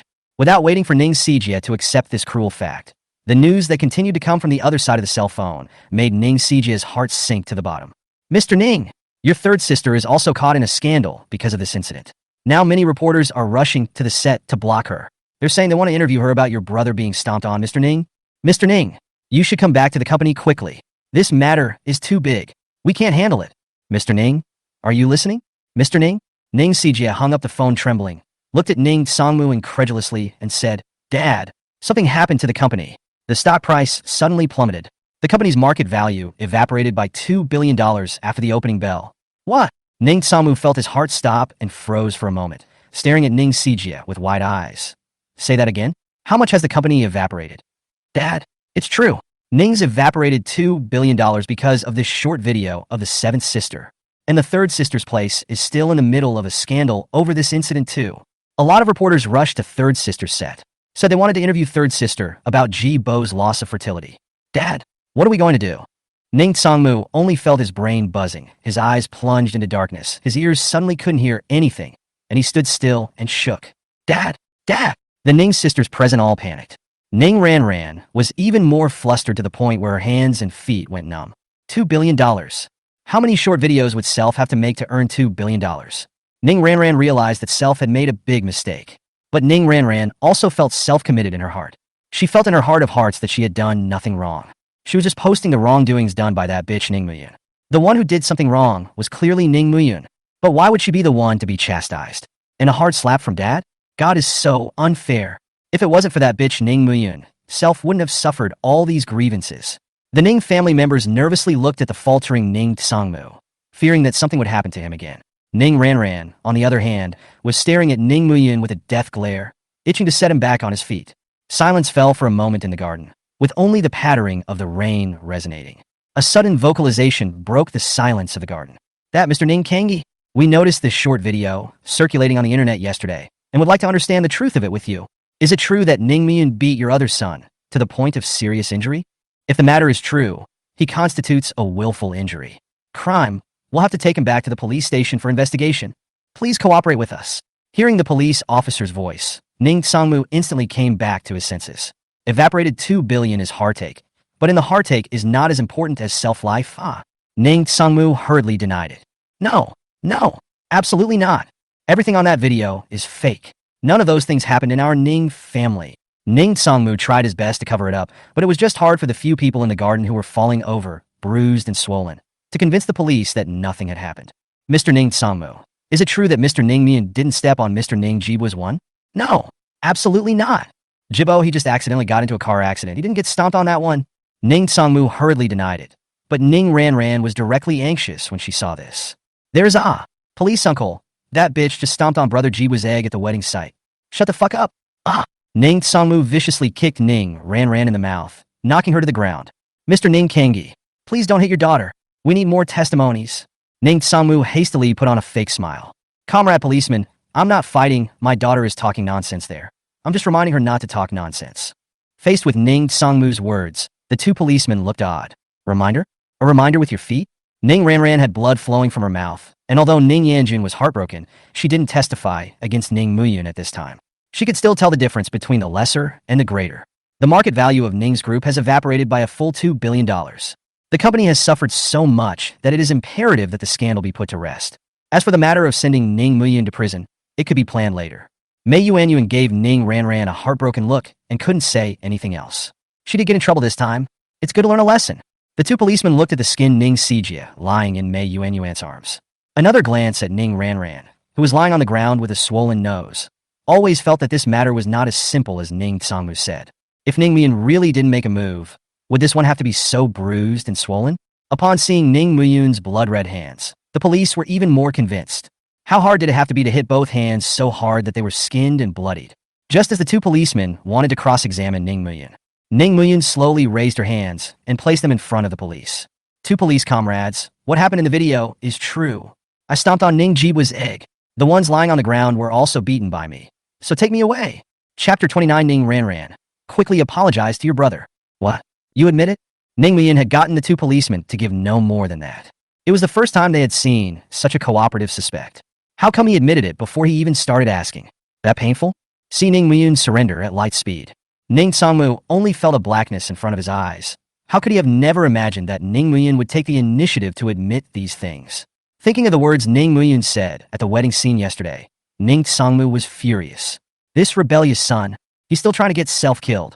If he gives himself up to the police, then he's really screwed. By then, let alone $2 billion. $20 billion won't save Self's life. If it came to that, Self would not only lose everything in front of him, but he'd have to go eat 2 peanuts somewhere. Thinking of that consequence, Ning Sangmu's entire body shivered. Ning Sangmu rushed forward to explain to the two policemen. Comrade policeman, this is all a misunderstanding. He didn't do those things. Our husband and wife fell accidentally at the wedding site. My son Ning Jibo was not injured by him. He accidentally cut his hand while cutting the cake, and that's what sent him to the hospital. All that news on the internet is all made up by my no-good daughter. Nothing actually happened. Comrade policeman, you mustn't listen to him. You mustn't take him away. The two policemen gave Ning Sangmu an odd look and then glanced at each other, both seeing full of doubt in each other's eyes. Why is this guy talking out of his ass? How can you cut a cake with bandages all over it? Is this cutting into the aorta? Also, after we both came in, we both saw that it was this Ning Muyun with blood dripping from his hands. That daughter of yours is also lying on the ground with her skin split open. With this glance, it was clear that it was Ning Muyun who had made the move to beat the person up like that. Not only that, but when you fight, you do it with all your might. Hard to break your own hand. So fully and obviously true. How come this dad is still here to cover for him? Is that how you feel about your son? But this heartache is too much, isn't it? How can it hurt like this? Two police officers just wanted to criticize Ning Sangmu's spoiled behavior. However, he didn't expect Ning Muyun to stand out directly. Two comrades, this is not a misunderstanding. What happened in the video is true. Ning Jibo, who's lying in the hospital, I stomped her egg. At the wedding scene, Ning Sangmu Mei Yuanyuan couple was also beaten by me. Hearing Ning Muyun address herself directly, Mei Yuanyuan was unusually angry and at the same time felt a pang of pain in her heart. She couldn't tell why Self felt sad. Ning Muyun ignored Mei Yuanyuan, who had a sentimental look on her face, and continued to turn herself in on her own. I'm the one who skinned Ninji's face. I beat up Ning Ran with a swollen nose too. I did all of this. The evidence is overwhelming and cannot be questioned, so you will take me away now. Ning Sangmu was about to die of anger. This rebellious son. He has to go against me. Had to go to the police station to turn me in. You have to put me to death. The two policemen's faces became even more odd. The man was favoring his son just now. This son did not cover up for himself at all and admitted it graciously. These two fathers are pretty weird. Ning Sangmu held back the veins that were about to burst and tried to squeeze out a smile. Two police comrades. This matter is really a misunderstanding. He really didn't do those things. Not a misunderstanding. Ning Muyin reached out and swung her hand in front of the two policemen and said with a cold face, I did all those things. You guys arrest me. Ning Muyin. Ning Sangmu's eyes turned red with anger. Don't go too far. Excessive? When did I go overboard? Ning Muyin stared coldly at Ning Sangmu. I'm telling the truth. I'm just trying to cooperate with my police comrades and lighten their workload. Where did I go overboard? Facing Ning Muyin, who was as oily and saltless as a rolling knife, Ning Sangmu finally surrendered. Okay, Ning Muyin, tell me, what exactly do you want before you'll give up? Ning Muyin glanced at Ning Ranran, who was lying in Ning Yanjun's arms. In a chilling voice, he said, It's simple. I want Ning Ranran to publicly apologize to me on her short video account. Make her post her own video admitting that the video she posted last night was bullshit. No way. Ning Ranran instantly exploded, climbing to her feet and rushing at Ning Muyin in a hissing rage. Ning Muyin, you're delusional. You bitch. I'm never going to apologize unless I'm dead. Then I have nothing more to say. Ning Muyin once again stretched out her hands and gently swung them in front of the police officer. Comrade police officer, let's go. It's still raining outside. We'd better still go back early to take statements. Both police officers froze as they looked at the unusually cooperative Ning Muyin. Why is this guy in more of a hurry than we are? You want to go to the police so badly? Is this the police department's home? No. Ning Sangmu stopped Ning Muyin and put on a smiling face as he held his tongue. Isn't it just for Ran to apologize? I promise you, I'll let her apologize to you right now. Not apologize to me. Rather, it's posting a public video on a short video apologizing to me. Ning Sangmu nodded as he held back the veins that were about to burst and said through gritted teeth, Fine. No matter what you say, I promise you. After taking a deep breath, Ning Sangmu looked towards Ning Ranran and said in a cold voice, Ranran, come over here and apologize to your brother. Dad, how dare you ask me to apologize to that bitch Ning Muyin? On what grounds? The more Ning Sangmu looked at Ning Ranran, the angrier she became. If it wasn't for that short video she posted, Self wouldn't have been driven to this. The Ning family wouldn't have suffered that much. $2 billion. That's a lot of money. The entire Ning's is only $20 billion or so. A tenth of the assets were lost for nothing because of this idiot. All because of this idiot's self-interest. Now let her apologize. She's still pushing around here. If it weren't for my own daughter, I would have beaten her to death. Thinking of this, Ning Sangmu's anger rose steeply in his heart and said that his tone also had a few more points of impatience. Ren, come over here quickly. Apologize to your brother. Don't. I will never. Unless I die. Or I will never apologize to this bitch. Okay, don't apologize, huh? Ning Muyin nodded and looked at the police again. Comrade police officers, take out your handcuffs and cuff me. Let's go now. Slow. Ning Sangmu stopped a few people and glared fiercely at Ning Muyin before roaring sternly towards Ning Ranran. Come on, get your ass over here. Send your brother a video apology. I don't want it. Snap. Chapter 30. Ning Ranran felt like life was worse than death. Ning Sangmu violently rushed to Ning Ranran's body and threw an ear slap over. The violent slaps were like thunder slapping on the face of Ning Ranran. The already red and swollen little face looked unusually wretched after Ning Sangmu's angry blow, which caused 2 nosebleeds to flow out. The intense pain finally made Ning Ranran come to her senses, and at this point, she was no longer as capricious as before. Fear covered it like a shadow underneath it, and Ning Ranran could only look at the furious Ning Sangmu in horror, trembling. Ning Ranran, I'm telling you, you must apologize to your brother online today. You have caused such a great loss in the family. Now you must take the responsibility. No one does wrong without paying for it. Now you apologize to your brother right now. If you don't apologize, then I'll expel you from the house right now. And then I'll disown you. From now on, I, Ning Sangmu, will never have you as a daughter again. Whether you live or die in the future has nothing to do with the Ning family either. You'll be left to fend for yourself from now on. Hear that? Facing Ning Sangmu, who hissed out, Ning Ranran was finally afraid. Growing up, it was the first time she had seen Ning Sangmu get so angry. Ning Yanjun was a bit unable to look away and whispered in a consoling voice. Dad, how can you say that? No matter what, seventh sister is doing it for Jibo, for the good of this family. How can you force her like this? Isn't that driving her to her death? You shut up. Ning Sangmu pointed at Ning Ranran and looked hideously at Ning Yanjun and roared. For the good of the family? For the good of the family? She let the company vaporize $2 billion. This is what she gets for the good of the family? Hearing $2 billion, Ning Yanjun also slowly closed her mouth. As much as it was tempting to take over what Ning Ranran had done. But with $2 billion, she really couldn't afford it. Any kindness is insignificant in the face of $2 billion. Regardless of the starting point, Ning Ranran had indeed brought great loss to the Ning family. Ning Yanjun just couldn't say anything even if she wanted to defend Ning Ranran anymore. Ning Ranran saw that fourth sister, who had argued for self, also lowered her head and looked around at her mother and eldest sister, realizing that several people were also looking at self complainingly. Ning Ranran finally realized that everyone was blaming self. This time there was literally no one left to plead for self. Facing the furious Ning Sangmu, Ning Ranran finally gave in. Ning Ranran held back the unhappiness in her heart and said timidly in Ning Muyun's direction, "I'm sorry, Brother Muyun. The ones I posted on the internet were all nonsense. I was the one who planted the evidence. I apologize to you." Ning Sangmu looked towards Ning Muyun. Ning Muyun's eyes, however, did not fluctuate for a second. "Didn't you hear what I just said? I want you to publicly apologize online." Being forced to apologize had already made it very difficult for Ning Ranran. Now that she had to be forced to publicly apologize online, Ning Ranran instantly felt like her heart was being cut to ribbons. Net. The power of the storm is known to the self. The gossip is enough to drive a man to his death. If an apology video is released, all those people on the internet will call self a liar. The volume of 7 million followers is enough to cause a monstrous wave. The thought of being verbally abused by so many people online after self's release, net. Right. Ning Ranran then felt that life was worse than death. But she hadn't thought about what would happen if Ning Muyun was caught in a full internet. Right, what would happen? Ning Ranran wanted to refuse, but facing Ning Sangmu's hideous eyes, she could only helplessly lower her head. Sobbing, she raised her cell phone and casually wiped away the nosebleed. Looking at herself in the screen with a bruised nose and swollen face, Ning Ranran sobbed and opened the selfie camera. "Hello everyone, I'm Ning Ranran. Here, I want to apologize. The video I posted earlier about Ning Muyun beating up his family was a fake. I'm very sorry for giving false information. My brother Ning Muyun didn't beat up his parents or stomp on Brother Jibo's balls. I'm making this all up. I'm the one who's planting evidence against Brother Muyun. Here, I just want to say a sincere apology to Brother Muyun and everyone else. I'm sorry, Brother Muyun. And please don't do what I did.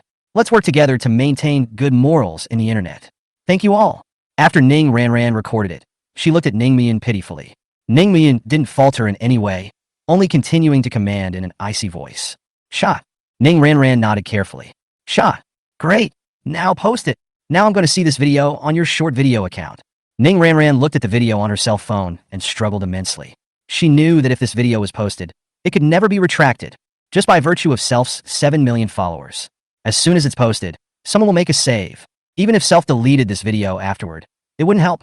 This humiliating video will be circulating amongst the internet forever. Let self never lift his head again. Ning Ranran didn't want to post. How could she not press her thumb against the publish button? But seeing Ning Muyun's icy cold eyes and Ning Sangmu's scarlet eyes, Ning Ranran was instantly gripped by fear. All that could be done was to freeze and not move. Ning Muyun was too lazy to watch Ning Ranran perform a bitter trick there. "Comrade policeman, let's get out of here. It's still raining in the sky. We'll go back early and still have to take statements." Ning Ranran. Under Ning Sangmu's violent hiss, Ning Ranran closed her eyes unwillingly, shedding 2 humiliating tears as her thumb slowly pressed the release button. The moment she pressed the button, Ning Ranran only felt that her life was worse than death. 7 million fans of the blogger, short video platform review quickly. But a minute, the video has been posted on the homepage of Ning Ranran's account. Ning Sangmu took out his cell phone and glanced at it, which was a relief. Placing the phone in front of Ning Muyun, he asked grimly, "Are you satisfied now?" "Not bad." Ning Muyun nodded and turned his head to the 2 policemen. "Comrade policeman, I remembered a bit wrong just now. I didn't do those things. I don't know if there's anything else I can do for you. Comrade policeman, they were clearly injured by you. This has nothing to do with them at all." Ning CGLA and Mei Yuan's arms and tried to straighten up and said, "We're all falling down on our own here." "Seventh sister, you say it isn't." Ning Ranran shivered for a moment, and seeing Ning Sangmu staring fiercely at self, she could only cower and nod. Yes, I fell off myself." Ning Muyun saw this before she twisted her head and looked at the 2 policemen. "Comrade policeman, are there any questions now?" Chapter 31 Ning Yanjun. "Dad, I can't move." Looking at the calm-faced Ning Muyun, the corners of the 2 policemen's mouths twitched. "Enter the police. I've been in the police force for years. All these years. It was the first time the 2 had encountered such a breathless thing. Generally speaking, Such disputes between family members can very easily turn sour. No matter how close they were before, as long as they got to the point of fist fights, they were all eager to kill each other. Where else would there be the sheltering of each other? Looking at the odd faces of the entire Ning family in this villa, the two knew there must be something inside that Self and the others didn't know about. Now this family had taken the blame off of this Ning Muyun. The two Selfs just couldn't do it anymore if they wanted to take him back. Faced with this breathless result, the two police officers had no choice but to give up on arresting Ning Muyun back to the police station after glancing at each other. It's okay. The larger-looking cop glared at the aggrieved Ning Ranran. That little girl, don't just make things up in the future. And don't even mess around at us cops when posting videos. We police are busy too. Don't waste precious police resources. If there's a next time, we're gonna have to take you back to the police station for legal education. Ning Ranran wanted to say that Self hadn't made anything up, but in front of Ning Songmu's eyes that looked like they wanted to eat people, she could only nod her head in resignation. Well, it's good to know. If it's okay, then we're off. The two policemen gave Ning Muyun a deep look, then left the Ning family with a speechless expression on their faces. After returning to the police car in the pouring rain, another young policeman couldn't hold his tongue and cursed in a whisper. There's something really wrong with this family. The key was twisted gently, and the police car started slowly in the pouring rain, the young policeman looking aside at his companion. Old Zhang. We're just leaving. The policeman called Old Zhang blankly glanced at the young policeman. Or what? What do you want? The whole family said that the injuries on their bodies have nothing to do with that Ning Muyun. What can you do? Can't we just take him back to the police station? He hit someone anyways. Do you have proof? The young cop was momentarily speechless. Old Zhang blankly glanced at him and slowly said, if you just want to arrest him, you have to have evidence. We can't take him away without proof. That wouldn't be in order. The young cop scratched his head, his face scrunched up like a bitter melon. But what about Bureau Yao? She personally ordered us to bring this Ning Muyun back. Without bringing him back, how are we going to deliver at Bureau Yao? Thinking of that red-haired figure, Old Zhang winced and sighed helplessly. There's no way. We can only be honest with Bureau Yao when we get back. Insufficient evidence. Unable to authorize an arrest. Their families have all taken the blame. We can't do anything even if we want to arrest them. Ugh, I hope she doesn't give us both too much of a hard time. The two of them sighed in unison as Old Zhang stepped on the gas and slowly drove the police car away from the villa area. When the police left, quiet quickly returned to the Ning family villa. Looking at the Ning family members on the ground who had fallen to the east and west, a cold light overflowed from Ning Muyun's eyes. Want to call the police on me? Whatever. Ning Songmu glared up, itching to eat Ning Muyun alive. Ning Muyun ignored Ning Songmu's gaze that was as if he wanted to eat someone and continued in a cold voice. Feel free to use whatever moves you have. I'll take it, but I have to tell you in advance. Ning Muyun paused for a moment and coldly swept a glance at the Ning family's crowd. If you dare to strike at me, be prepared to have your hand chopped off. If you dare to be the first, I dare to be the 15th. I'll put my words right here.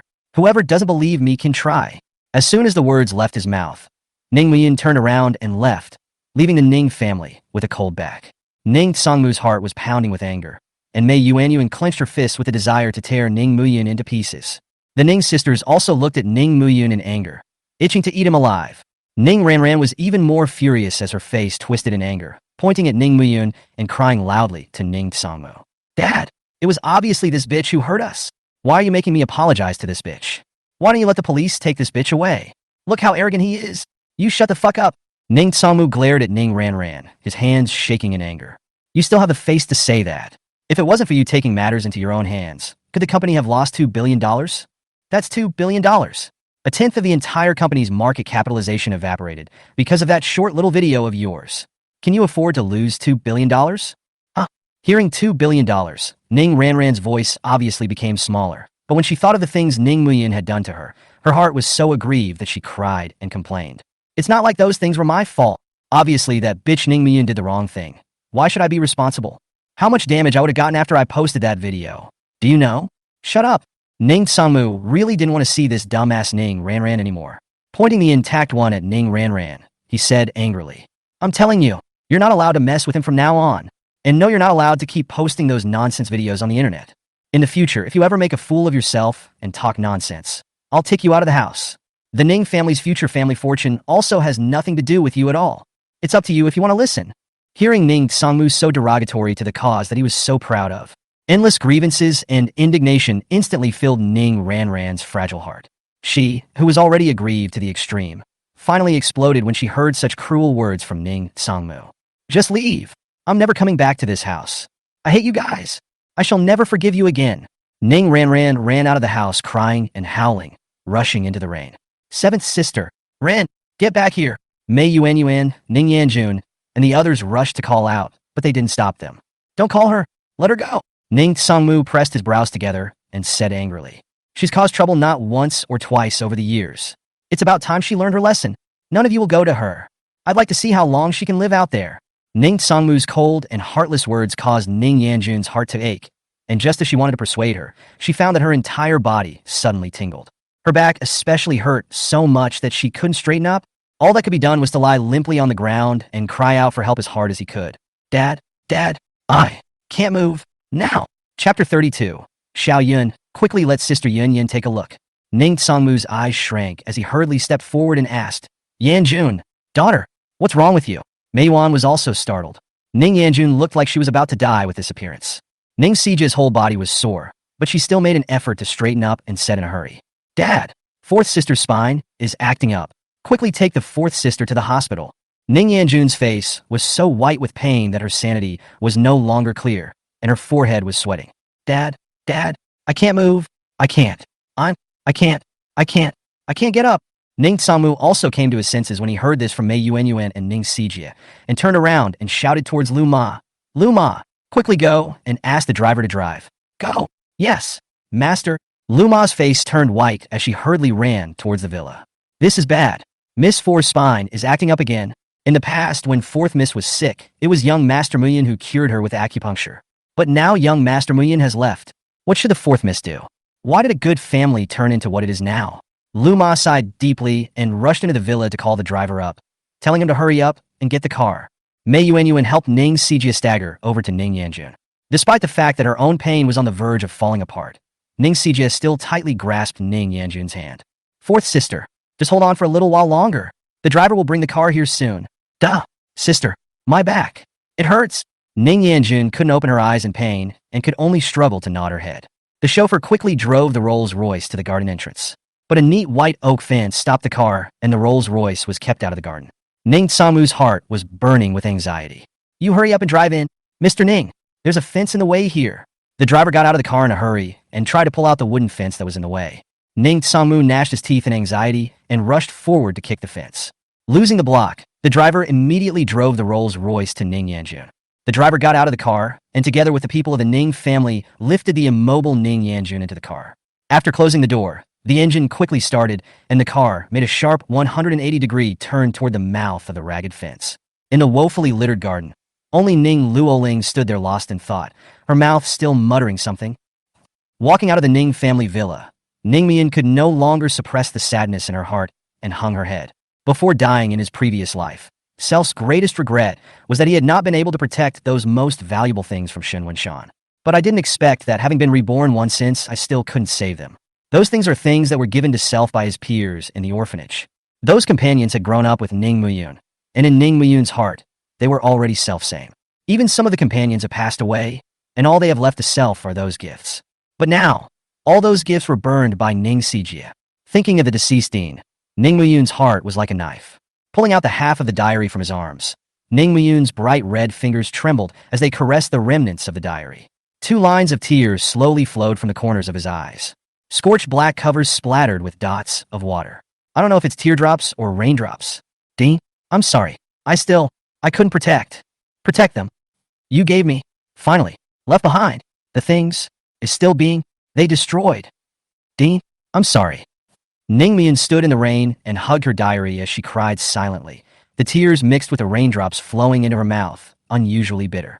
Ning Ran rushed past and roared in anger when she saw Ning Muyin violently stop. Ning Muyun, you bitcha bastard. I will never forgive you for the rest of my life. I hate you for life. After saying that, he rushed into the rain and disappeared. Ning Muyun didn't pay any attention to it and just held the diary there in a gloomy state. The rain is getting heavier and heavier. The heavy, violent rain seemed to wash away all the sorrows on this earth. Little Cloud, you're back. An elegant and gentle voice rang in his ears. Ning Muyun lost his mind and raised his head, only to see a tall and gentle G-cup beauty standing in front of him with a white umbrella, looking at Self with a concerned face. Yan, sister? The beauty's name was Wen Yunyan, and as her name suggests, she was not only gentle and elegant, but also beautiful. The soft goose egg face had a head of dark and dense knee-length hair. The moist pink lips and the upturned agaric nose were skillfully combined together, and underneath the two thin, smoky willow eyebrows was a pair of big, watery eyes that flickered as if they could speak, and the eyes that looked at Ning Muyun were full of gentleness. In the rainy day, a white dress when Yunyan is like a pure lily, delicate and stunning. Little Cloud, why are you standing in the rain? The whole body is drenched. Quickly, go home with Sister Yunyan. Wen Yunyan pulled Ning Muyun's hand and left. Ning Muyun hadn't yet recovered from that sadness and allowed Wen Yunyan to pull herself into a villa that was a few points larger than the Ning family villa. Looking at that white and soft palm, a flicker of fire finally appeared within Ning Muyun's frozen heart. In her past life, she hadn't changed and was still as warm as ever. Wen Yunyan is a big lady. His father was Wen Jinhua, the helmsman of the Wen clan consortium, and his mother was Lin Jinya, the chairman of the Lin clan group. As the only daughter of the couple, Wen Jinhua and his wife loved Wen Yunyan very much, and it can be said that Wen Yunyan grew up with a golden spoon in her mouth since she was a child. But despite being so favored, Wen Yunyan did not have a trace of arrogance in her. Growing up, she was as gentle and graceful as her name. The Wenning and Ning families have been neighbors for many years, and the first person Ning Muyun saw after she opened her eyes after she was born was Wen Yunyan. In Ning Muyun's young and happy memories, Wen Yunyan had always been the existence of a big sister. She loved Self more than the Ning sisters. Unfortunately, a wandering away severed 13 years of contact between the two. But when they met again, Wen Yunyan still recognized Ning Muyun at a glance. Ning Muyun still remembers that the moment they met again, Wen Yunyan held Self tightly in her arms and cried her heart out. The mouth kept saying sorry to Self. She was one of the few sunbeams in Ning Muyun's life. The two walked into the villa and closed the door. Wen Yunyan hung her umbrella in the doorway and turned around with a smile. Little Yun, wait a moment, Sister Yunyan will give you. Immediately, Ya. Wen Yunyan was stunned as she looked at the reddish blood on her hands. Little Cloud, why is your hand bleeding? Where are you hurt? Quickly let Sister Yunyan take a look. Ning Muyun smiled miserably. Sister Yunyan, it's nothing. I'll just go back and rub some red potion on myself. No. Chapter 33, Little Cloud, Sister Yunyan goes to get a statement for you. Before Ning Muyun could refuse, she was pulled by Wen Yunyan into the living room. Little Yun, be good. You sit here first. Sister Yunyan will be right here to bandage your wounds. After Wen Yunyan finished speaking, she hurriedly walked outside. Sister Li, help me find a first aid kit and get a bath towel from the bathroom. Yes, miss. I'll be right there. The maid in the villa hurriedly took out a bath towel and handed it to Wen Yunyan, and took out a medical kit from another room. Looking at Wen Yunyan walking towards Self with a medical kit in one hand and a bath towel in the other, Ning Muyun's heart, which had been cracked by the frost not long ago, began to slowly heal. Since Self had been picked up by the Ning family from the orphanage at the age of 16, he had been mistreated by the Ning family up and down from time to time, and his body often appeared covered in scars. Even though Self was hurt badly, the Ning family members hadn't paid any attention to Self, except for Wen Yunyan. In each case, she was the one who bandaged Self's wounds. Every time, it was also her who argued with the Ning sisters for Self. A proud daughter of God like her could have gone her whole life without getting into an argument with anyone. But for the sake of Self, but time and time again, and the Ning family sisters in conflict, arguing to the face. From time to time, I still shed tears of sadness over what happened to me. Thinking of this, Ning Muyun's heart ached. Wen Yunyan's lungs were naturally weak, and every time she argued and got angry with the Ning sisters, it was destroying her body. But not once did Self stand up to the Ning family. He knew that her lungs were weak, but because of that false sense of kinship and responsibility, he never rebelled against those relatives. Let Wen Yunyan argue with those beasts. Thinking of this, Ning Muyun's heart was like a knife. Xiaoyun, come, first put this bath towel on. I've already asked Sister Li to boil ginger soup. Sister Yunyan will treat your wound now. Wen Yunyan gently draped the bath towel over Ning Muyun's body and opened the medical box to take something out of it. Ning Muyun watched as Wen Yunyan took the iodine vapors and poured it onto the cotton gauze, using tweezers to hold the cotton gauze. Raising her head to look at Self with an eager gaze, she said softly, Little Yun, it might hurt a little. Sister Yunyan will make sure to get it gently, so bear with it for a while. Ning Muyun nodded, and only then did Wen Yunyan make up her mind, carefully touching it and immediately dodging away. Little Cloud, does it hurt?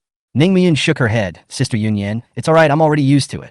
At those words, Wen Yunyan lowered her head in pain, her eyes unconsciously red. Little Yun, hold back a bit. Sister Yunyan will be done soon. Wen Yunyan carefully took the cotton gauze and wiped the dirty blood from the wound. As the tainted blood faded, the bright red wound was exposed to the air.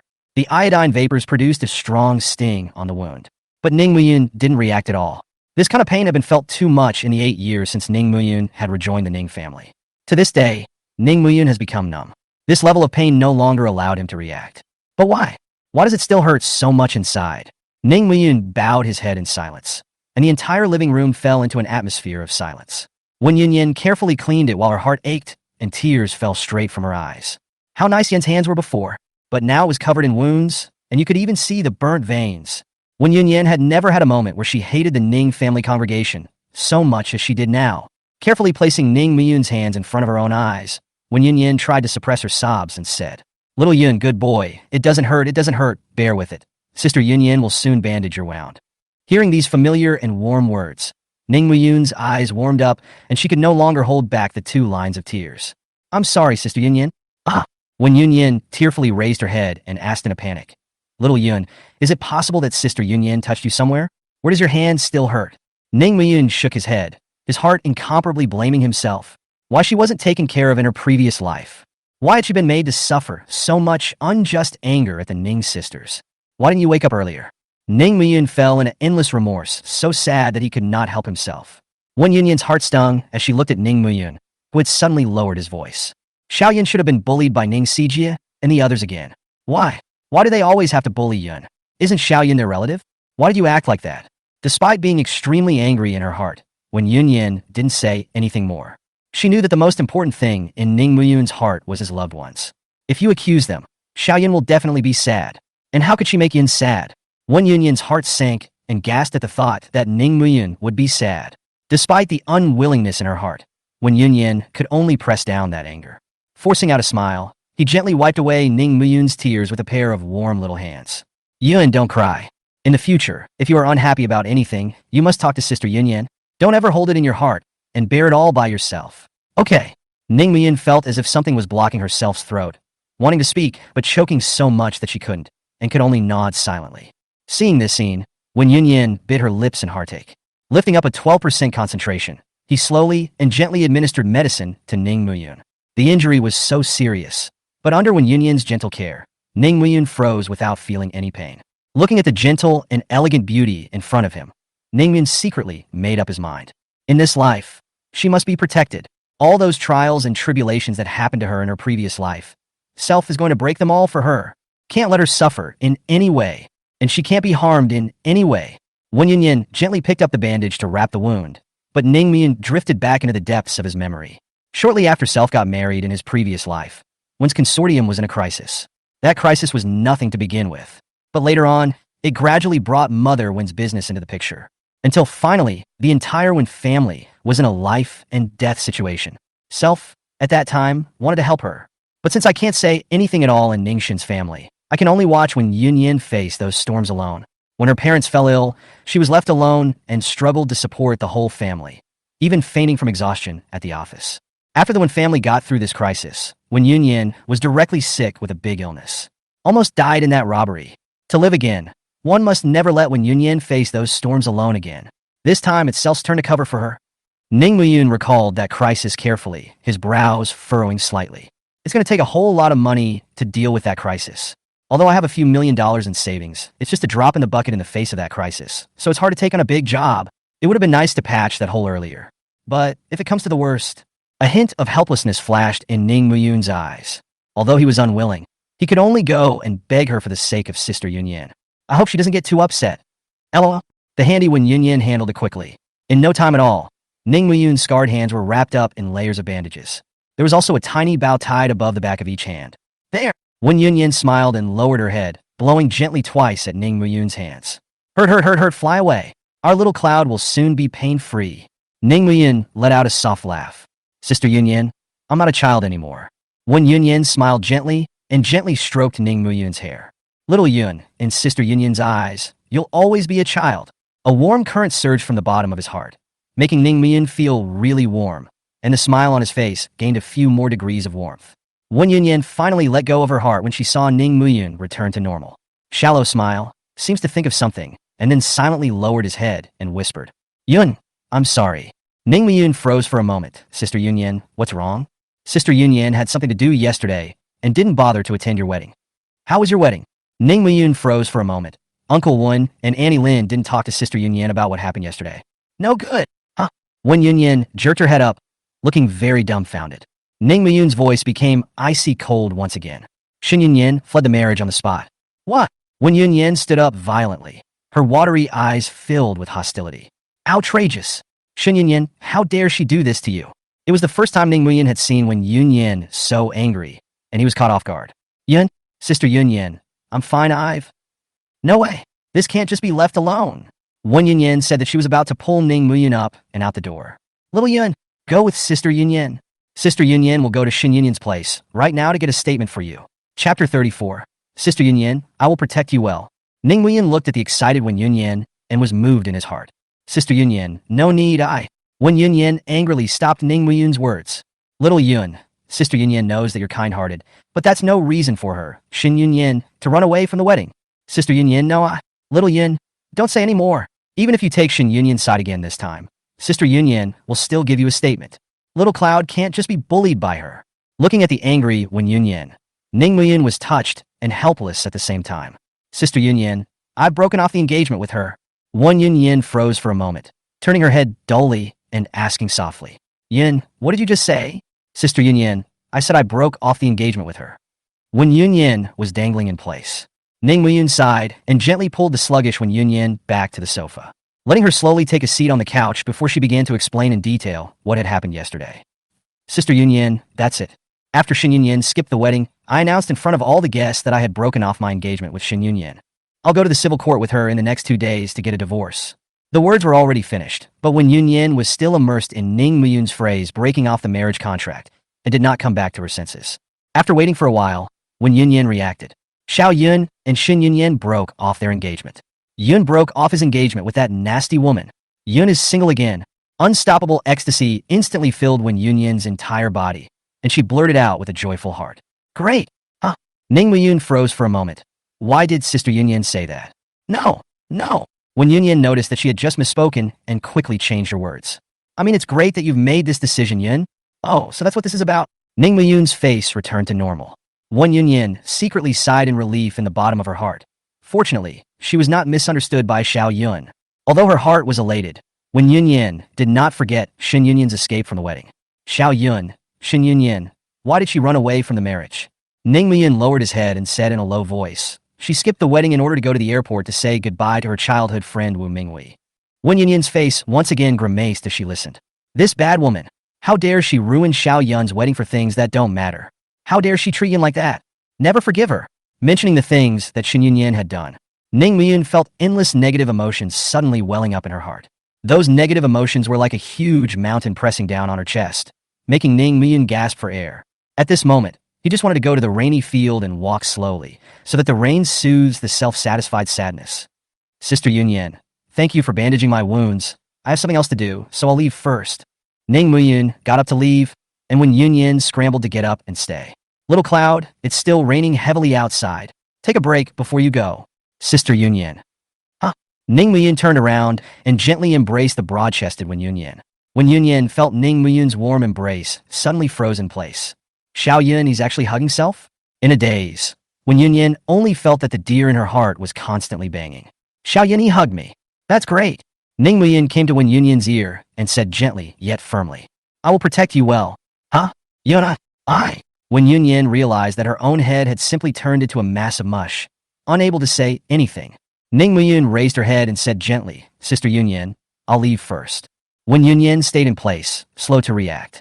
Only when Ning Muyan was about to walk out of the doorway did she react and hurriedly catch up. Little Cloud, take the umbrella. Be careful of catching a cold. Ning Muyan took the umbrella and nodded, picking it up and slowly walking out. Standing in the doorway, looking at Ning Muyun's distant back, when Yunyan was both heartbroken and elated. After all these years, Yun still hasn't changed. I remember it was an afternoon when I was a child. Self followed my parents to the hospital to visit Annie Mae, who had just given birth to a baby. The moment I saw that baby in the hospital, it was like an arrow in Self's heart. Especially when that little baby opened its eyes, Self was overjoyed. Later, Annie Mae gave the little baby a nice name, Ning Muyan. There is also one more name in the bottom of Self's heart, Xiao Yun. Since then, Self had been visiting Xiao Yun at Ning's house from time to time. When he was a child, he was a jade doll in all his powdered and sculpted glory. Just looking at him made Self's heart rejoice. Even sleeping with him in mind, I thought that I would be able to grow up with Xiao Yun. But to my surprise, Xiao Yun suddenly lost it one day. I remember the day when Self returned home after school and went to visit Xiao Yun at Ning's house as usual. As a result, just as he entered the door, he saw Auntie Mei leaning on Uncle Ning's arms and crying bitterly. When I asked, I realized that Xiao Yun had lost it. Xiao Yun, he was only 3 years old then. Can a 3-year-old survive being lost? That news was a bolt from the blue for Self. How I got home that day, I've forgotten. Self only felt the pain tearing through his heart. That night, Self stayed under the covers and cried bitterly. Since then, Self had kept going to the Ning family to ask for news of Xiao Yun. But not long after, Uncle Ning brought back a child. After hearing the news, Self thought that Xiao Yun had returned. Joyfully, he rushed into Ning's house. But what I saw was a strange and grim child. In that child's eyes, Self did not see the innocence and panic that a child should have, seeing nothing but snickering and smugness. Why would a kid have that look in his eyes? Self can't figure it out now. Just from the bottom of my heart, I find that child discomforting. Later, Self learned that the child who made Self uncomfortable was named Ning Jibwa. Ever since Ning Jibwa came to the Ning family, everything has changed. Little Cloud sisters quickly shifted their attention and the old sadness was swept away. Everyone was surrounding Ning Jibwa with extreme favor, completely forgetting that they still had a real brother who was living and dying outside. So did Annie Mei. The moment Xiao Yun had just been lost, Annie Mei was as depressed as if her soul had been taken away. But since Ning Jibwa came to the Ning family, Annie Mei immediately took him in her arms. Tin couldn't let go of the uncomfortable Ning Jibwa, extremely pampered. But what about Yun, who was lost outside? That's her own son. It's amazing that she doesn't care. It's like Saomi never existed. As for Uncle Ning, Self can't see through him. Chapter 35. Anyone who has hurt Xiao Yun has to pay the price. After Xiao Yun was lost, Uncle Ning was sad for a few days though, but soon recovered as before. Not only that, he quickly had to bring Ning Jibwa back to the Ning family. Squeeze in on the Little Cloud. Self once asked him in front of their family where Xiao Yun was. But Uncle Ning just looked deeply at Self, his face grim, and did not answer. They change, and Self doesn't want to pay attention. Self only cared about Xiao Yun's whereabouts. Time and time again, Self walked into the Ning family to inquire about news of Ning Muyun. But all they got was a response of growing impatience.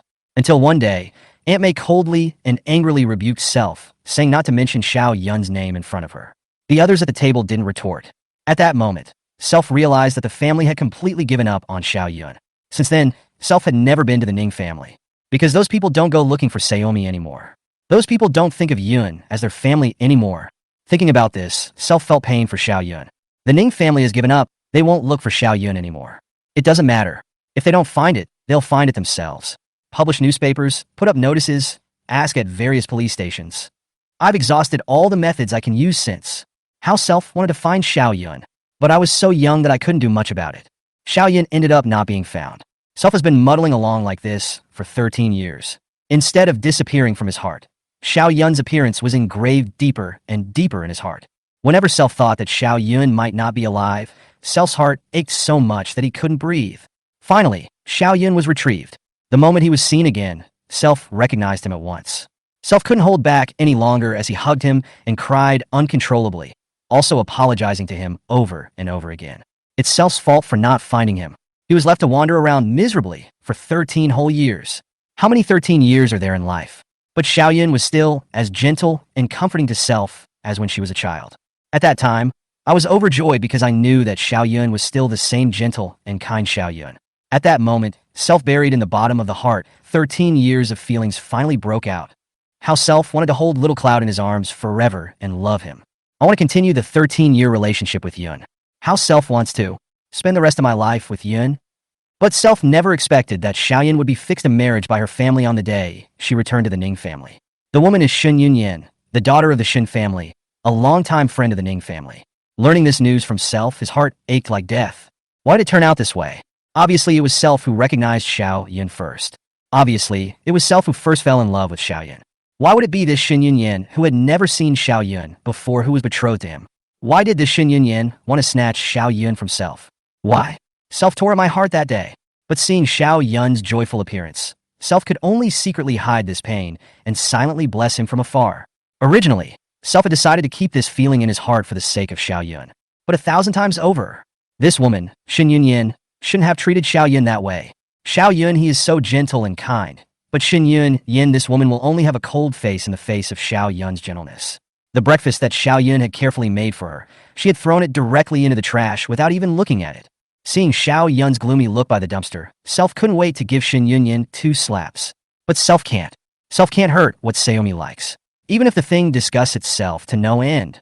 So much for Shin Yuni. In fine, she was a poor person, forced to marry someone she doesn't like for the sake of the marriage between the two families. Because of that, Self had never hated her even though he couldn't accept her treating Saomi like that. But this family, the Ning family, Self really can't forgive. It was thought that Xiao Yun, who had rejoined the Ning family, could receive warmth from her family.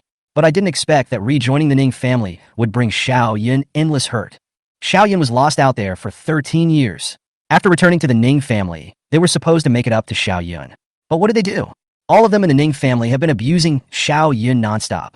The two villas were so close to each other that Self could sometimes hear the movements of the Ning family at home. Self had heard the Ning family curse Xiao Yun and beat him up more than once. Self didn't dare to imagine how painful it would be for Xiao Yun. On more than one occasion, Self had rushed into Ning's house to bring out Xiao Yun, who was being mistreated. But even then, Yun didn't even complain to Self about them. Even though he himself became bruised and battered, he bore it down in silence, not once crying out in pain. Even when Self asked, Xiao Yun smiled and said that Self had touched it down. Xiao Yun didn't know that every time Self saw him force a smile, his heart felt like a knife stabbing. So gentle and kind Yun, why did they mistreat her? Yun had done nothing wrong, much less owed them. He just wants the love of his family.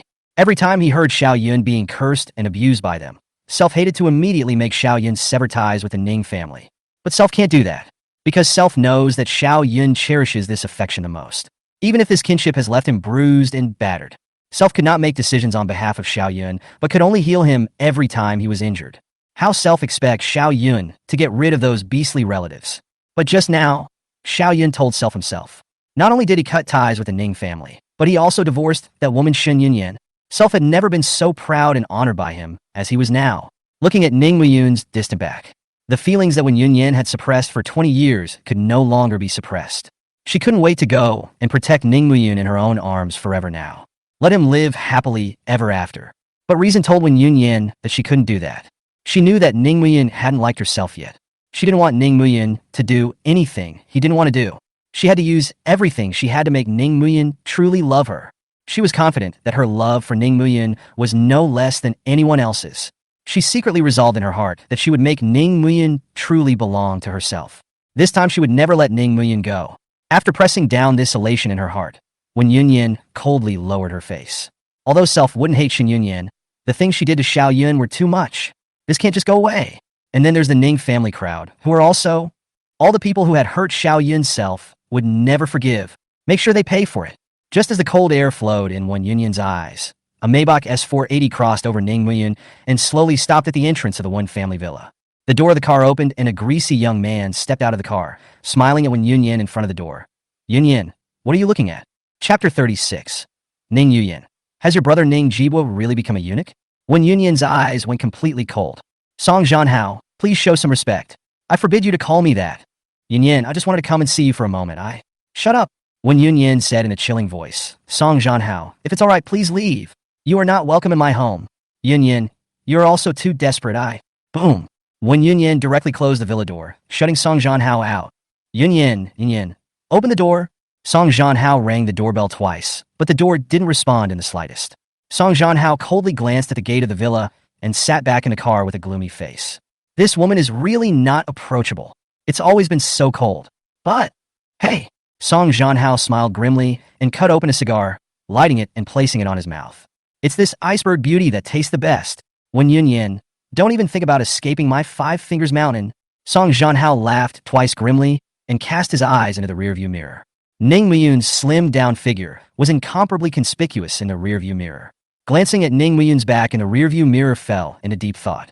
It seems that this fellow is the one Wen Yunyan has always liked. Just now, she was looking at this guy with an extraordinarily soft demeanor. Song Zhanhao thought carefully with a gloomy face. What's this guy's name again? It seems to be called Ning Muyun? Why does that name sound so familiar? Seems like I've heard it somewhere. Song Zhanhao started the car and was about to pick up his cell phone to contact the evening's drinking game. Suddenly, I saw a notification from a short video platform.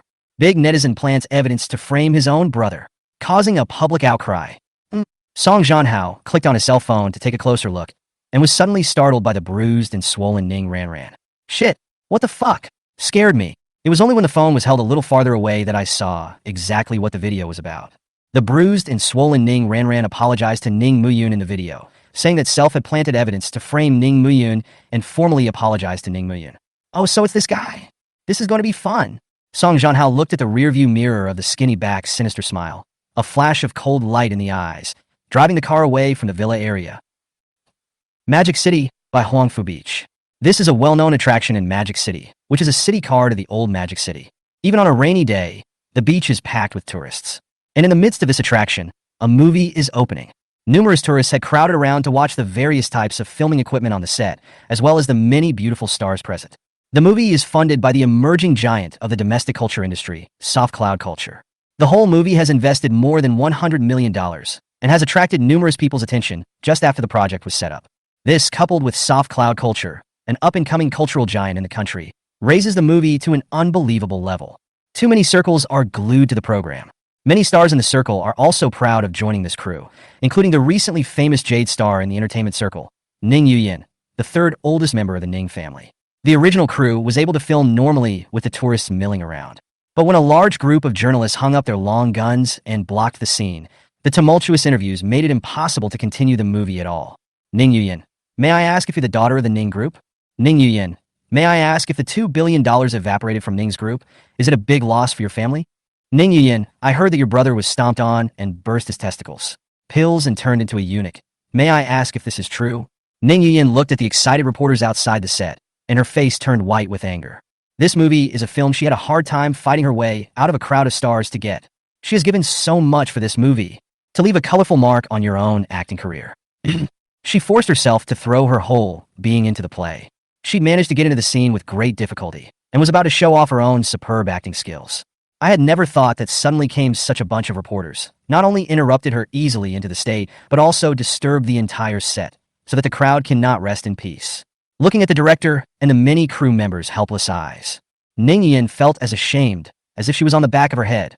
Despite being furious, Ning Yuyin had to put on a smiling face in the face of the reporters.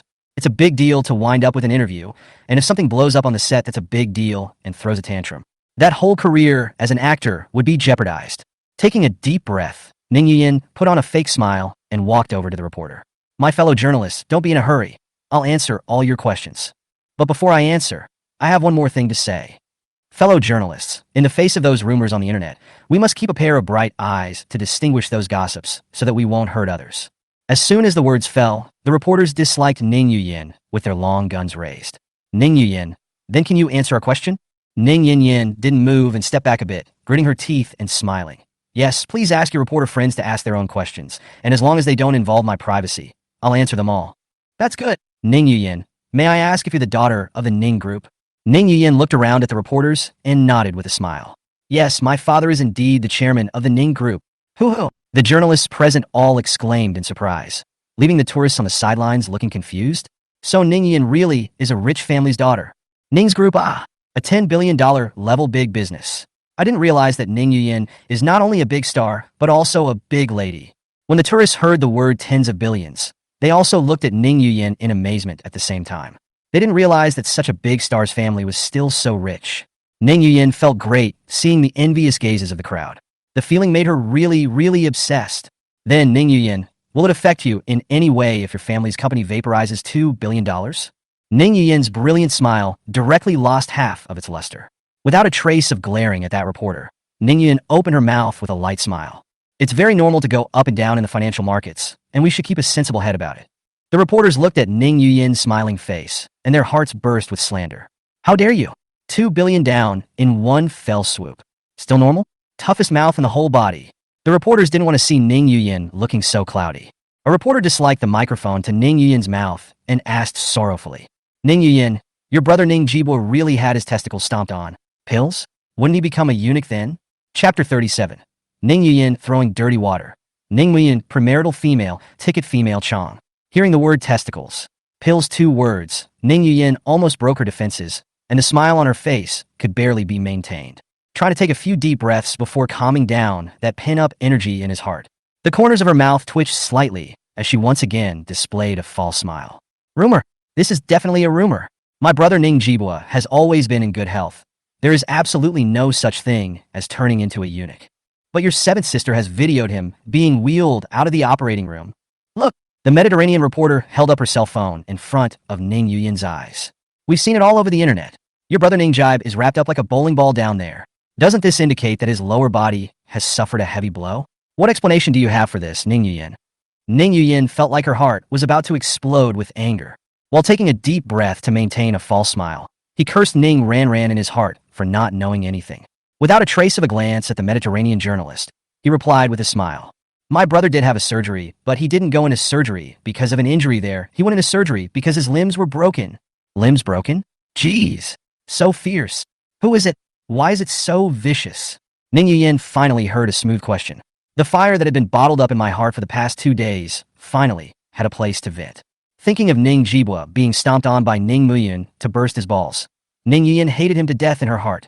Her sinister mind made her keenly aware that this was a good opportunity. A chance to throw dirt on Ning Muyun.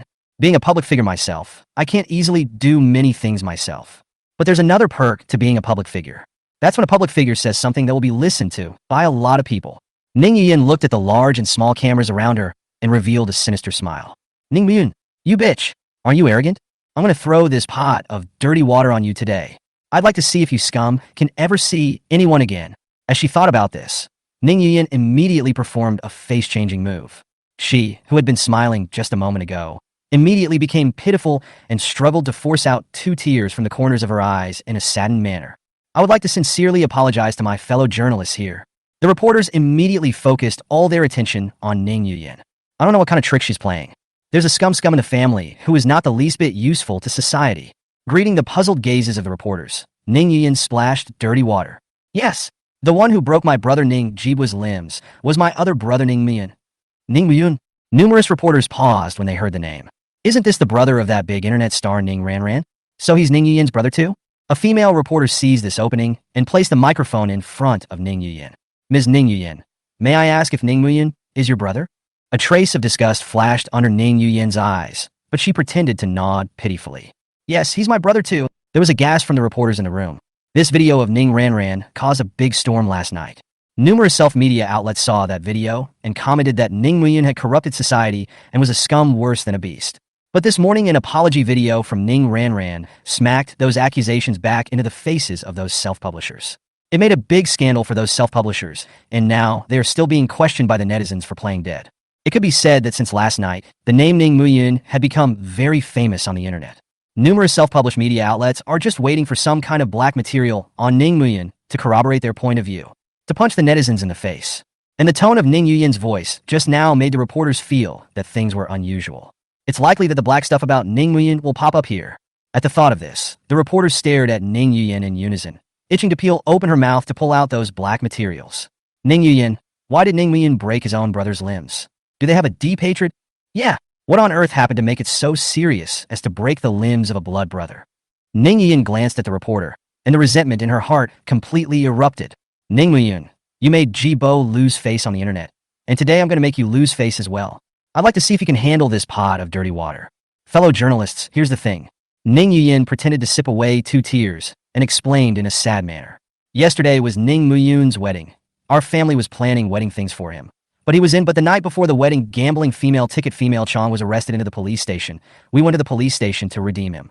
The women in the room cringed when they heard the words female Chong. It's the kind of thing they instinctively resist. In his heart, he also felt a small amount of ill will towards Ning Muyun. Ning Yuyin's heart rejoiced at the sight of the women's disgusted eyes, and she started babbling even more vigorously. The bride skipped out on her wedding day when she found out about this thing about his female Chong. As the words fell, gloating appeared in the eyes of everyone present, as if they were mocking Ning Muyun for deserving it. When Ning Muyun saw the bride fleeing the wedding, he was so angry that he threw a tantrum at the wedding site, smashing things, dropping the cake, and threatening people with knives. My parents and my sisters, fearing that something might happen to him, went up to him to persuade him, but not only did he not appreciate it, he beat them up. My younger brother, Ning Jibwa, also went up to stop Ning Muyun in order to protect his family, which is why he was sent to the hospital with broken limbs by Ning Muyun. Fellow reporters, you all saw it on my 7th sister's video. How badly Jibo was injured. His whole body is bandaged up and he's lying on the bed, unable to move. That'll be just fine. The point is, Ning Yuyin duly shed 2 tears and pretended to sob. Ning Muyun is still going to break off relations with us because of this matter of the bride running away from the wedding. He also wants to break off the engagement with the bride. We usually love him so much, holding him in our hands for fear of dropping him, and in our mouths for fear of melting him. Whenever there is something good, we let him eat it first. But he's going so far as to cut himself off from us, his relatives, because of those things. We really don't know what to do anymore. Woohoo! Sure enough, just as Ning Yuyan had expected, all the tourists present exploded after hearing this. What? There are still such people? Simply scummy scum, a tumor on society. This kind of person should be struck by heaven. It's an abomination. Why doesn't he go to hell? Ms. Ning, don't be sad. This kind of scum will get their comeuppance sooner or later. Yeah, Ms. Ning, if he wants to break off the relationship, then let him. We all know you guys are right. We're with you. Get this scum out of the house. Ning Yuyan saw the way the people present cursed and rejoiced in her heart. Now it's good, Ning Yuyan, this bitch is dead. Let's see how he's going to meet people in the future.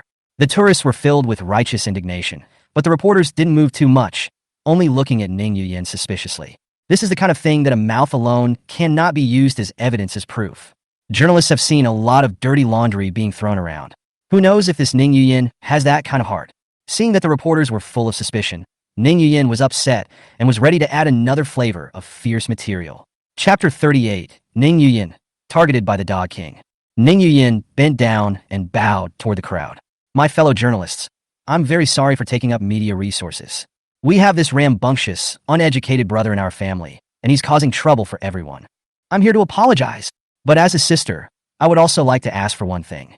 Crafty light flashed in Ning Yuyan's eyes as she spat out words that were dirty and vicious. Even though Ning Yuyan has acted in such a ridiculous manner, he is ultimately my younger brother, and I still hope that everyone can try to forgive him as much as possible. He was released from the police station not too long ago because of his female ticket, female Chong, and his bride skipped out on the wedding scene, and I heard from the family today that he was tested for STDs. He's taken so many hits already. Please, for the sake of a dear sister who loves her brother, leave him alone. I'm here to please everyone. Under Ning Yuyan's move of retreating and splashing, the 2 pots of dirty water, female ticket, female Chong, and venereal disease, were splashed dead on Ning Yuyan. All the people present showed sighs of regret. They believed from the bottom of their hearts that Ning Yuyan was a heartless, beastly, insanely violent, scummy scum with a sick female, ticket female Chong. Looking at Ning Yuyan, who bowed and apologized, the crowd felt heartbroken that she had a scummy brother like Ning Yuyan and urged her on. Miss Ning Yuyan, this is not your fault. Yeah, it's not your fault that Ning Yuyan is scum and scum. You don't need to apologize for him. Ning Yuyan is the culprit of all this. He's a complete and utter son of a bitch. Such a ladybug. Serves him right for getting bounced from his bride. Exactly. We must publish this scum in the media so that more people will recognize him, to prevent others from catching dirty diseases from him again. Hearing the insults hurled at Ning Yuyan from the mouths of the many reporters, Ning Yuyan's heart burst into laughter. Bastard, there are so many people targeting you this time. Let's see what you'll do. I'd like to see if you can still wash away the dirty water. Just as many journalists were criticizing you and me, a Mediterranean journalist stepped forward and said sorrowfully, Miss Ning Yuyan, things aren't right with you. The Mediterranean reporter raised her cell phone and placed it in front of Ning Yuyan. Look, this is your 7th sister's apology video. She even admitted to herself that she planted the evidence to frame Ning Yuyan. How does it come to you that he did it? Also, where do you know that Ning Yuyan, he has an STD? Do you have proof? Ning Yuyan gave that Mediterranean reporter a displeased look, and just when she wanted to retort, she saw a bruised and swollen Ning Ran in the middle of the video. Heart-thumping, Ning Yuyan immediately reacted that Ning Ran had been hit by Ning Yuyan in this manner. Damn bitch, how dare you hit the 7th sister? Self will definitely not let him go. While Ning Yuyan's heart was filled with rage, she also felt a hint of concern for the Ning family. The 7th sister has been beaten up by that bitch, so how can mom, dad, and big sister and the girls be any better? While her heart was anxious, Ning Yuyan lost her measure in her speech. Can't you see my 7th sister's nose is bruised and swollen? This was obviously beaten by Ning Yuyan. She was forced to say those words by Ning Yuyan. The Mediterranean reporter wanted to say something else, but Ning Yuyan had already attracted the reporter's attention. Everyone, please listen to me. The apology video that my 7th sister posted on the internet was something that scum Ning Yuyan forced her to film by all means. Everything I'm saying is the truth. Ning Yuyan, he beat up my parents and sisters at the wedding site, and he also injured my Jibo brother, and now he's trying to hide it from the public. Please clarify all this for me and stop listening to rumors, or I will take legal action against the crowd. The reporters wanted to ask something else, but Ning Yuyan had already ended the interview. The Mediterranean reporter looked at the hastily departing Ning Yuyan, her mouth full of disdain. Bah! Little green tea. How dare you act in front of my dog king? With this amount of weight you have, You can only coax this group of unseen reporters. Can you still fool me? How dare you play the planting of evidence in front of my dog king? Oof, looks like we really need to put some intensity on you this time. I just don't know if you can suffer. Ha ha ha ha ha ha. Ning Yuyin, who still didn't know that she was being watched, walked backstage. And after leaving the reporters, she immediately pulled off the hypocritical smile on her face. Ning Yuyin picked up her phone and watched the video once. And after confirming once again that Ning Ranran had been beaten, she picked up her phone and called Ning Ranran. The busy tone on the phone never stopped. Ning Yuyin frowned and helplessly put down the phone. Did that little bitch Ning Muyin injure seventh sister to the point where she couldn't even answer the phone? Ning Yuyin thought for a moment and called Ning CJ again. Hey, big sister, where are you guys now? Hospital? What? You got beat up? Mom got hit too. What's wrong with Yungun? The spine is acting up? Can't move because of the pain? I'm gonna see you guys at the hospital right now. Ning Yuyin had just wanted to leave when Ning CJ stopped him on the phone. Third sister, just have a good time filming on the set. I'll be fine here. After hearing this, Ning Yuyin nodded angrily. Well, then I'll hurry up and shoot the movie, and then I'll come see you guys afterward. After hanging up the phone, Ning Yuyin huffed and puffed as she looked into the distance. Ning Yuyin, you little bitch, I'm not done with you. Sister Yuyin, take a sip of water. Zhang Yunfei, a junior on the same set, walked over with a bottle of water. Thanks. After Ning Yuyin took a sip of water, she thanked Zhang Yunfei, who had just arrived at the theater not long ago. Zhang Yunfei smiled and shook her head, asking in a small, timid voice, Sister Yuyin, what just happened to you? Why are you so angry? Ning Yuyin was furious. Don't mention it. It's all because that bitch Ning Yuyin made me angry. Ning Yuyin? Zhang Yunfei's eyes widened. Sister Yuyin, you're Ning Yuyin's sister? Ning Yuyin glanced suspiciously at Zhang Yunfei and asked doubtfully. What? You know Ning Yuyin? Do not recognize. Do not recognize. Zhang Yunfei hurriedly denied it. I just recently saw a video posted by your seventh sister on the internet, so that's how I came to know about this person Ning Yuyin. Oh, so that's it. Ning Yuyin lowered her guard and scolded in front of Zhang Yunfei. We kindly wanted to take that little brute back home and treat him well, but this is how he repaid us. Not only did he beat his own father and mother, but he also injured his brother. What a beast. Zhang Yunfei asked in surprise. How'd he become so violent? Ning Yuyin looked at Zhang Yunfei and asked suspiciously, how come it seems like you're familiar with him? You knew him before? Chapter 39, Ning Yuyin and Zhang Yunfei's past. Don't recognize it, don't recognize it. Zhang Yunfei denied it again. Forget it. Let's not talk to you about these things. Let's hurry up and continue filming. I have to go to the hospital when we're done filming. Ning Yuyin finished speaking and left, leaving Zhang Yunfei frozen in place for half a day. How could Brother Yuyin be so violent? Obviously, in the orphanage, he didn't get angry even once. How come he's so fierce this time? No way. I gotta ask him. Zhang Yunfei pulled out her cell phone and edited a text message to send it to Ning Yuyin. The text message was to the effect of questioning why Ning Yuyin had assaulted the Ning family, hoping that Ning Yuyin could apologize properly to the Ning family so that they could forgive Ning Yuyin as soon as possible. Zhang Yunfei finished sending it and was just about to put down her phone when she suddenly received another text message. A text message sent back by Minghui? Let me see. Yunfei, I'm going on a business trip abroad recently, so I'll buy you a gift when I return. You're Minghui. A gift? What kind of gift? What in anticipation? Zhang Yunfei put down her cell phone with a joyful smile and continued into the intense filming. The pouring rain turned into a layer of rain curtains, and Ning Yuyin wandered the streets alone and disoriented. Extremely sad, he didn't know where to go and had to wander the streets like a lonely ghost. The cell phone suddenly rang, and Ning Yuyin took out his cell phone and opened it. Above is a text message from Zhang Yunfei. Brother Yuyin, why did you hit your mom and dad and your brother? Didn't you tell me you cherish your family the most? You might as well apologize to them properly. This way they will surely forgive you. Looking at this text message with explosive content, Ning Yuyin was silent for a long time, but did not reply. If Shen Yunin and Ning's family brought self endless hurt, that Zhang Yunfei brought self is endless heart cold. Zhang Yunfei was Ning Yuyin's childhood friend in the true sense of the word. After Ning Yuyin was sent to live in the orphanage for 2 years, Zhang Yunfei came to the orphanage. She was 2 years younger than Ning Yuyin, with long natural flaxen hair, pink skin, a thin figure, pale lips, and pitiful eyes that made people feel pity at first glance, just like an unweaned beast. Unfortunately, a lot of times it doesn't pay to be loved, especially in the cruel world of animals. The orphanage is also an animal world. Animals instinctively attack individuals who are different in the pack. The same goes for humans. Her natural flaxen hair made her a target at only 3 years old, and she was often bullied. Hair pulling, small flesh twisting, pushing and shoving, and punching and kicking. Children are innocent, but children move without mercy. She was weak by nature and didn't dare to resist at all, And even after being beaten, she was in pain and had tears in her eyes, but she didn't dare to cry out. Because that invites harsher bullying.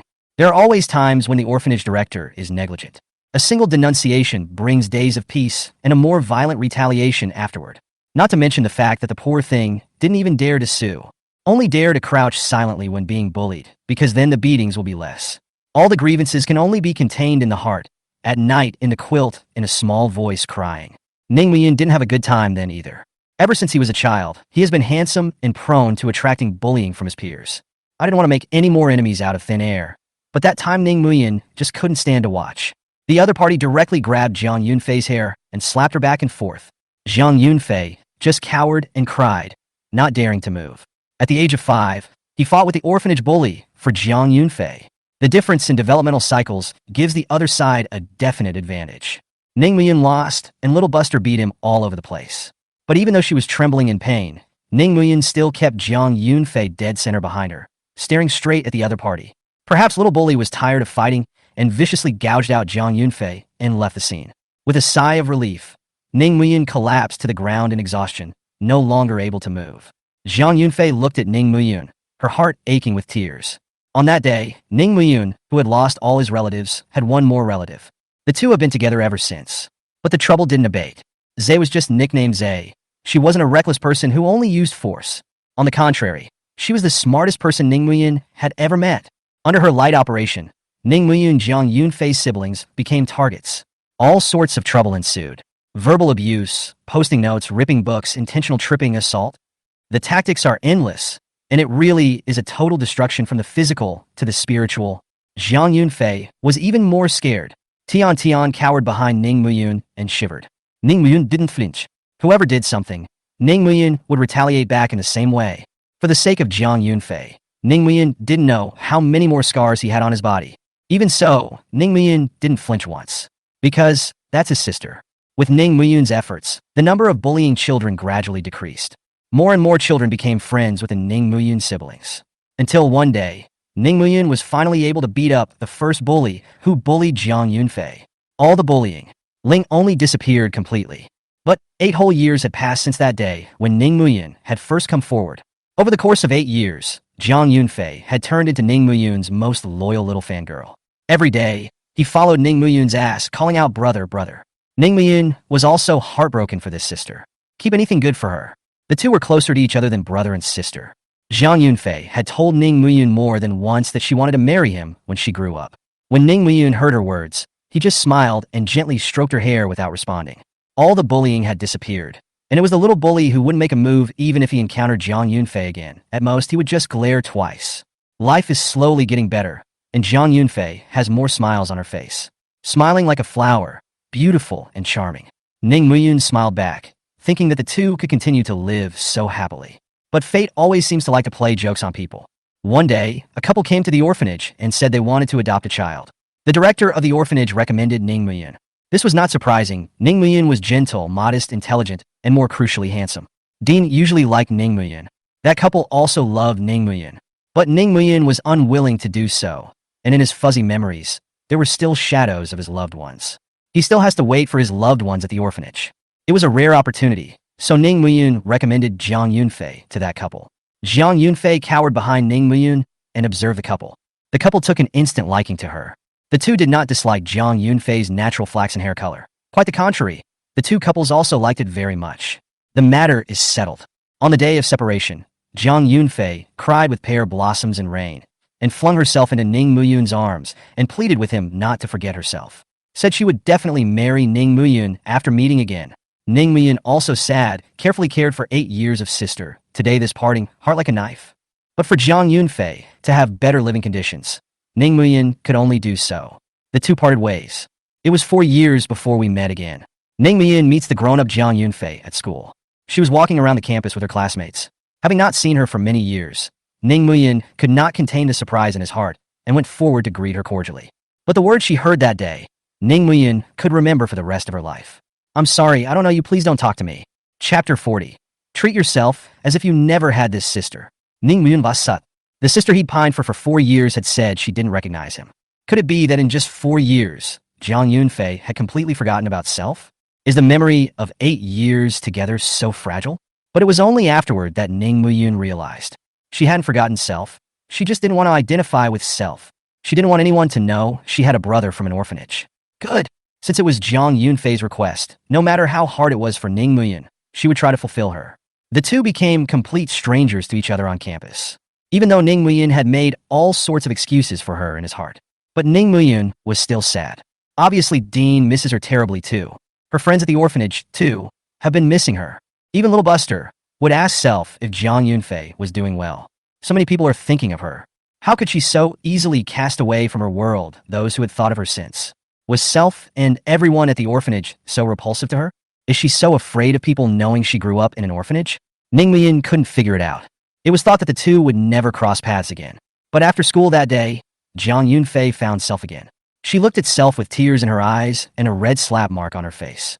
Long-lost memories awakened again, and Ning Muyun chased after the girl who had bullied her to her house that day.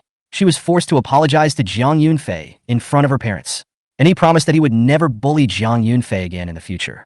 Only then did Ning Muyun stop. Afterwards, Ning Muyun wanted to send her home, but she politely declined. Ning Muyun on that day was punished by Mei Yuanyuan to kneel in front of the coffee table with her head bowed in contemplation because she went home and missed her meal, while Ning Sijia and the other sat on the sofa, watching TV while sneering at Self. Perhaps it was the experience of early childhood that made Jiang Yunfei have some inferiority complex in her heart. With her sheepish nature, she often gets to meet scummy men and women.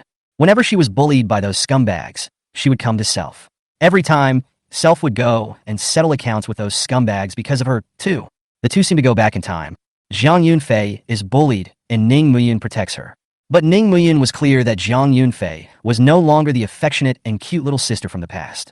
There's no going back. There will always be one or two hardened criminals among the scum being counted. One day, a scumbag came to the school with his parents to settle the score with Ning Muyun.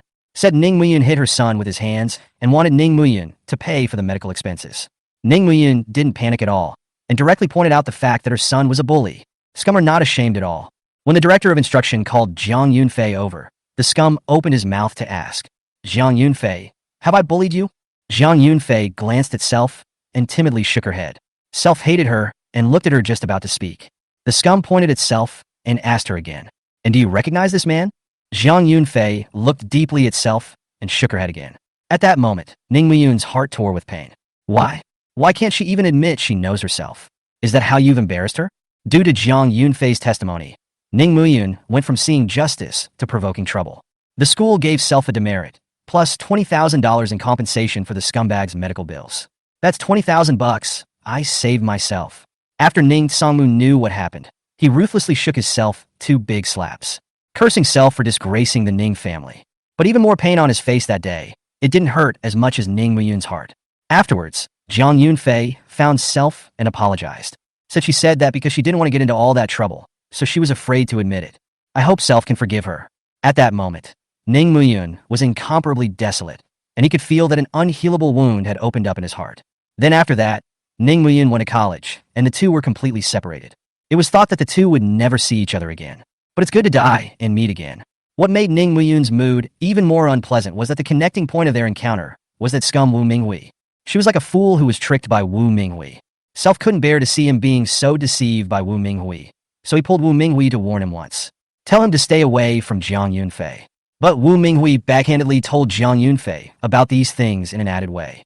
It caused Jiang Yunfei and Shun Yunyan to both reprimand Self. Even so, Self did not give in and backhandedly placed the evidence of those hurtful things Wu Minghui had done in front of Jiang Yunfei. Jiang Yunfei then came to her senses and left Wu Minghui. But after this incident, the relationship between the two dropped to freezing point. Even if the chance encounter Jiang Yunfei sees Self is like encountering the air completely ignored. She later joined the entertainment industry and became a minor star. Mr. and Mrs. Jiang Hongyan, the couple who adopted her, were senior officials in charge of culture. No one dared to subvert her, and she became more and more popular as time went on. The year he died in his previous life, another extreme scum, Song Jianhao, appeared. This guy is well disguised, but he's really a sea king. Jiang Yunfei is in her 20s and still hasn't grown a bit. Casually, those people are fooled. I also blame Self and Mr. and Mrs. Jiang Hongyan for protecting her too well. Let her not eat a bit of earth. Self hadn't spoken to her in years at that point. But that night, Jiang Yunfei called Self in tears, saying that Song Jianhao bullied her and lied to her. Despite the pain of the scars left in her heart, Self couldn't ignore her.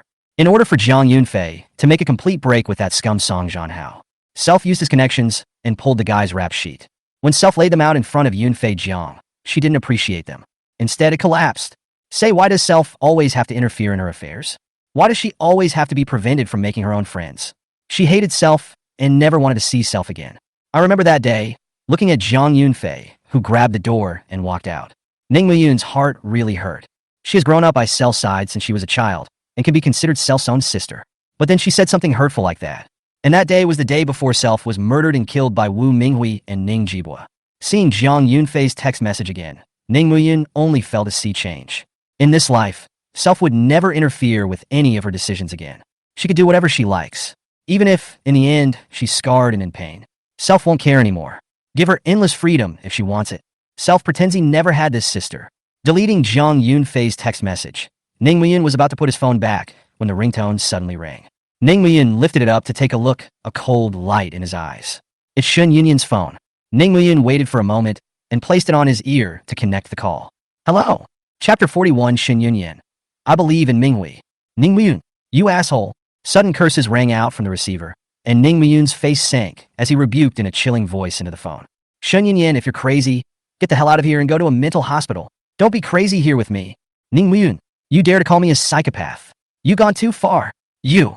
Insulting words rang through the microphone, and Ning Muyun didn't want to hear them, directly holding the cell phone farther away. Only when the ear-piercing sound in the earpiece faded away did Ning Muyun put the phone back to his ear, his eyes harboring an unmistakable chill. Shun Yunyan, you called me just to scold me. Ning Muyun. Shun Yunyan on the other end of the phone sounded extremely angry. Ning Muyun had already heard this tone too much in his previous life, and was really not interested in hearing it again in this life. Do you realize how much damage you've done to the company? Just because of that crappy video of your seventh sister, the company's market value has evaporated by $200 million. $200 million. It's all gone because of your stupid seventh sister. Stop. Ning Muyun wasn't interested in listening to Shun Yunyan talk about these things. Shun Yunyan, I have a few points to make clear to you. First, that's your family's company, not mine. It has nothing to do with me if it just goes out of business. Second, the one who released the video is Ning Ranran. If you have a fire, go directly to her to spread it. Don't come to me. Third, even if your company vaporizes $200 million, it's all your fault. If you didn't run away from the wedding, there wouldn't have been any of this. Ning Muyun. The ear-piercing screams once again rang out from the microphone, and Ning Muyun, angry from the heart, yelled back directly from the cell phone. Shun Yunyan, you call your mom you. Ning Muyun, how dare you scold my mom? Ning Muyun had completely lost his patience. Shun Yunyan, if that's what you're looking for me for, then I'll just hang up. I have nothing to say to you. What did you say? Shun Yunyan, on the other end of the phone, was about to die of anger. Ever since those incidents in the villa yesterday, Shun Yunyan had written the divorce agreement overnight. All the terms on it were favorable to Shun Yunyan. Shun Yunyan, who was in a good mood, came to work with the divorce agreement, just waiting for Ning Muyun to beg her, which had thought that the internet had suddenly exploded with the story of Ning Muyun beating up Ning Jibua. Ning Ranran was good and dead enough to mention the Shun group in the video. This is good. Today the stock market opened. Shun's group market value directly evaporated $200 million. Although it wasn't as big a loss as the $2 billion coming from the Ning family, it was still too much for the debt-ridden Shun to bear. This was all because of this trash Ning Muyun. Self called him over and raised hell. How dare he yell at Self like that? He's really living out of his mind.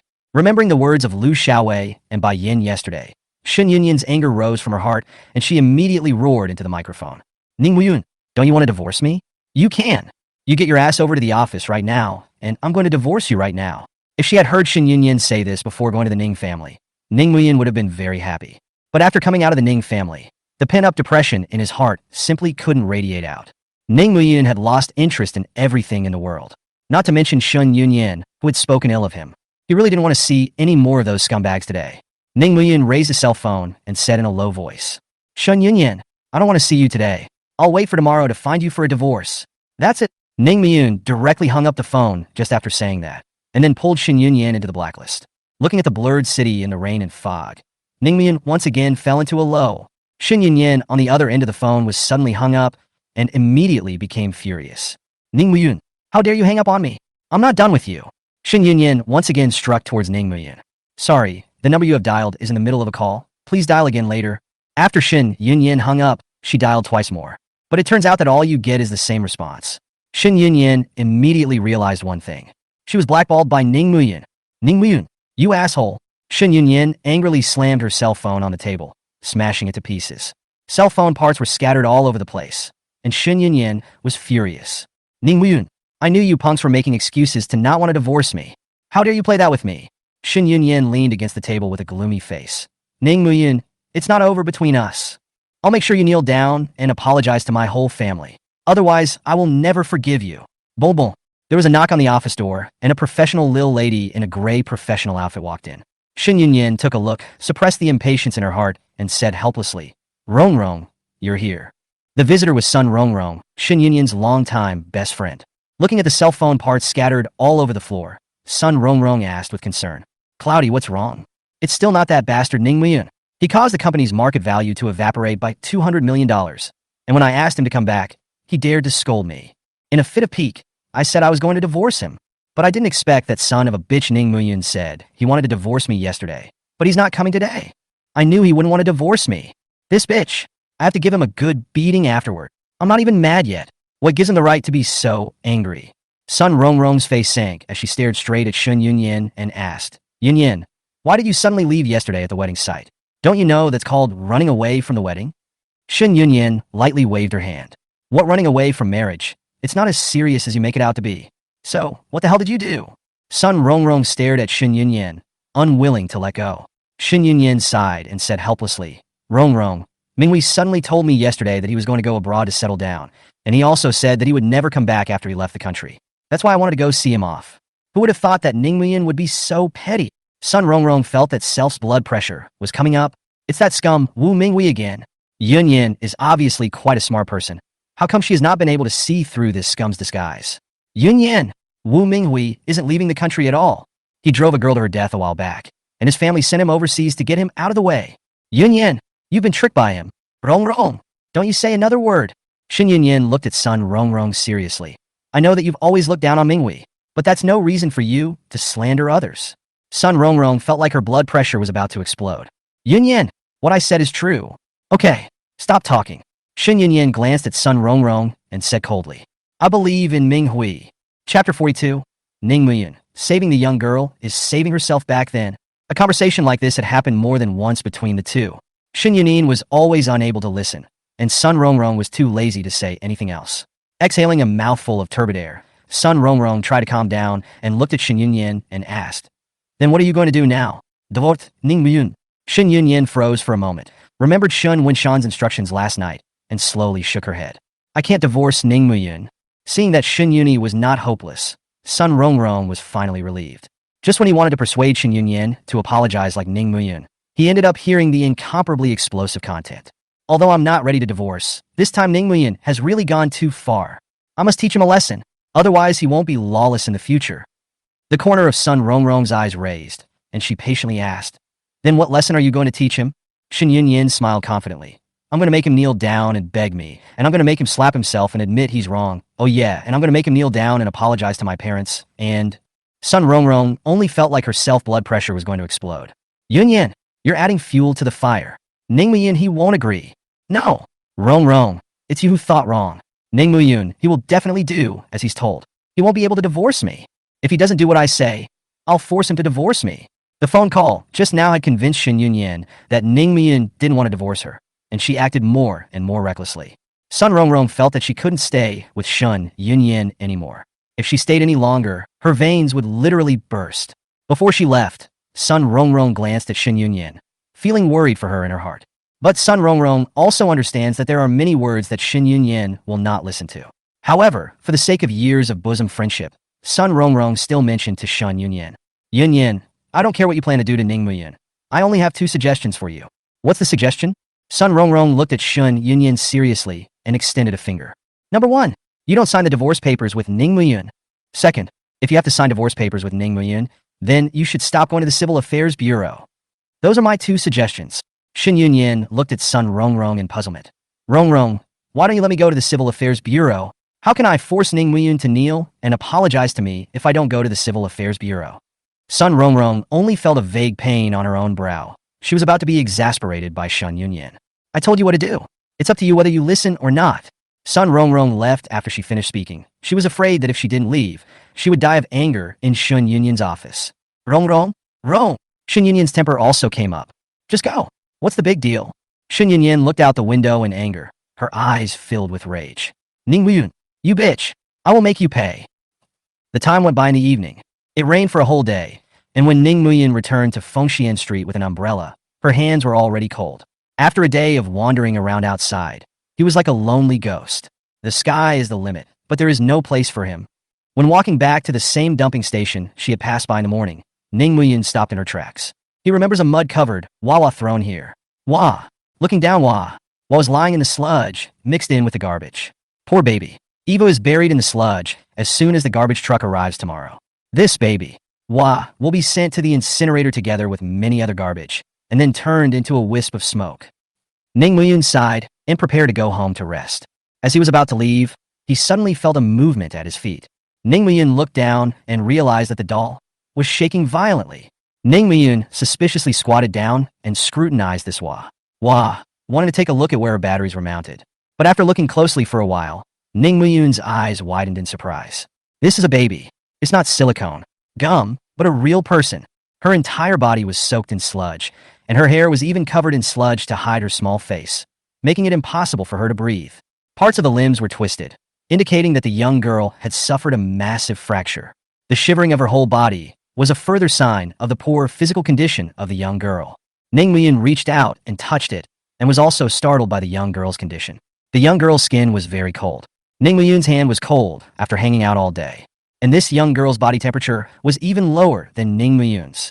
Teenage girls get hypothermia, coupled with the fact that the young girl was now shivering unnaturally all over her body. Ning Muyun could be certain that the young girl's hypothermia was already very serious and life-threatening. Lay out there a little longer, and the teenage girl might actually be gone. Looking at the young girl lying in the garbage, Ning Muyun suddenly thought of himself. After being trafficked, Self was also sent to an abandoned garbage dump. Those traffickers poisoned Self and then threw Self in the garbage. How similar the Self of that time was to the young girl in front of me. At that time, Ning Muyun dreamed of someone coming to save Self, but none came to answer his wishes. Now, looking at the young girl lying in the sludge, Ning Muyun suddenly burst into hot tears. The young girl lying in the garbage was Self back then. No one came to Self's rescue back then, but now Self will surely save her. Self is not only trying to save this young girl, but also the isolated Self of that year.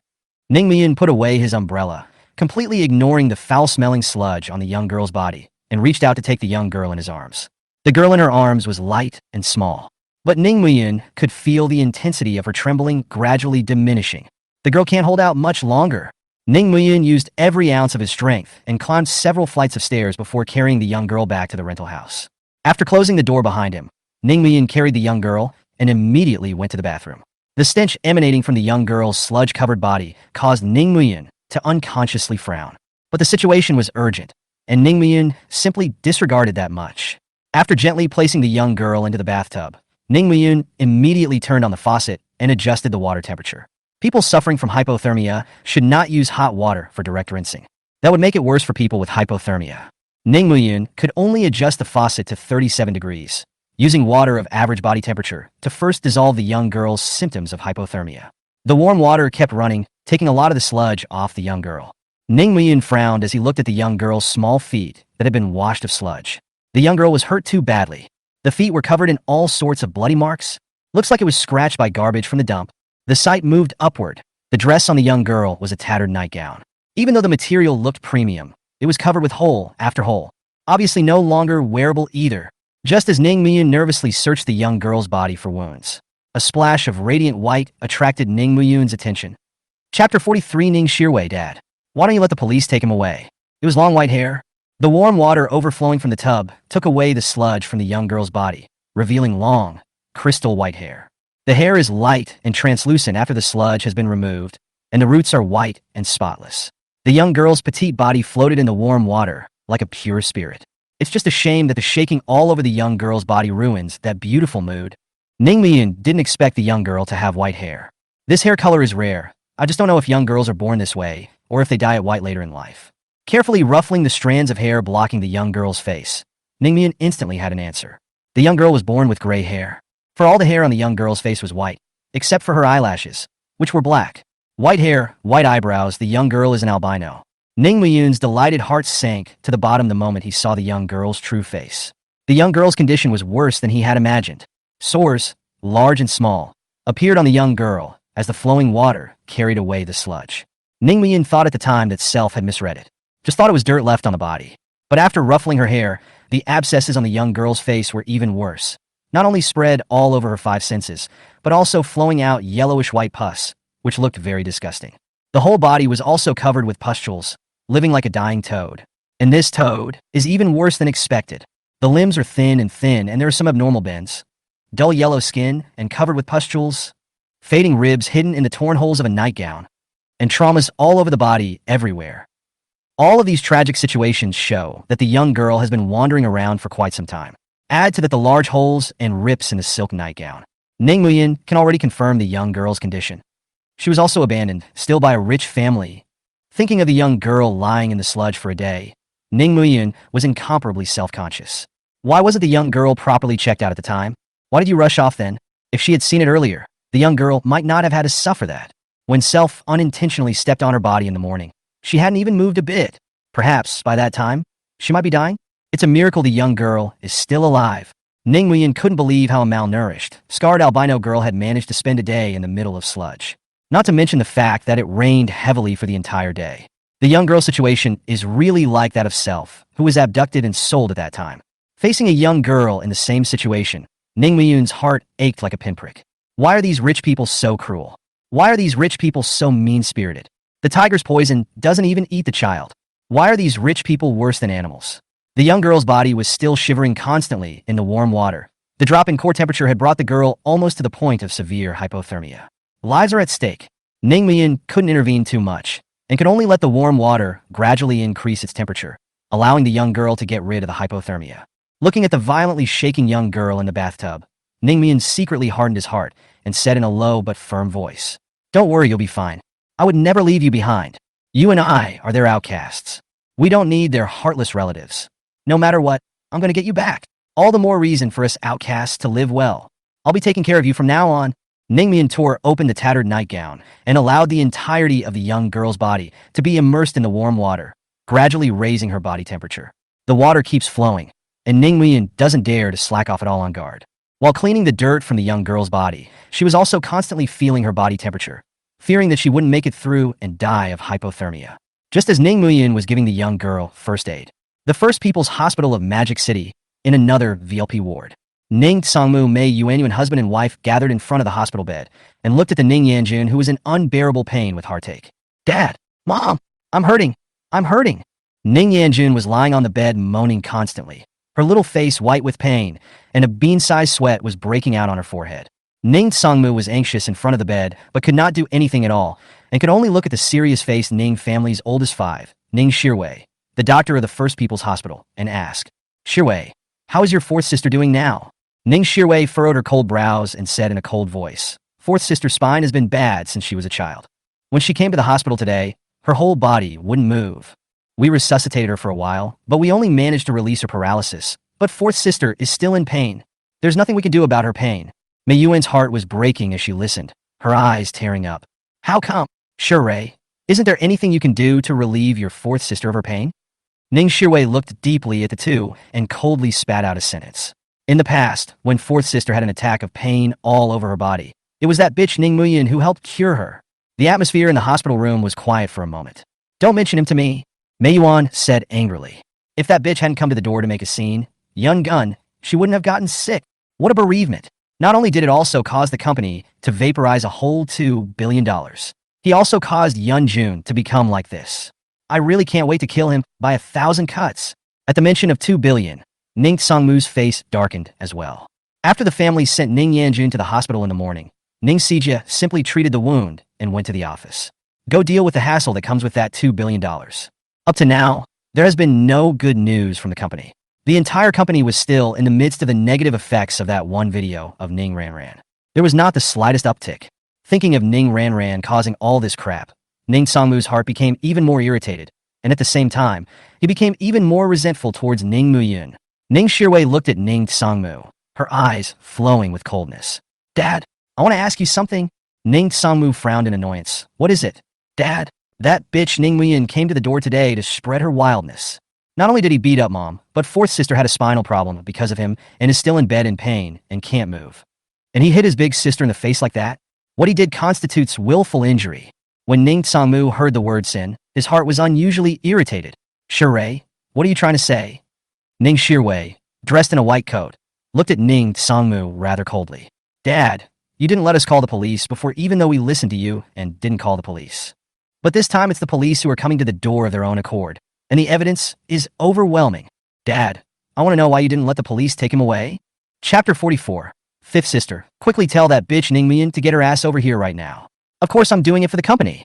Ning Sangmu's eyes shrank and he said somewhat sheepishly, if we let the police take that rebellious son away, it will cause an even worse impact on the company, and the stock price will continue to fall. Our Ning family really can't afford any more losses. For the sake of the company, I'm the one who didn't let the police take that rebellious son away. Mei Yuan and Ning Yanjun, who was lying on the bed moaning, both lowered their eyes unwillingly when they heard Ning Sangmu's explanation. Why would they not want to send Ning Muyin to jail?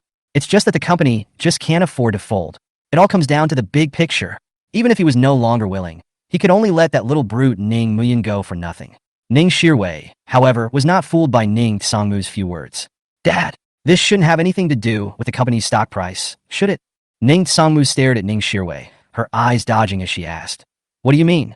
Ning Shirwei's eyes were cold and wise. Dad, first of all, the company's stock price has dropped, and there's no way to keep it down even if more negative news breaks.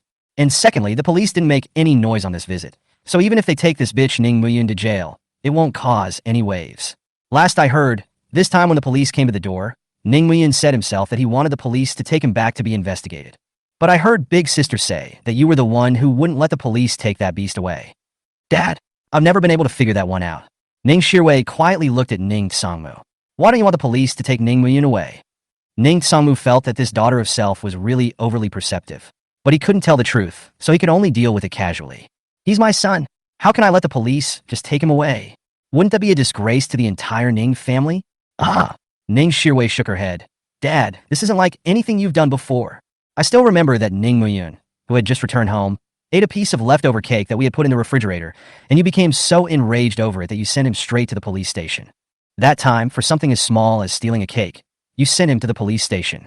There was no concern that he was your son, or whether that would dishonor the Ning family. But this time he did such lawless things. You didn't even react at all. Instead, they bailed him out of the police. I'm very confused about that. Dad, can you tell me what this is about? Hearing Ning Shirwei's such a thorough analysis, Mei Yuan and Ning Yanjun also snapped out of it and looked at Ning Sangmu in unison. Yeah, he could have been sent to the police station before for a piece of cake. How come you're beating up your family now, and you're not sending him in? Ning Sangmu felt that his family's puzzled sight made him a little breathless. But the next sentence from Ning Shirwei almost caused him to go into cardiac arrest. Dad, you don't, by any chance, have anything on him, do you? No way. Ning Sangmu retorted back unusually vehemently, as if his tail had been stepped on. Not at all. He's not holding anything on me. No, I don't have any leverage. I just don't want the Ning family to make a fool of themselves again. Dad, Ning Shirwei wanted to ask something else. Shut up. It was only after the angry rebuke came out that Ning Sangmu realized that he had lost his temper. Ning Sangmu took 2 sharp breaths, wiped the sweat off his head, and walked slowly towards the door. I'm a little bored. I'm going out the door to get some air. After Ning Sangmu left, the 3 people who stayed in the room glanced at each other, all feeling that there was something very fishy going on here. But Ning Sangmu did not say. They also have no way to know, can only be so dry eyes and no way to start. Fourth sister, how are you doing? Ning Shuxian and Ning Yuyan, who had returned from the company and the set, also rushed to the hospital. Ning Yanjun dropped tears in aggravation as she took a look at her 2 sisters' arrival. Second sister, third sister, I'm in pain. Ning Shuxian and Ning Yuyan eagerly looked at Ning Shirwei. Fifth sister, is there no way to help your fourth sister with the pain? Ning Shirwei shook her head gloomily. It can't be helped. Even if we help fourth sister with an analgesic, it can only last for a while. Once the medicine wears off, fourth sister will be in even more pain. That's when it really hurts. Then what should we do? We can't just let fourth sister be in pain like this, right? She'll die of pain. Ning Shuxian was so anxious that her forehead was sweating. Ning Yian was also pacing back and forth in the hospital room. There is one person who can ease the pain of the fourth sister. Who? Both sisters rushed to Ning Shirwei, who coldly swept the 2 of them and said indifferently, Ning Muyin. The room was instantly silent, and a few people seemed to be able to even breathe. Ning Muyun, Ning Shuxian, and Ning Yuyan both glanced at each other, then looked at Ning Shirwei to reconfirm. Fifth sister, are you sure that that bitch can relieve fourth sister's pain? That's right. Ning Shirwei nodded and said in a cold voice. That bitch Ning Muyun learned acupuncture at some point. Fourth sister used to have frequent attacks of back pain. It was that bitch who came home and treated fourth sister with acupuncture that saved her from all this pain. If you want fourth sister to stop suffering, you have to let that bitch Ning Muyun come for acupuncture. While saying this, Ning Shirwei's face was gloomy, obviously being surpassed in terms of medical skills by Ning Muyun. A lowly thing in her eyes made her extremely unhappy. Then what are you waiting for? Hurry up and call that little brute over here to treat fourth sister. Ning Yuyan shouted. I'll call him right now. This bitch caused the fourth sister such misery. He must take the responsibility. Ning Shuxian also said angrily. Right? Hurry up and get him over here. I'm gonna slap him twice. See if he dares to hit me from now on. Mei Yuan chimed in. After Ning Yuyan dialed Ning Muyun's number, a familiar voice once again came out of the receiver. Sorry, the number you have dialed is in the middle of a call. Please dial again later. It was only then that Ning Yuyan remembered that she had already been blackballed by Ning Muyun. I forgot. The bitch has blacked out my phone. Ning Shuxian and Mei Yuan's faces stagnated as they recalled the day when they had sent Ning Jibo to the hospital. Ning Muyun had pulled the plug on all of them. Fifth sister, call that little beast. Ning Shirwei spread her hands. I never added his phone number. I have. Ning Yuyan said angrily as she laid her cell phone in front of her. Fifth sister, this is his number. Call him quickly and tell that bitch Ning Muyun to get her ass over here right now. Ning Shirwei lightly pressed the dialing button and put the phone to her ear. The three looked at Ning Shirwei expectantly. No one answered. Ning Shirwei put down her cell phone and spread her hands towards the three. Fifth sister, you keep fighting. Yeah, Shirwei, you keep calling. That bitch doesn't have your number. She shouldn't have pulled the plug on you yet. Ning Shirwei nodded and once again struck towards Ning Muyun. After a sharp, busy signal, the call finally connected. Hello? Ning Muyun, you bitch a bastard. Your fourth sister is in the hospital right now. Hurry up and get your ass to the hospital. Treat your fourth sister. Ning Shirwei said in a chilling voice. Ning Muyun's voice of suppressed anger came from the microphone. Who are you? I'm your fifth sister. Ning Shirwei. There was a sudden dead silence on the other side of the phone, with only the clatter of running water ringing through the microphone. Ning Shirwei felt like she was being ignored, and her heart suddenly burned with anger. Hey, bastard, don't play dead on the phone. Hurry up and get your ass to the hospital to treat your fourth sister. Ning Shirwei, you have such a cheap mouth. Why don't you hurry up and get a car to touch you to death? Chapter 45 Ning Shirwei, you hurry up and go jump to your death. Ning Muyun, you little bitch. How dare you curse me like that? Ning Shirwei, who had always been indifferent to everything, finally broke her defenses. How could she not have imagined that the little brood in the past, who had allowed her to beat and bully her, would dare to resist today? And the nerve to swear so hard. Ning Shirwei only felt a flame burning in her heart, itching to shake Ning Muyun dozens of slaps right now. Ning Muyun's voice was relaxed and full of writing, with mockery in it. That's right. I am cursing you. You're gonna hurry up and find a building right now and jump to your death. Oh, I almost forgot. That building in your hospital is quite high, so hurry up and go to the top and jump down. After you fall to your death, your hospital will have a morgue just in time to take in your piece of rotten meat. Ning Muyun. Deafening screams came from the microphone, and Ning Muyun adjusted the temperature of the water, sneering and ignoring it. You little bitch. How dare you talk to me like that? Ning Shirwei, I sometimes wonder how you Ning family members grow your pig brains. How come it seems like naturally you guys have a sense of superiority over others? Did you guys eat so much history that your rectums clogged up your brains? Ning Muyun. What? That's all you can howl, is it? Bitch. Ning Shirwei only felt a wave of anger building up in her heart, causing her to almost gasp for air. But Ning Yanjun's condition could not be delayed, and Ning Shirwei had to suppress her anger even if she had it. Ning Muyun, your fourth sister is currently suffering from her illness in a hospital, and I can take these few words of yours just now without taking them seriously. It'll be fine if I slap you a few times afterward. But I'm ordering you to get your ass to the hospital and save your fourth sister right now. Right now. Ning Yongkun is sick. Right? That's right. Ning Shirwei suppressed her explosive nature and tried to say calmly. Your fourth sister is lying in a hospital bed right now, rolling around in pain. If you're still a human being, you bitch, get your ass to the hospital right now and treat your fourth sister. Great. Ning Muyun's brisk words came out of the receiver, and Ning Shirwei didn't even react for a moment. You, what did you say? I say, it's great that that cunt can be sick. Why doesn't she hurt alive? It would be really nice if she died of pain. Ning Shirwei's eyes widened, unable to believe that these were the words of the brother who had been allowed to be beaten and scolded. Ning Muyun, you little bitch. Say that again. Ning Shirwei, if you want to hear it, I'll repeat it for you. Listen carefully, you bitch. It's great that that bitch Ning Yanjun can be sick. I can't wait for her to die of pain, just like that.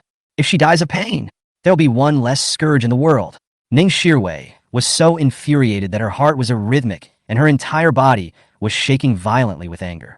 Ning Muyun, how could you say such things to your fourth sister? Are you still a human being? Is it a person dash? Ning Muyun's snorting voice came from the other side of the receiver. Ning Shirwei, I sometimes wonder how you can say such things with a straight face. When that bitch Ning Yunjun beat me up and left me paralyzed on the ground, unable to move, why don't you ask her if she's a human being? When I treated her before and she backhandedly slandered me for stealing from Mei Yuanyuan, why don't you ask her if she's human? Why don't you ask her if she's a human being when I protected her from that defendant's blows and she set me up for a whole week in the detention center instead? Now, instead, you beast question whether others are human or not. You are worthy. Ning Muyun.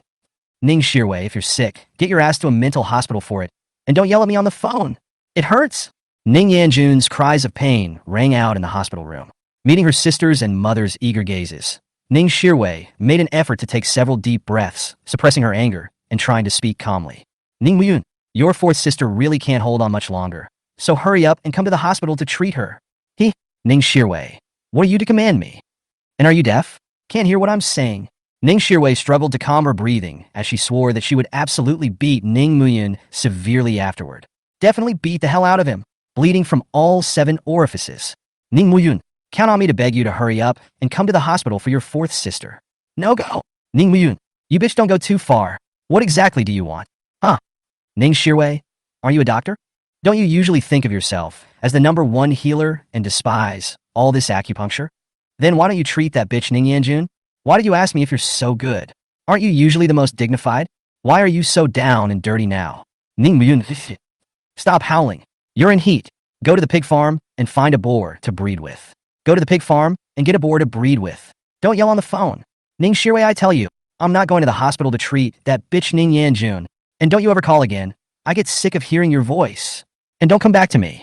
I feel even more disgusted when I see your family. That's it. Ning Muyun hung up the phone after saying that. Ning Muyun. Ning Shirwei was so angry that her body went numb. This little brute. How dare he hang up on me? What a damnation. Ning Shirwei unbelievingly continued to call, but the microphone was never connected again. At this moment, Ning Shirwei understood that she had also been blackmailed. Ning Muyun. Ning Shirwei was so angry that she raised her hand and slammed the phone on the ground. The phone fell to pieces, parts splattering all over the floor. When Ning Shuxian and Ning Yuyan both saw Ning Shirwei suddenly get so angry, they hurriedly came forward to ask, "Fifth sister, what's wrong?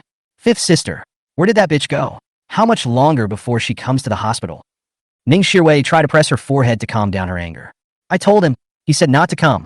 He also said he wanted to see fourth sister die of pain." "What?" The two sisters Ning Shuxian exclaimed at the same time. "How can he talk like that? In vain we've been so good to him all these years. This cheap bastard really deserves to die. When I meet him afterward, I will beat him to death alive." Ning Yuyan was so angry that she paced back and forth. Her hands kept clenching and relaxing, as if she was fantasizing about beating Ning Muyun. "Mom, I'm in so much pain." Mei Yuanyuan was also angry, but seeing Ning Yanjun in this state, she had long since panicked and couldn't be bothered to curse Ning Muyun. "Shirwei, do something to save your fourth sister." Ning Shirwei kept gasping for air and looked at her sisters in the hospital room with a gloomy face. "Second sister, third sister, let me ask you something. What exactly has that little brute, Ning Muyun, been stimulated by? Why does it seem like he's changed in the past 2 days? Whenever we reward him with a slap in the face, he takes it obediently. How is it that today this little brute still dares to hit people? And dare to talk to us like that? Second sister, third sister, what the hell happened to that little beast?" Chapter 46, Sixth Sister. Did you lose Ning Muyun or not? Fifth sister. You weren't at the wedding. You don't know. It's all because of that woman Shin Yin. Ning Shuxian explained slowly with a gloomy face. The wedding was going to go very well. The vows were said, the handover drinks were drunk, and the two of them were about to exchange rings. Shin Yin suddenly received a phone call, and without saying a word, she turned around and left. We were just wondering where she went. That little brute, Ning Muyun, fainted in anger. We carried him under the big tree, and were wondering what to do with him. Ning Muyun suddenly woke up. After waking up, he changed his temperament drastically, like a different person, into the lawlessness of the present. Ugh, Ning Shuxian sighed. I don't know how he became like this. Maybe he was so stimulated at the time that he's gone crazy. Serves you right. Ning Shirwei's eyes flashed with a vicious light, and the words she uttered were also vicious. This cheap bastard serves Shin Yunyin right for running away from the wedding. A lowlife deserves to have someone else cuckold him. He deserves to be unable to hold his head up for the rest of his life. That cheap bastard. Fifth sister, don't say that. Ning Yuyan glanced at Ning Shirwei and excused Shen Yunyan. Shen Yunyan is not that kind of person. She's still very disciplined as a person. It's impossible for her to do those hookup things. Ning Shirwei didn't let up in the slightest. That's why I said that bitch deserved it. He deserves to have a woman like Shen Yunyan cuckold him too. He's a total loser. Can't protect anything. Serves big sis right for burning all that crap he's got. That's great. Ning Shirwei cursed Ning Muyun fiercely, as if this could hurt him. Alright, don't mention Shen Yunyan anymore. Ning Shuxian frowned and glanced at Mei Yuan and whispered. That little brute announced at that time that he wanted to break off his engagement with Shen Yunyan. That little brute is divorcing her too. Shen Yunyan is probably being annoyed these 2 days. Ning Shirwei disdained Ning Shuxian's words. Humph. He still dares to mention divorce to Shen Yunyan. Second sister, you think too highly of that loser of his. I'm sure. He doesn't want to divorce Shen Yunyan. He's just playing lustful games. What a bitch. I bet he'll end up on his knees begging Shen Yunyan to forgive him. If he can divorce Shen Yunyan, I'll write my name backwards. After Ning Shirwei finished speaking, she coldly grimaced on the side and kept gasping for air to calm her heart full of anger. The 2 sisters, Ning Shuxian and Ning Yuyan, were anxious as they looked at Ning Yanjun, who was paralyzed in pain on the hospital bed. Fifth sister, what should we do now? That little brute Ning Muyun isn't willing to come over either. We can't just let the 4th sister put up with this, can we? Ning Muyun's words just now caused Ning Shirwei's fire to rise as well. We don't need that bitch Ning Muyun. I'll be the one to figure out how to cure 4th sister. I don't believe I can't cure 4th sister. Second sister, 3rd sister. I'm gonna fetch some things first. I'll be back later. Ning Shirwei pushed out the door, leaving several people in the hospital room anxiously watching over Ning Yanjun. The door to the room was pushed open again, and the bandaged Ning Sijia walked in with the disoriented Ning Luoling as well. 4th sister. Sijia, how's the company? Mei Yuan's mother and daughter, a few people, quickly surrounded them. Ning Sijia said grimly, Mom, I've asked those guys in PR to put out a notice. They've already started dealing with all that negative news online, and things should calm down soon, but the company's market capitalization... Sijia, what happened to the company's market capitalization? Speak up. Mei Yuan's forehead was sweating with anxiety. Mom, the company's market value won't rise back up for a while. Too many people saw that one video of Ran. The impact is just too bad. Ugh, how did it come to this? Mei Yuan sat on the edge of the bed sighing, but Ning Shuxian and Ning Yuyan came over. Heartbroken, he looked at Ning Sijia. Big sister, how did you get like this? The corners of Ning Sijia's eyes sank as she suppressed her anger and said in a low voice. It was that little brute Ning Yuyan who hit. Big sister, that bitch is too much. Yeah, big sister, you didn't just burn that bitch some rags. What gives him the right to beat you like that? Big sister, we can't just let it go. I'll call the police now. Send him to jail. Recalling Ning Muyun's dozen or so heavy punches, Ning Sijia felt that her cheeks were now vaguely painful. However, upon hearing Ning Yuyan's words, Ning Sijia still reacted immediately. 3rd sister, you absolutely cannot call the police. The company's publicist has already started laying out the script. If you call the police, you'll destroy all their setup. The company just can't afford to fold. Ning Yuyan gritted her teeth and gripped her cell phone. Damn, what a cheap shot for that little bitch. There. Ning Sijia didn't want to hear any more about these things. 2nd sister, 3rd sister, you guys don't have to think nonsense. I won't let that little brute go. When this round of company turmoil passes, I'll naturally find a chance to properly clean him up. I remember all the things he did to Mom and Dad, Jibbo, and us sisters. Sooner or later, we'll settle the score with him. Only after hearing Ning Sijia's assurance did Ning Shuxian and Ning Yuyan breathe a sigh of relief. Don't worry, big sister. We remember all those things he did to us too. We'll settle this score with you when the time comes. Ning Luoling didn't seem to have heard her sister's words and just stood by the bedside, asking listlessly, 4th sister, are you okay? Ning Yanjun's face went pale as she fell limp on the bed, her voice whimpering and hoarse. 6th sister, I'm in pain. Ning Sijia brought her 2 sisters around to the bed. Mom, what's going on with the 4th sister? Mei Yuan looked at Ning Yanjun and wiped away her tears in a heartbroken, resentful, and unwilling manner. It's still not that little bitch. Shirwei asked him to come and treat Yanjun. Not only did he not want to, but he also cursed Shirwei on the phone, so angry that Shirwei smashed her cell phone. Shirwei had no choice but to find her own way to cure Yunkun. She's gonna fetch something now. The 3 Ning Sijia sisters listened on the sidelines, their faces growing more and more somber. This little brute is really too much. He has caused the 4th sister to become what she is now. Let him come and treat the 4th sister. And he's not even willing to do it. It's really worse than an animal. After a busy day, Ning Sijia had long since broken free from Ning Muyun's shadow this morning. and the whole person had once again returned to that state of arrogance and insolence towards Ning Muyin. Not only that, when Ning Sijia thought about the things Ning Muyin had done to her in the morning, his heart became even more irritated, and he also became more and more resentful towards Ning Muyin. Big sister, don't worry about it. Fifth sister went to get something. Her medical skills are so good. Fourth sister will surely recover soon. Besides, what's so great about Ning Muyin? I don't believe there's no cure without his fourth sister. Hearing Ning Shuxian's words, Ning Sijia's face only slightly slowed down.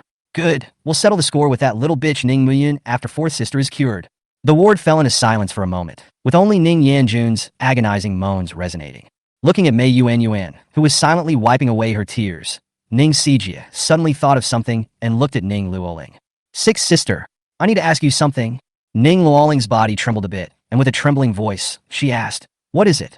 Ning Shuxian and Ning Yuyin looked at Ning Sijia strangely, wondering why she had suddenly become so serious. Ning Sijia stared dead on at Ning Luoling, whose eyes were dodging. Sixth sister, tell me the truth. Back then, was it you who lost Ning Muyun or not? Chapter 47, Third Sister. The company's reputation is completely ruined by you. As soon as these words were uttered, several people present focused their gazes on Ning Luoling. Ning Luoling looked as if she had been electrocuted. Her face immediately turned white, and she stammered as she spoke. I. Answer me. Yes or no? Ning Sijia stared tightly into Ning Luoling's eyes, trying to see the answer in her eyes. I. The more Ning Luoling couldn't say anything, the more tightly Mei Yuan and the others stared at her. Back then, after Ning Muyun was lost, the entire Ning family was as if the sky had collapsed and everyone was heartbroken. Mei Yuan and the girls had also suspected Ning Luoling if she had deliberately lost Ning Muyun. But at that time, Ning Luoling cried more than anyone else, and only then did the Ning family let go of those doubts in their hearts and accepted this fact. Later, it was Ning Jibu's arrival that brought the Ning family out of that shadow. Over the years, Ning's family has also been complaining about Ning Muyun, having nothing to do but run around in the amusement park, causing himself to get lost, not to mention making his family sad together as well. But those words from Ning Muyun this morning had caused the Ning family to become suspicious again. Now looking at Ning Luoling's appearance, it made the Ning family even more suspicious. If it's really Ning Luoling's discarded Ning Muyun, that would be terrible. Greeting her family's eyes filled with doubt, Ning Luoling was unusually flustered in her heart, her whole body trembling unceasingly, as if she was so anxious that she was about to cry out. I didn't know. Oh, back in my day, I only was trying to take him on a trip to paradise to play. I didn't want to lose him. He lost himself. Oh, he got lost. I was so sad after that. Oh, I haven't discarded him. I haven't dropped him. Oh, sixth sister, don't cry. Yes, sixth sister, we believe in you. Ning Shuxian and Ning Yuyin went up and held Ning Luoling in their arms, gently comforting her while still looking at Ning Sijia with angry eyes. Big sister, how can you ask sixth sister that? Aren't you forcing a confession? Yeah, big sister. After Ning Muyin was lost back then, how sad sixth sister was, don't you know? Ning Sijia ignored Ning Shuxian and Ning Yuyin's persuasions, and only stared coldly at Ning Luoling. No better. Sixth sister, I forbid you to do something like that, even to that little brute Ning Muyun. Hear that? I know, big sis. Oh. Ning Luoling's huffing and puffing reply caused both Ning Shuxian and Ning Yuyin's hearts to ache as they watched. Ning Sijia also withdrew her stern expression, her breath calming down. Ugh, forget it. And don't you cry, this thing if you didn't do it. I didn't do it. Ning Luoling hurriedly denied it out loud. Got it, I'm sure you didn't do it. Ning Sijia looked out the window at the dizzying night and sighed quietly. It may have been in this little beast's destiny to wander off at that time. Yeah, big sister. Ning Yuyin hastily responded. Just by the way that bitch looks now, he should have been dumped the day he was born. Yes.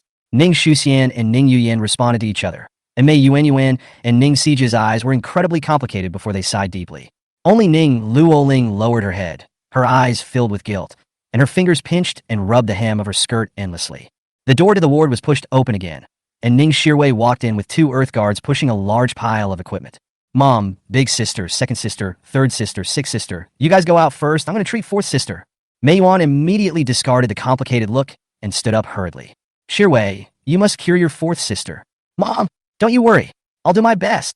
Fourth sister, your second and third sisters and I and the others are outside watching over you. You must get well. Ning Yanjun was already blurring her consciousness from the pain and could only nod her head in ignorance. Ning Sijia raised her head to look at Ning Shirwei quietly. Fifth sister, fourth sister is in your hands. Don't you let me down. Ning Shirwei nodded with a grave expression on her face and didn't say anything.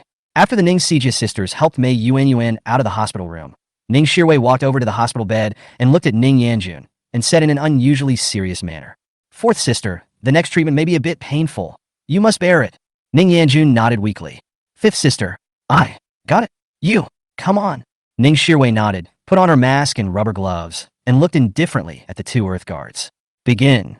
Mei Yuan and the others are waiting anxiously outside the room. Ah! A mournful scream came out of the hospital room, startling the few people outside the door. "Young fourth sister, fourth sister, ah!"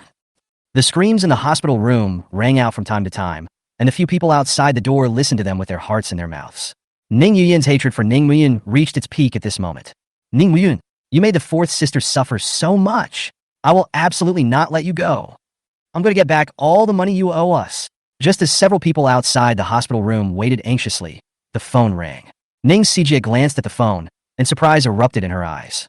But after picking up the phone, Ning Sijia's eyes quickly became incomparably shocked. After hanging up the phone, Ning Sijia looked at Ning Yuyan incredulously. "Third sister, why did you say in front of the reporters that Ning Muyun his female ticket female Chong has sex, disease? Do you have any idea what the press out there is reporting about all this? The company's publicity continues to deteriorate. You've ruined all my hard-earned PR releases. Do you understand?" Ning Yuyan said angrily. "Who let him beat Jibbo up like that? And he embarrassed Jibbo so much. How will Jive meet people in the future? I'm not only going to disgrace him, I'm going to throw dirt on him. I want him to have no way to meet people in the future, even more than Jibbo. I want him to carry the name of Ladybird for the rest of his life, and he won't be able to shake it off." Ning Sijia deeply experienced Ning Songmu's pain at this moment. She held her cell phone and roared at Ning Yuyan. "Now your wish has come true. Ning Muyun's reputation is completely stigmatized. Our company's reputation is also completely ruined. What do you want me to do? What do you let the company do? What are you going to make our family do? How could that be? I just wanted to make Ning Muyun's reputation stink. Now, what should we do now?" Ning Yuyan was also a bit flustered. So many reporters, but they all heard it. It should have spread all over the net by now. That goes without saying. It would have been all over the streets by now. Everything is ruined. After roaring, Ning Sijia closed her eyes in pain. She really didn't want to see these idiots anymore. Ning Luoling suddenly stood out. "I have an idea." Ning Sijia opened her eyes and looked at Ning Luoling. Only Ning Luoling stood up in front of the several people, her eyes unusually firm as she said, "I have a way." "Sixth sister, speak up." "Eldest sister, since third sister's already taken that bitch. Bitch female ticket female, Chong Dai. Sex, disease words out, then there's already no way to change it. Why don't we use this as a trick and have the company's PR department follow third sister's remarks and revise the announcement? Let them also put out an issue of a circular to put Ning Muyun female ticket female Chong Dai. Sex, disease spread the news and smash this news solidly. This way, we can throw all the bad name on Ning Muyun, but we can also portray our Ning family as a victim, and we can also gain sympathy from the stockholders. This way, not only do we gain a good reputation, but we can also make the stockholders have more confidence in us and make the company's market capitalization rise again. That's a good thing to do in one fell swoop, don't you think?" Chapter 48, Shun Yunyan. "You're a watery bitch." Ning Sijia froze for a moment, thinking carefully about the feasibility of this matter. This law is good. It's just that if we were to do what Sixth Sister did, the infamy would all be borne by Ning Muyun, and we... Big Sister, what are you hesitating for? Yeah, Big Sister. Anyway, all of this was caused by that bitch Ning Muyun. He deserves it for taking on all this infamy. Yeah, Big Sister. Just do what Sixth Sister says.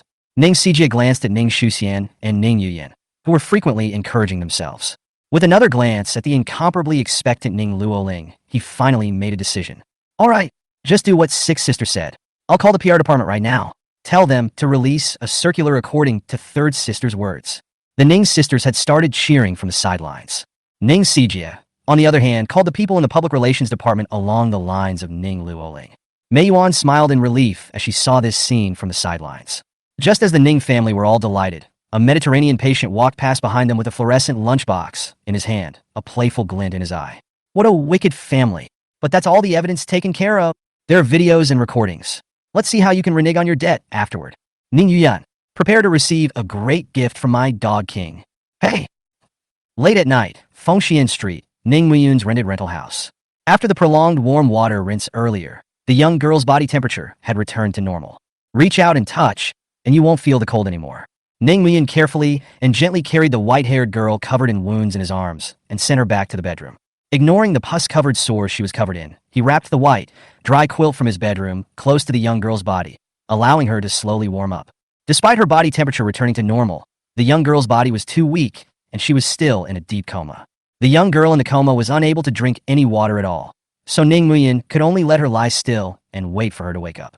Ning Muyin waited by the side for a while to make sure there were no problems before leaving the bedroom to clean up the sludge that the young girl had brought back. He needed to go change his clothes himself. Ning Muyin still likes to be clean.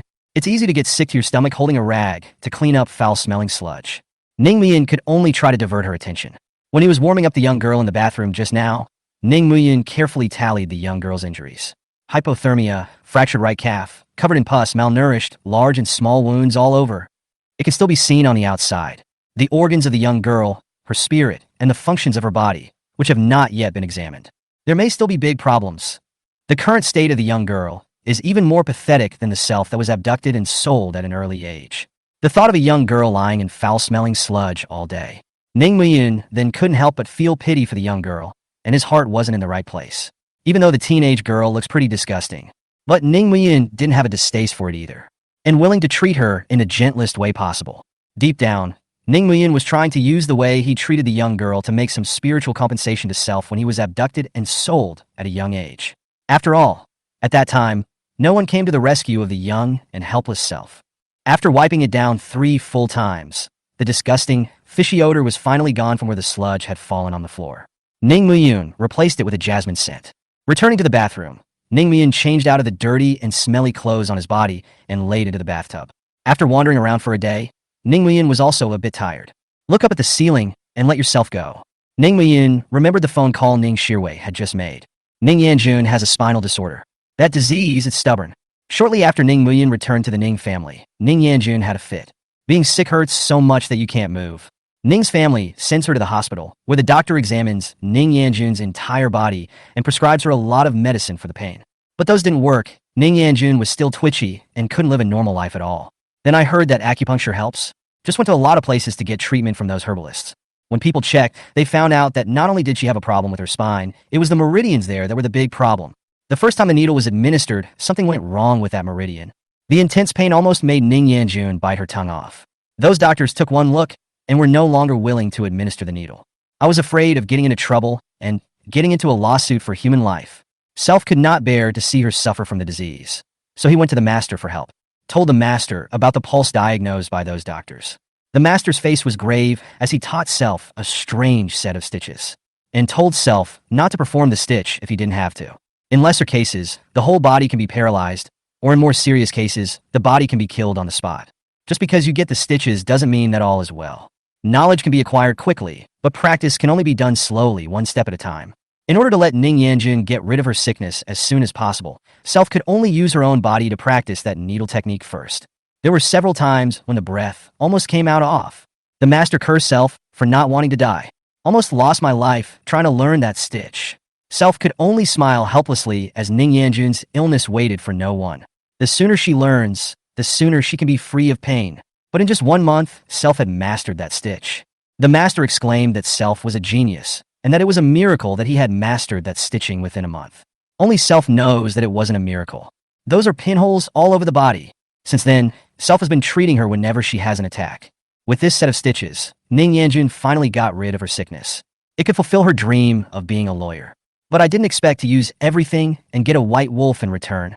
In her previous life, in order to get Ning Jibo off the hook, she didn't hesitate to send herself to prison. And because of this incident, Self has completely lost his innocent reputation. Afterwards, Wu Minghui was thus given an opportunity to take advantage of the situation and was able to frame Self to death. There were 2 tinkling sounds as drops of water splashed down, interrupting Ning Muyun's memories. Looking at the water emitting mist, Ning Muyun thought of the hospital. That bitch Ning Yunjun is having an attack right now. She's probably in excruciating pain right now. This kind of wolf-hearted thing, since the death will not be for again her treatment. That pain, she'll take it. As for Ning Shirwei, oh, a severely cleansed, hormone-only waste of a doctor. If she were to treat Ning Shirwei, it would probably cause Ning Yanjun to die of pain. I wish I could have seen that bitch's misery with my own eyes. Ning Muyin moodily stepped out of the bathtub and picked up the young girl's tattered nightgown for a closer look. There is no logo on the nightgown, but the silk fabric feels great and is exceptional.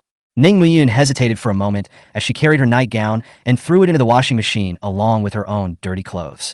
It could be the last thing the young girl had, and Self couldn't just throw it away on her. After handling everything, Ning Muyun once again returned to the young girl. Looking at the young girl with a head full of white hair and a face full of pus, Ning Muyun fell into deep thought. Where do young girls come from? And who's in her family? Why is she so pathetic? Ning Muyun quietly looked at the young girl.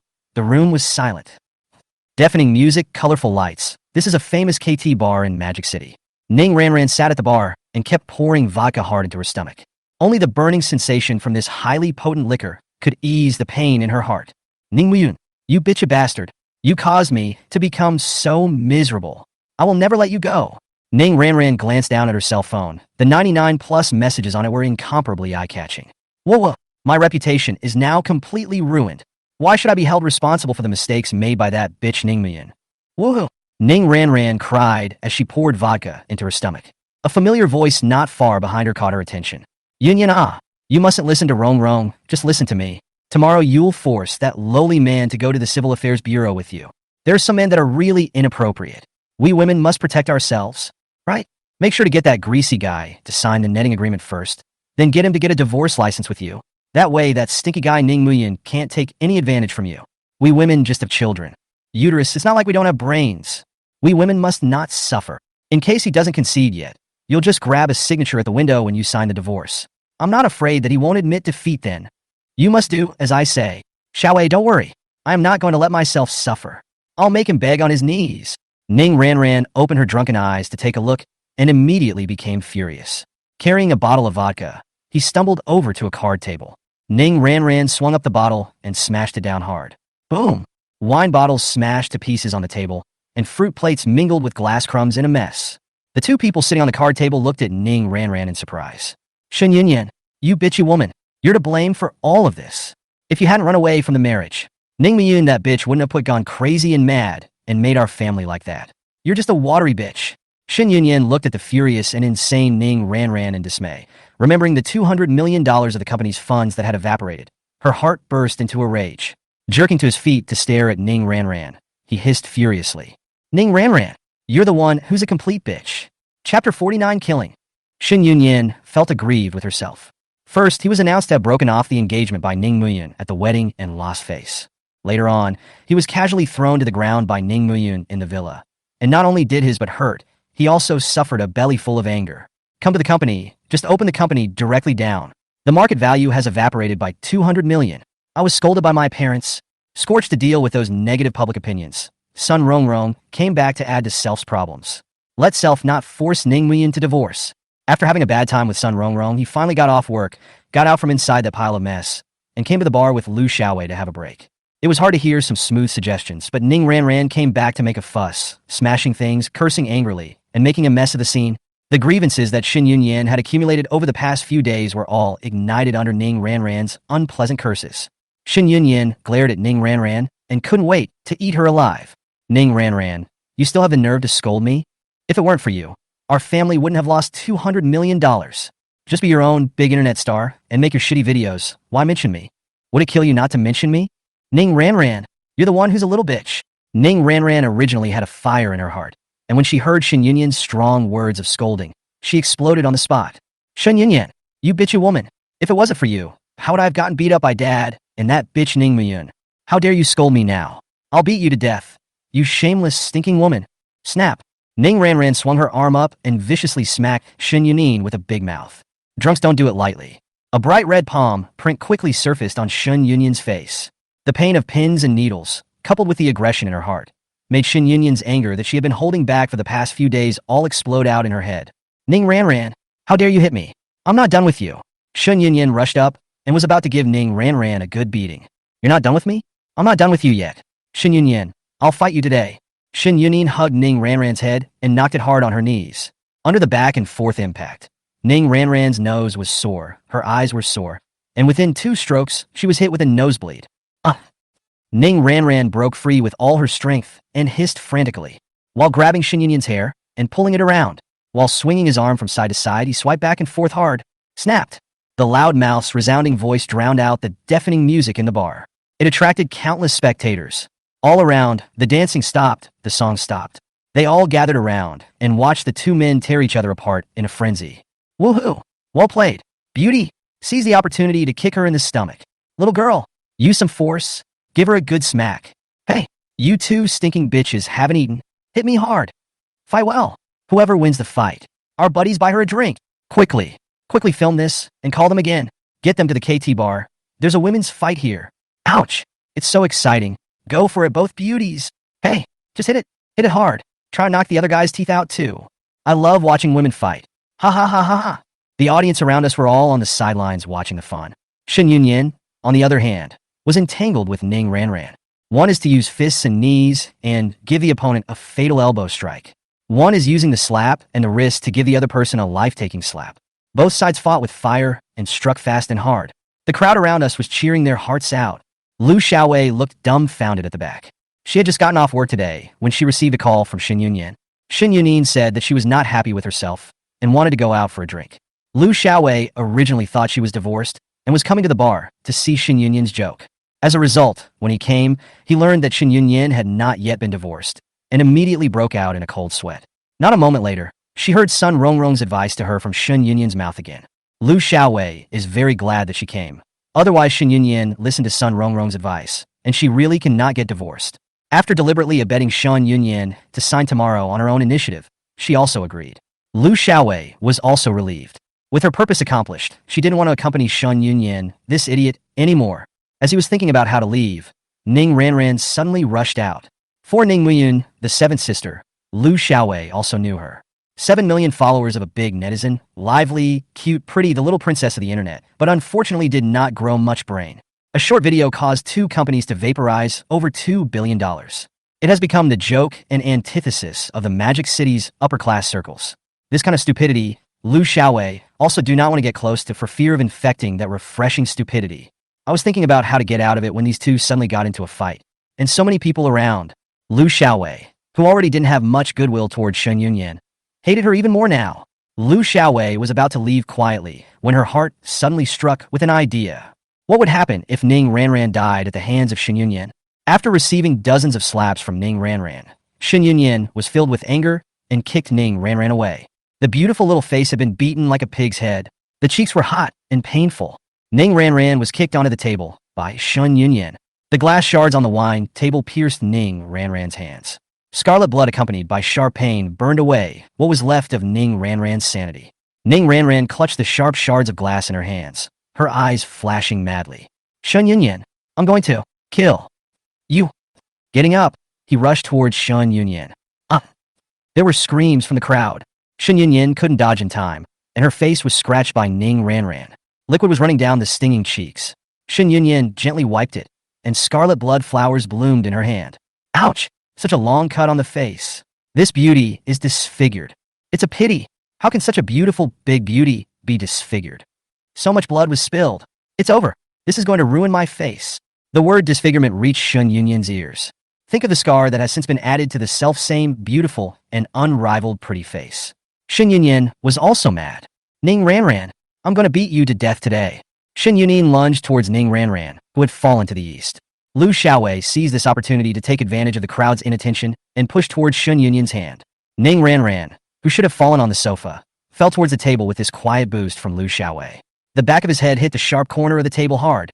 Ning Ranran felt a pain in the back of her head, and then fainted.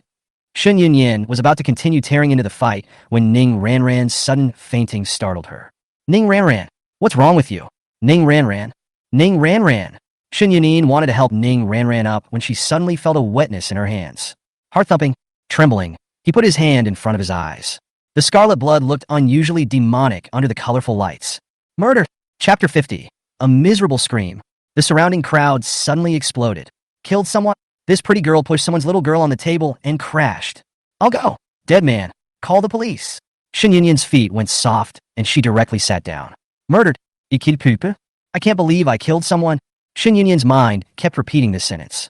Panicked and helpless, Shen Yunyan tried to ask her best friend for help by instinct. Xiaowei. But Lu Xiaowei was long gone. Shen Yunyan was dumbfounded.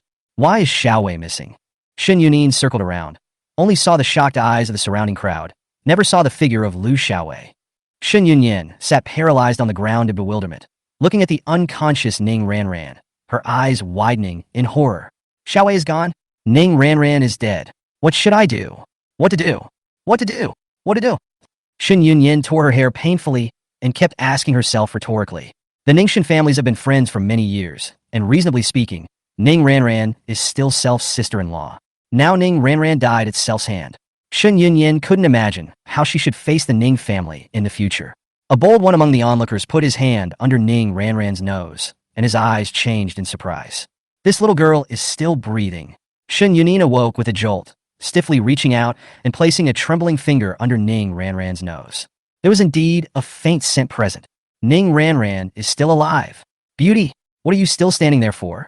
Hurry up and take the little girl to the hospital. The audience's words reminded Shen Yunyan. Right. Hurry up and get to the hospital. Take it to the hospital. Shen Yunyan trembled her hand and didn't press the right number several times, until after dialing the wrong number 3 times, she pressed the right 120 and dialed it. Hey, hello. We're at KT Liquor Bar. There's someone is hurt, injured.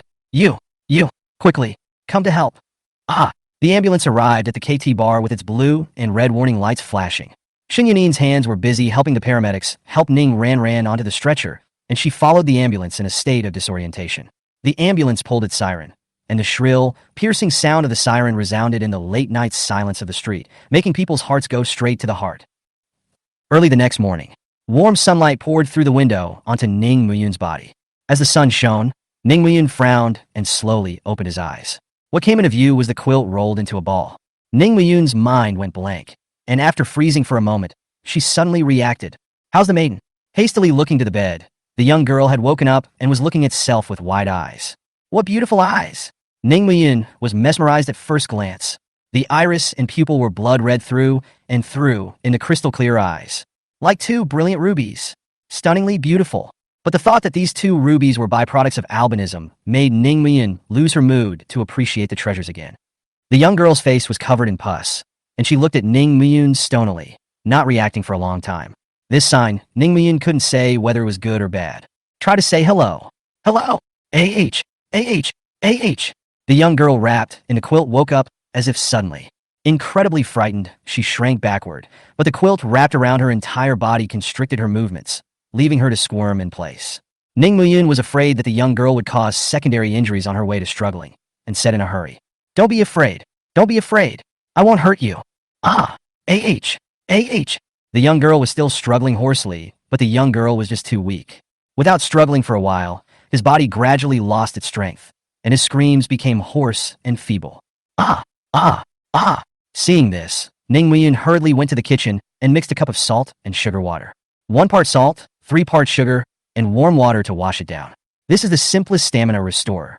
This was also the medicinal drink that Ning Muyun used to make for Jiang Yunfei at the orphanage. Ning Muyun returned to the bed with a glass of water.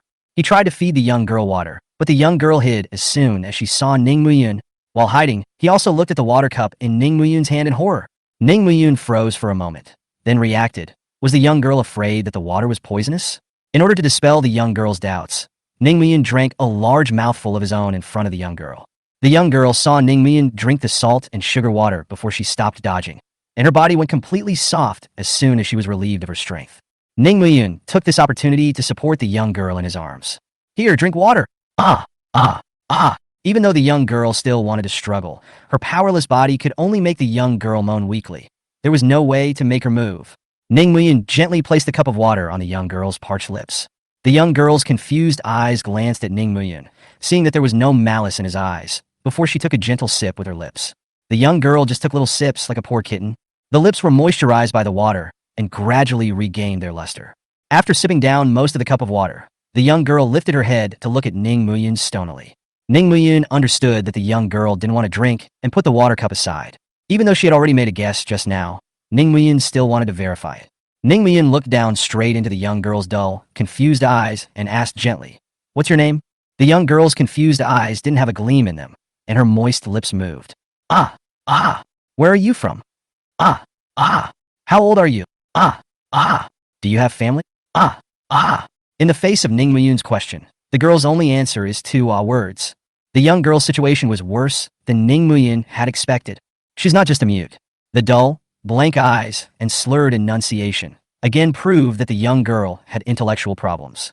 As to how serious this problem is, further testing needs to be done.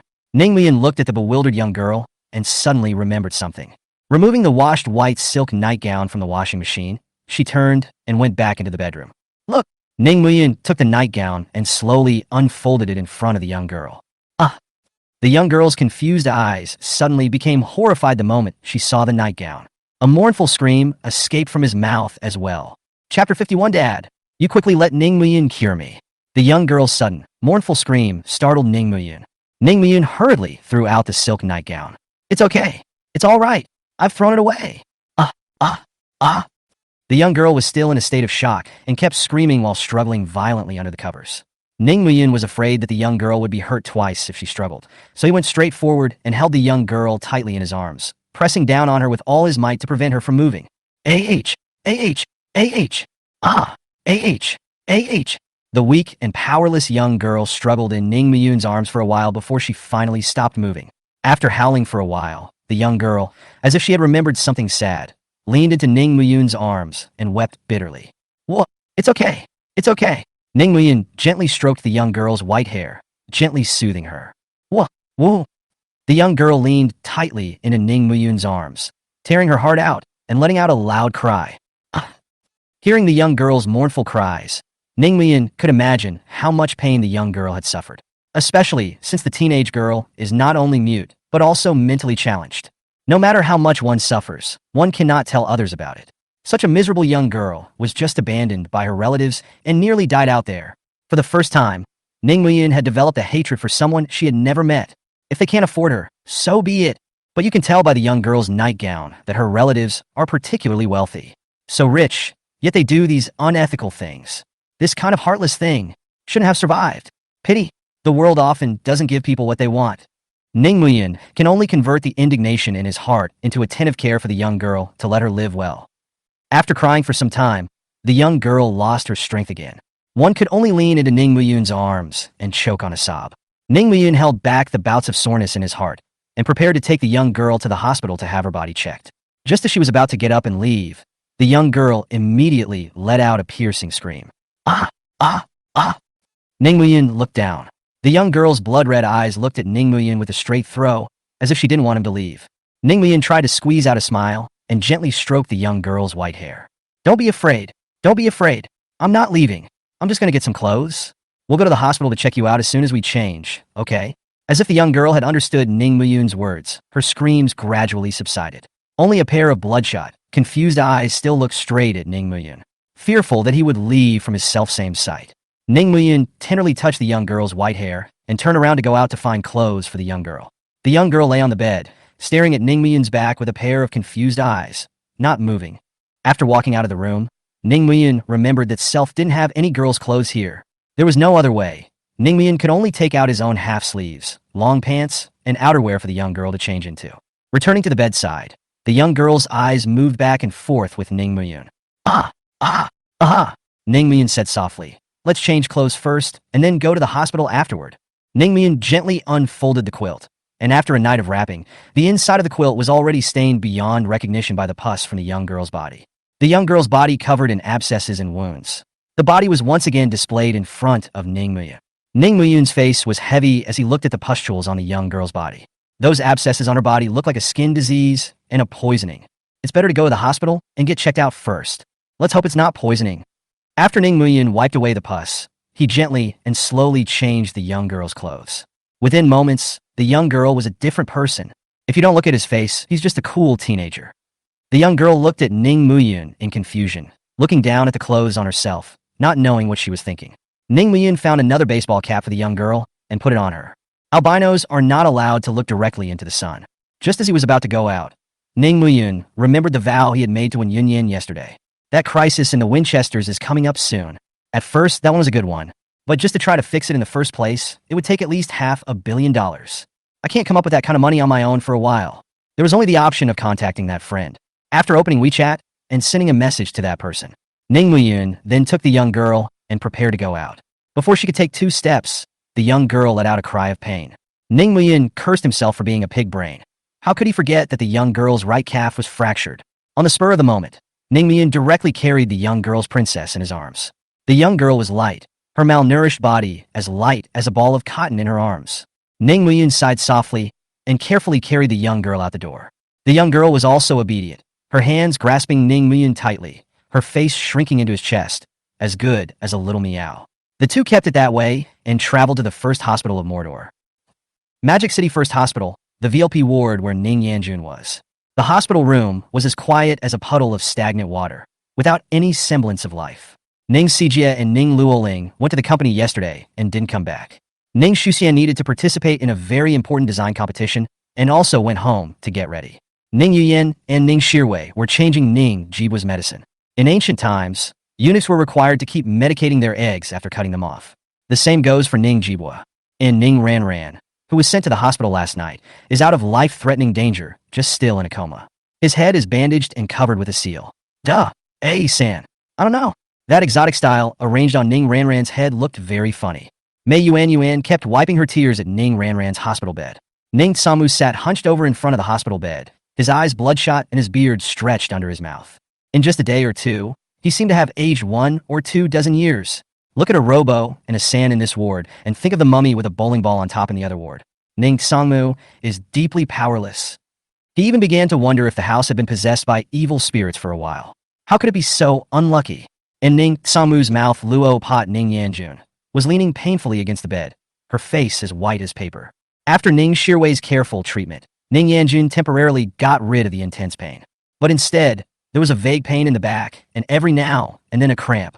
Compared to an axe chopping and chiseling, a blunt knife pulling on flesh is really a lot less painful on a pain level. But that's not a pain that people can handle. Ning Yanjun was very dissatisfied. Obviously, after Ning Muyun's treatment in the past, Self wouldn't feel any pain. But now after Ning Shirwei's treatment, this endless torture made Ning Yanjun almost go crazy. It's only half cured. Ning Yanjun was now missing Ning Muyun terribly. Even though she was unwilling to admit it on her lips, in her heart, she still very much hoped that Ning Muyun could come and treat her. After all, in the past, no matter how much he beat Ning Muyun, he would always obediently heal Self. There's no reason not to come this time, either. Thinking of this, Ning Yanjun said with a straight face towards Ning Sangmu. Dad, you quickly tell Ning Muyun to get his ass to the hospital and let him treat me. Chapter 52 Yun Yan, is that rebellious son going to divorce you? Ning Sangmu blankly glanced at Ning Yanjun and just wanted to scold her twice. But seeing Ning Ranran lying on the bed, Ning Sangmu still endured that displeasure.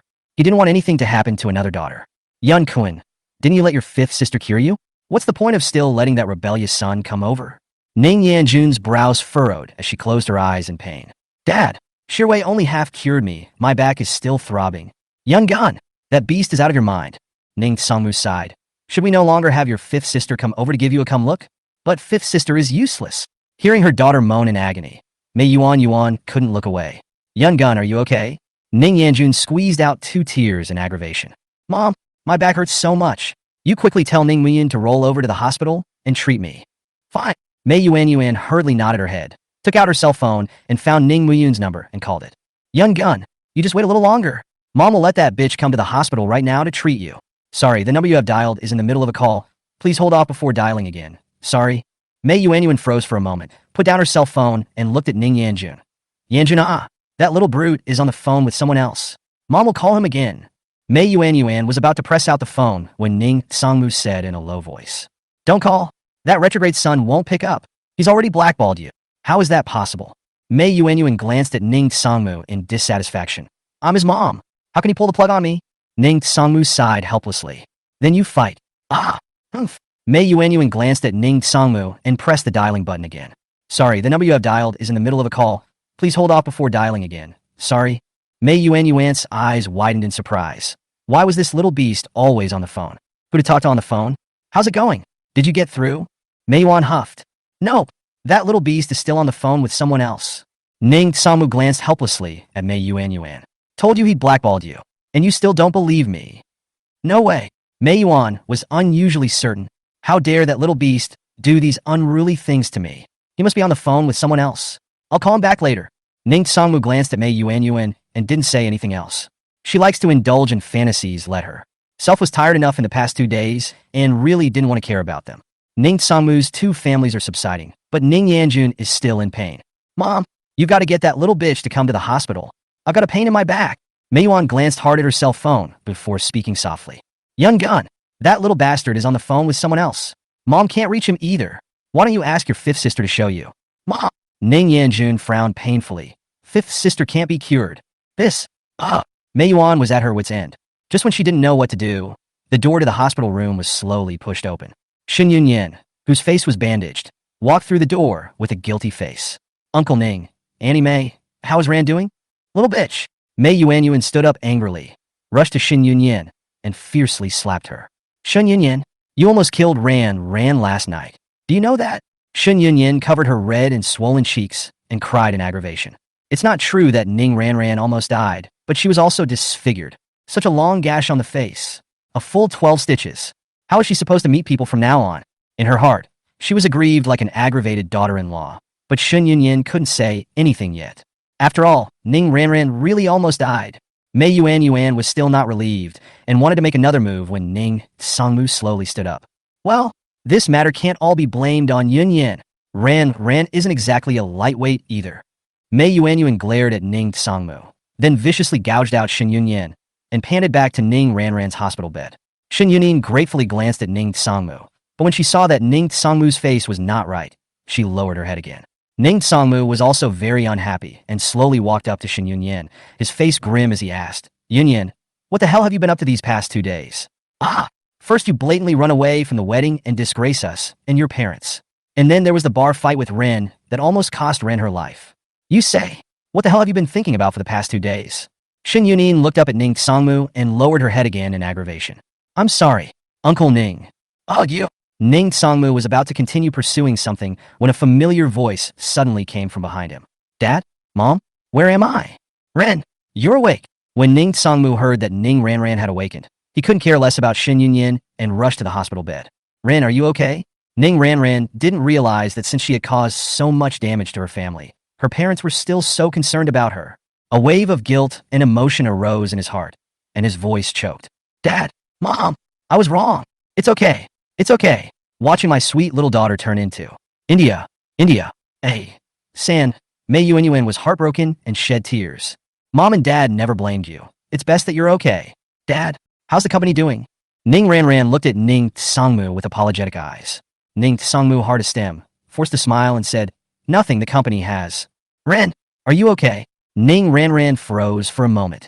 A familiar and repulsive voice sounded from her ears, and when she saw Shin Yunyan, her eyes instantly filled with rage. Shin Yunyan, you bitchy woman, get out of here. Ren, I don't want to hear it. You get the hell out of here right now. Ning Ran was so angry that she screamed wantonly and let out a loud cry. Mom, you quickly tell this bitch to get out. Oh. Mom's get her out of here right now. Meiyuan got up and tried to reprimand. Shin Yunyan, you quickly. All right, it's all made such a mess. It's not messy enough. Ning Sangmu let out a furious cry, and Mei Yuanyuan's footsteps stopped again. When Ning Ran heard this, she was so angry that she cried out. The door to the ward slowly pushed open, and Ning Yuyan and Ning Shirwei pushed the mummy in. Ning Jibua's hoarse voice began to shout chaotically before he even entered the door. Seventh sister, are you all right? Brother has come to see you. Brother Jibo. Ning Ran cried even more when she heard this. Brother Jibo, Shin Yunyan caused me to become like this. You must hit Shin Yunyan hard and take it out on me. No problem. Brother, I'll call you when I'm better. Ning Jibua almost swallowed his tongue the moment he saw Shin Yunyan. Yunyan, you're there? Shin Yunyan glanced at the bowling ball on Ning Jibua's crotch, and a trace of disgust flashed in her eyes. She didn't expect Ning Jibua, who was usually extremely respectful to self, to say this about self in private. Ning Jibua's heart is full of remorse, deeply self-missing words without measure. How did not see clearly before starting to talk nonsense? Just as he was about to explain a few things, Ning Ran roared again. Brother Jibo, Shin Yunyan is standing right there. Hurry up and hit her for me. Ahem. Ning Jibua put on a look of deep understanding. Seventh sister, don't play small. How can brother hit Yunyan for no reason? You. In the face of Ning Jibua's flip-flopping faster than a book, Ning Ran directly cried in anger. Brother Jibua, I hate you. Ning Jibua smiled awkwardly, though it was a bit shameless to talk like this. But the beauty is in front of you. You can't offend the beauty just for the sake of the little girl, right?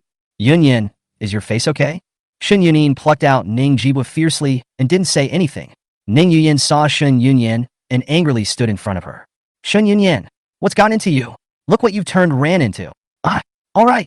That's the end of this matter. Ning Samu didn't want to hear any more of these things that gave him a headache. He was more concerned about another thing now. Yun Yin, did that rebellious son say he wanted to divorce you? Chapter 53. Ning Muyun viciously smacked Shen Yunin in the face.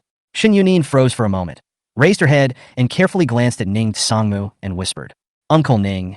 Ning Muyun said he wanted to divorce me, but when I asked him to come and divorce me yesterday, he didn't come. I don't think he'd want to divorce me. Ning Sangmu pondered for a moment and nodded with a gloomy face. So it seems like that little brute shouldn't want to divorce Ri. Yun Yin, you must not divorce Ning Muyun. This matter is of great importance. You should know that. Shen Yunyin nodded and agreed in an unusually submissive manner. Uncle Ning, I understand. Ning Yuyin, however, was reluctant. Dad, how does that loser Ning Muyun deserve Yun Yin? Aren't you pushing Yun Yin into the fire pit?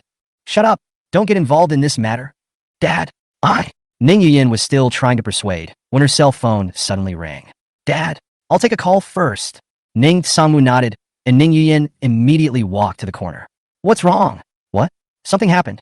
The movie stopped filming? The company wants me to go back and explain? Good. I'll be right there. Ning Yuyin hung up the phone, looked at Ning Sangmu and frowned. Dad, something happened to the theater group. I have to go to the company immediately. Okay, go on then. Ning Sangmu was also happy to be quiet. Ning Yuyin turned around and left, and Shen Yunyin didn't want to continue staying here. Uncle Ning, there are still some things going on in the company, so I'll leave first as well. Yes. Shen Yunyin was about to walk out of the hospital room. Wait. Shen Yunyin turned her head and looked at Ning Sangmu, whose face was serious. Yun Yin, you must remember this. Never divorce that rebellious son. This matter is of great importance. It concerns our Ningxin families. You can't play small. Shen Yunyin was unusually aggrieved in her heart, but she could only nod helplessly when she thought of that incident. Uncle Ning, I know. Well, there you go. Ning Sangmu waved his hand. Shen Yunyin bowed and was about to leave. Yun Yin, I'll give you a ride. Ning Jibwa, the mummy lying on the bed, said with an extremely positive smile. But Shen Yunyin didn't pay any attention to Ning Jibwa. She just gouged him fiercely and left the ward alone. Silence returned to the ward once more. Ning Jibwa quietly glanced at Ning Sangmu, a hint of viciousness flashing in his eyes. Why? Why can't Shen Yunyin belong to self? Why did you have to let that bitch Ning Muyun marry Shen Yunyin? Why did they still not let Shen Yunyin divorce him, even though that bitch did so many over-the-top things? Ning Jibwa couldn't figure it out and could only resent Ning Muyun more and more in his heart. Ning Shirwei walked up to Ning Sangmu's eyes. Dad, why don't you let Shen Yunyin divorce that bitch Ning Muyun? Do you like Ning Muyun that much? Ning Sangmu glared at Ning Shirwei, but didn't explain. That money is too big. The fewer people who know about it, the better. Seeing that Ning Sangmu was unwilling to speak, Ning Shirwei was not discouraged. Dad, I can understand that you don't want to disgrace the Ningxin families, but why don't you cut ties with that little brute? Look what he's done to the house in the last 2 days. A hint of joy flashed in Ning Jibwa's eyes. When he had just replaced the ammunition, Ning Jibwa still resented Ning Shirwei for changing the medicine too heavily. But now that he heard Ning Shirwei's proposal, Ning Jibwa was simply too happy to help himself. He had waited 8 whole years for the Ning family to say these words. Yeah, Dad. Ning Ran stopped crying at this point. If it wasn't for that brute Ning Muyun, I wouldn't have become what I am now. You hurry up and expel that brute Ning Muyun from the house. Meiyuan nodded approvingly as well. Husband, it is indeed time to teach that unruly little beast a lesson. We'll just cut ties with him. Get him out of the house. Help yourself. Ning Yanjun, who was paralyzed on the bed, echoed in pain. Dad, I'm with fifth sister and Mom's suggestion too. It's time to teach that beast Ning Muyun a lesson. He's actually not even willing to treat me. This kind of heartless little brute should get out of our Ning family. Ning Jiba was about to go crazy with joy, but the green tea gene, which was already on the verge of seeping into his bones, made him start tea-talking again. Dad, you'd better reconsider. Even though Brother Miyun broke your arm at the wedding site, beat up Mom, beat up fourth and sixth sisters, and beat me up like this now. But he's still my brother after all. Even if he's as violent and crazy as he is, shouldn't we as a family tolerate him well? Dad, you have to think about it. You can't make a decision so easily. Ning Jibo's few tea words made Mei Yuan and the others cry. Jibo, don't you ever speak for that little brute again. Yeah, Jibo, that little brute doesn't deserve you thinking so much about him. Brother Jibo, you mustn't speak for that bitch Ning Muyun. We must cut ties with him. Ning Jibo pretended to be helpless and lowered his head, but in his heart, he was so happy that he couldn't hold it in. Ning Muyun, let's see if you won't be swept away this time. Dad, just cut ties with that little brute Ning Muyun. Ning Sangmu frowned and was just about to say something. Ning Shirwei came up again. Dad, I know you're concerned about the reputation of the Ningxin families. But there's a way out of this thing. We can have that beast sign an agreement when we sever our relationship that requires that little beast to keep quiet. Wouldn't that be fine? Ning Shiwei's words gave Ning Songmu inspiration. Yeah, when you cut ties with that little brute, wouldn't it be fine to ask him to sign an agreement to voluntarily give up all the Ning family's assets? As for that money, as long as that little brute didn't divorce Shin Yunyan, it wouldn't prevent the Ning and Shin families from using it. At best, it's just 2 layers of formalities to go around. Thinking about it in this way, Ning Songmu was more and more in favor of it. In the past 2 days, he had also been infuriated by that little brute Ning Muyun. Cutting off relations with that rebellious son will also give Self an outlet for his anger. It also prevents the family from continuing to be victimized by him. After thinking about it and thinking that the matter is more and more feasible, Ning Songmu nodded. Good. Then Dad will promise you guys, when your big sister and the others return, they will sign the severance agreement together. We'll make a clean break with that little brute. Oh, great. Long live Dad. The Ning family members in the hospital room all began to rejoice. Ning Jibwa pretended to wipe a couple of tears from his eyes, but in reality, he was on the verge of jumping up and down with joy. That's great. The Ning family's property is all mine now. Ha ha ha. After walking out of the ward, Shin Yunyan covered her face and cried in a low voice in the corridor. He had just been slapped by Mei Yuanyuan in the hospital room and was so rebuked by Ning's family. Shin Yunyan's heart was filled with aggression. Obviously, it was Ning Ranran who made the first move in the beginning. She also cut herself on the face. A scar that long, 12 full stitches. It just stayed on Self's face. This made the beauty-loving Shin Yunyan about to go mad with anger. But facing Ning Ranran, who had almost lost her life, there was no place to vent this fire. One can only harden oneself against it. The pain and cynicism depressed in her heart made Shin Yunyan hate Ning Muyun more and more. The culprit of all this was Ning Muyun. If he hadn't gone crazy, there wouldn't have been all that shit afterward. Now that she remembered that Sun Rongrong gave those 2 suggestions yesterday, Shin Yunyan was even more enraged. What a bunch of bullshit suggestions. To hell with all of them. Self must force that bitch Ning Muyun out today. Force him to kneel and apologize to Self. And give him a couple hundred hard slaps. To get rid of this bad anger in my heart. Shin Yunyan took out her cell phone and just wanted to call Ning Muyun. He saw Ning Muyun standing not far in front of him, with a girl in his arms, talking to a doctor there. The anger within Shin Yunyan was instantly detonated like gasoline. Clutching his cell phone, he rushed to Ning Muyun. Ning Muyun, you bitch! Why don't you go die? Upon hearing Shin Yunyan's sharp and piercing curses, Ning Muyun's pleasant mood instantly turned to nothing. Shin Yunyan, go brush your teeth if your mouth stinks. Don't spew shit at me. How dare you scold me, you bitch? Look at what your 7th sister has done to my face. Ning Muyun turned his head and fixed his eyes on the left side of Shin Yunyan's face, and found that she had a large bandage wrapped around her left face, which appeared to be quite severely injured. That's not so bad. You're so thick-skinned anyway. One more bandage on top won't add much thickness. Ning Muyun ha ha ha. The doctor couldn't help but snort out a laugh. Shin Yunyan fixed her eyes on it, and her heart was even more furious. Ji Yuni, what are you laughing at, you bitch? The doctor glared up and was about to return fire when Ning Muyun had already held her back. Shin Yunyan, what exactly are you looking for me for? Ning Muyun, yo, A-H, A-H, A-H. The young girl in Ning Muyun's arms looked as if she had been frightened by Shin Yunin, and kept screaming miserably in Ning Muyun's arms. Shin Yunyan frowned and was just about to scold angrily when she saw the young girl's face full of pus. The yellowish pus slowly flowed down from the young girl's face, staining Ning Muyun's clothes and making Shin Yunyan nauseous. Ning Muyun, you bitch! You divorced me for this pus-filled little mute? Hearing Shin Yunyan's angry scolding, the young girl shrieked even more in fear and kept retreating into Ning Muyun's arms.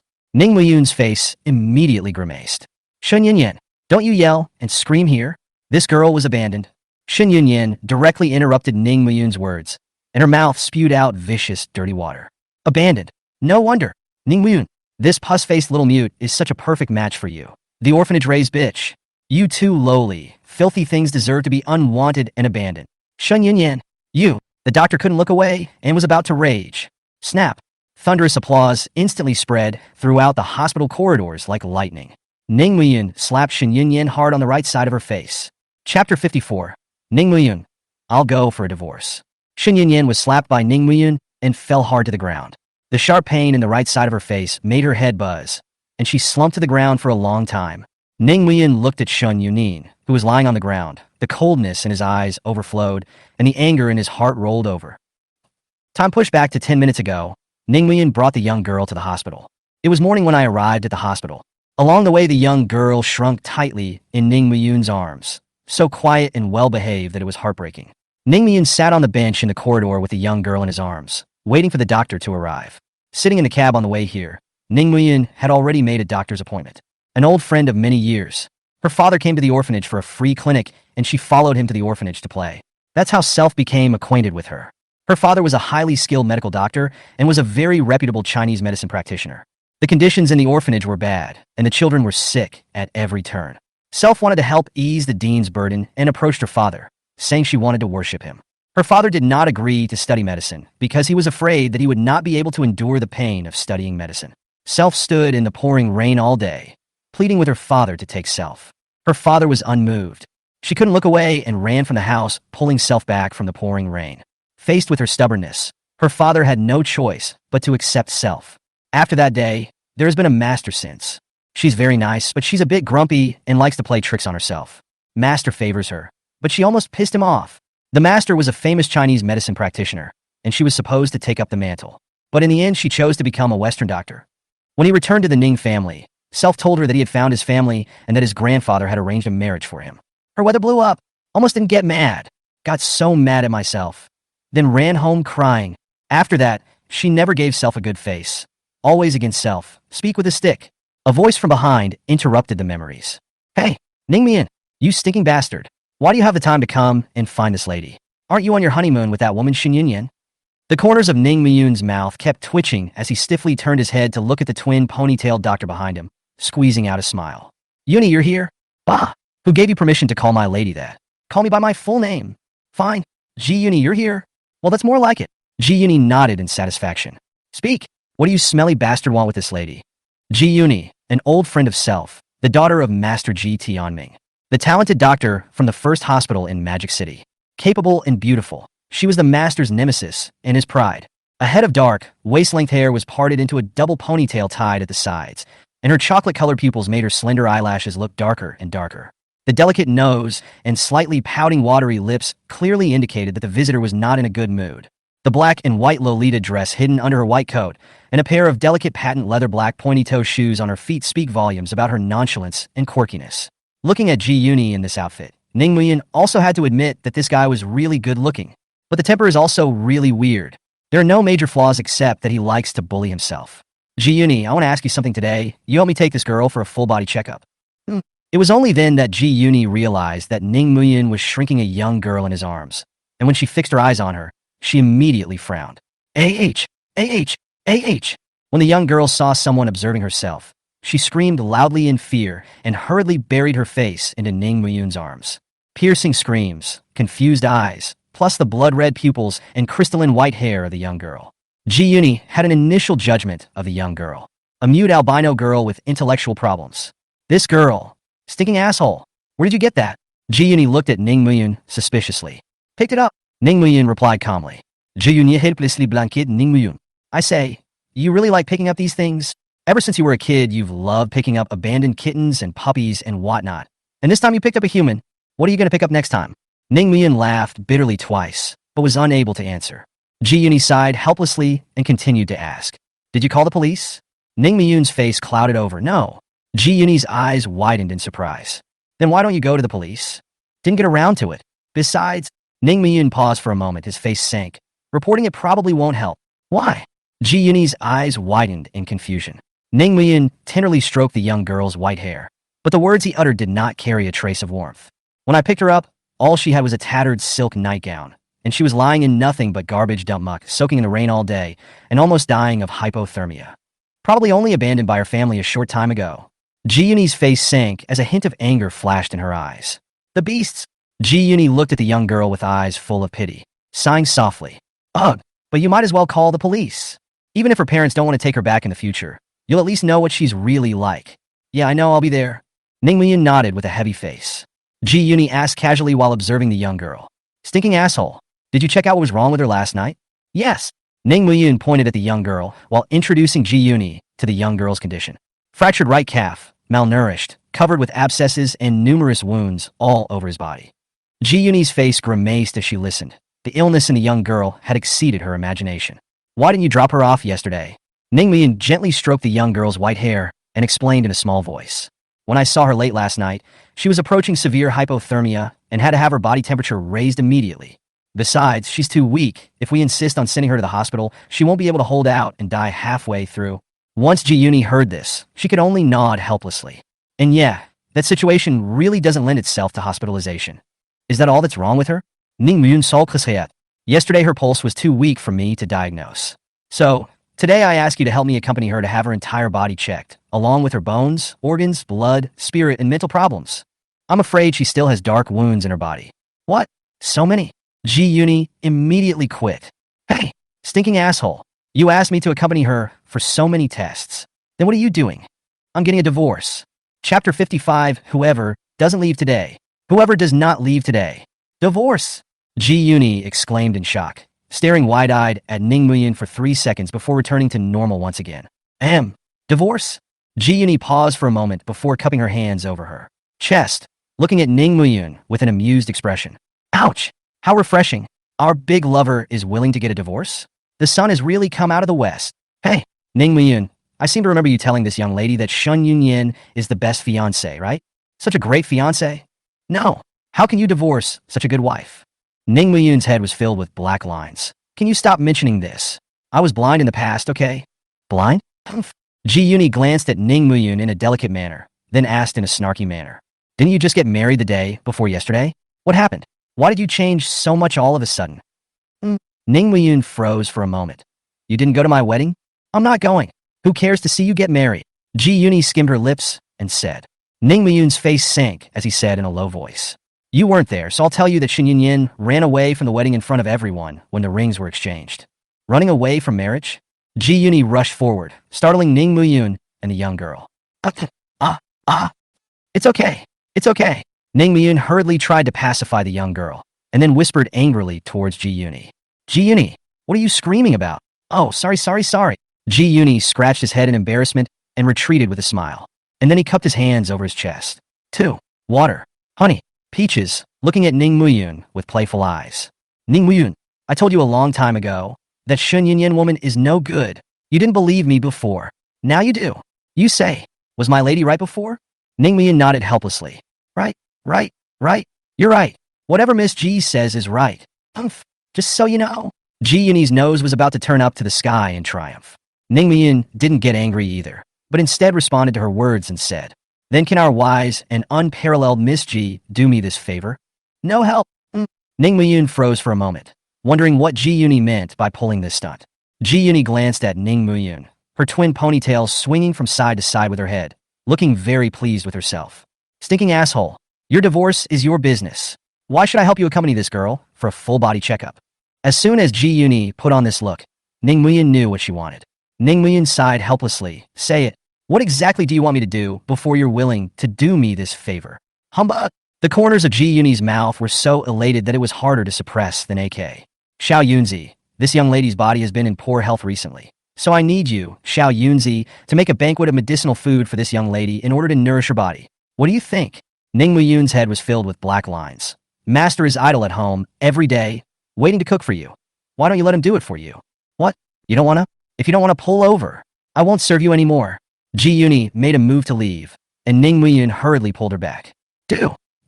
Doing isn't good enough. It just so happens that I haven't visited Master for a long time either.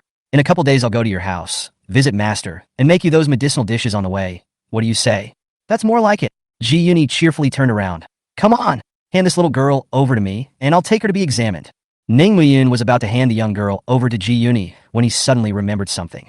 Ji-Yuni, when you take her for a skin check, take a closer look at what's going on with her abscesses. I don't see those abscesses of hers as a skin disease. Instead, they look like poisoning. You look into it carefully. Ji-Yuni's heart sank as she nodded solemnly. Got it, I'll keep an eye out. Everything is going well. Ning Mian had wanted to go find Shin Yunyan for a divorce after handing the young girl over to Ji-Yuni, but I didn't expect her to pop out of nowhere on her own.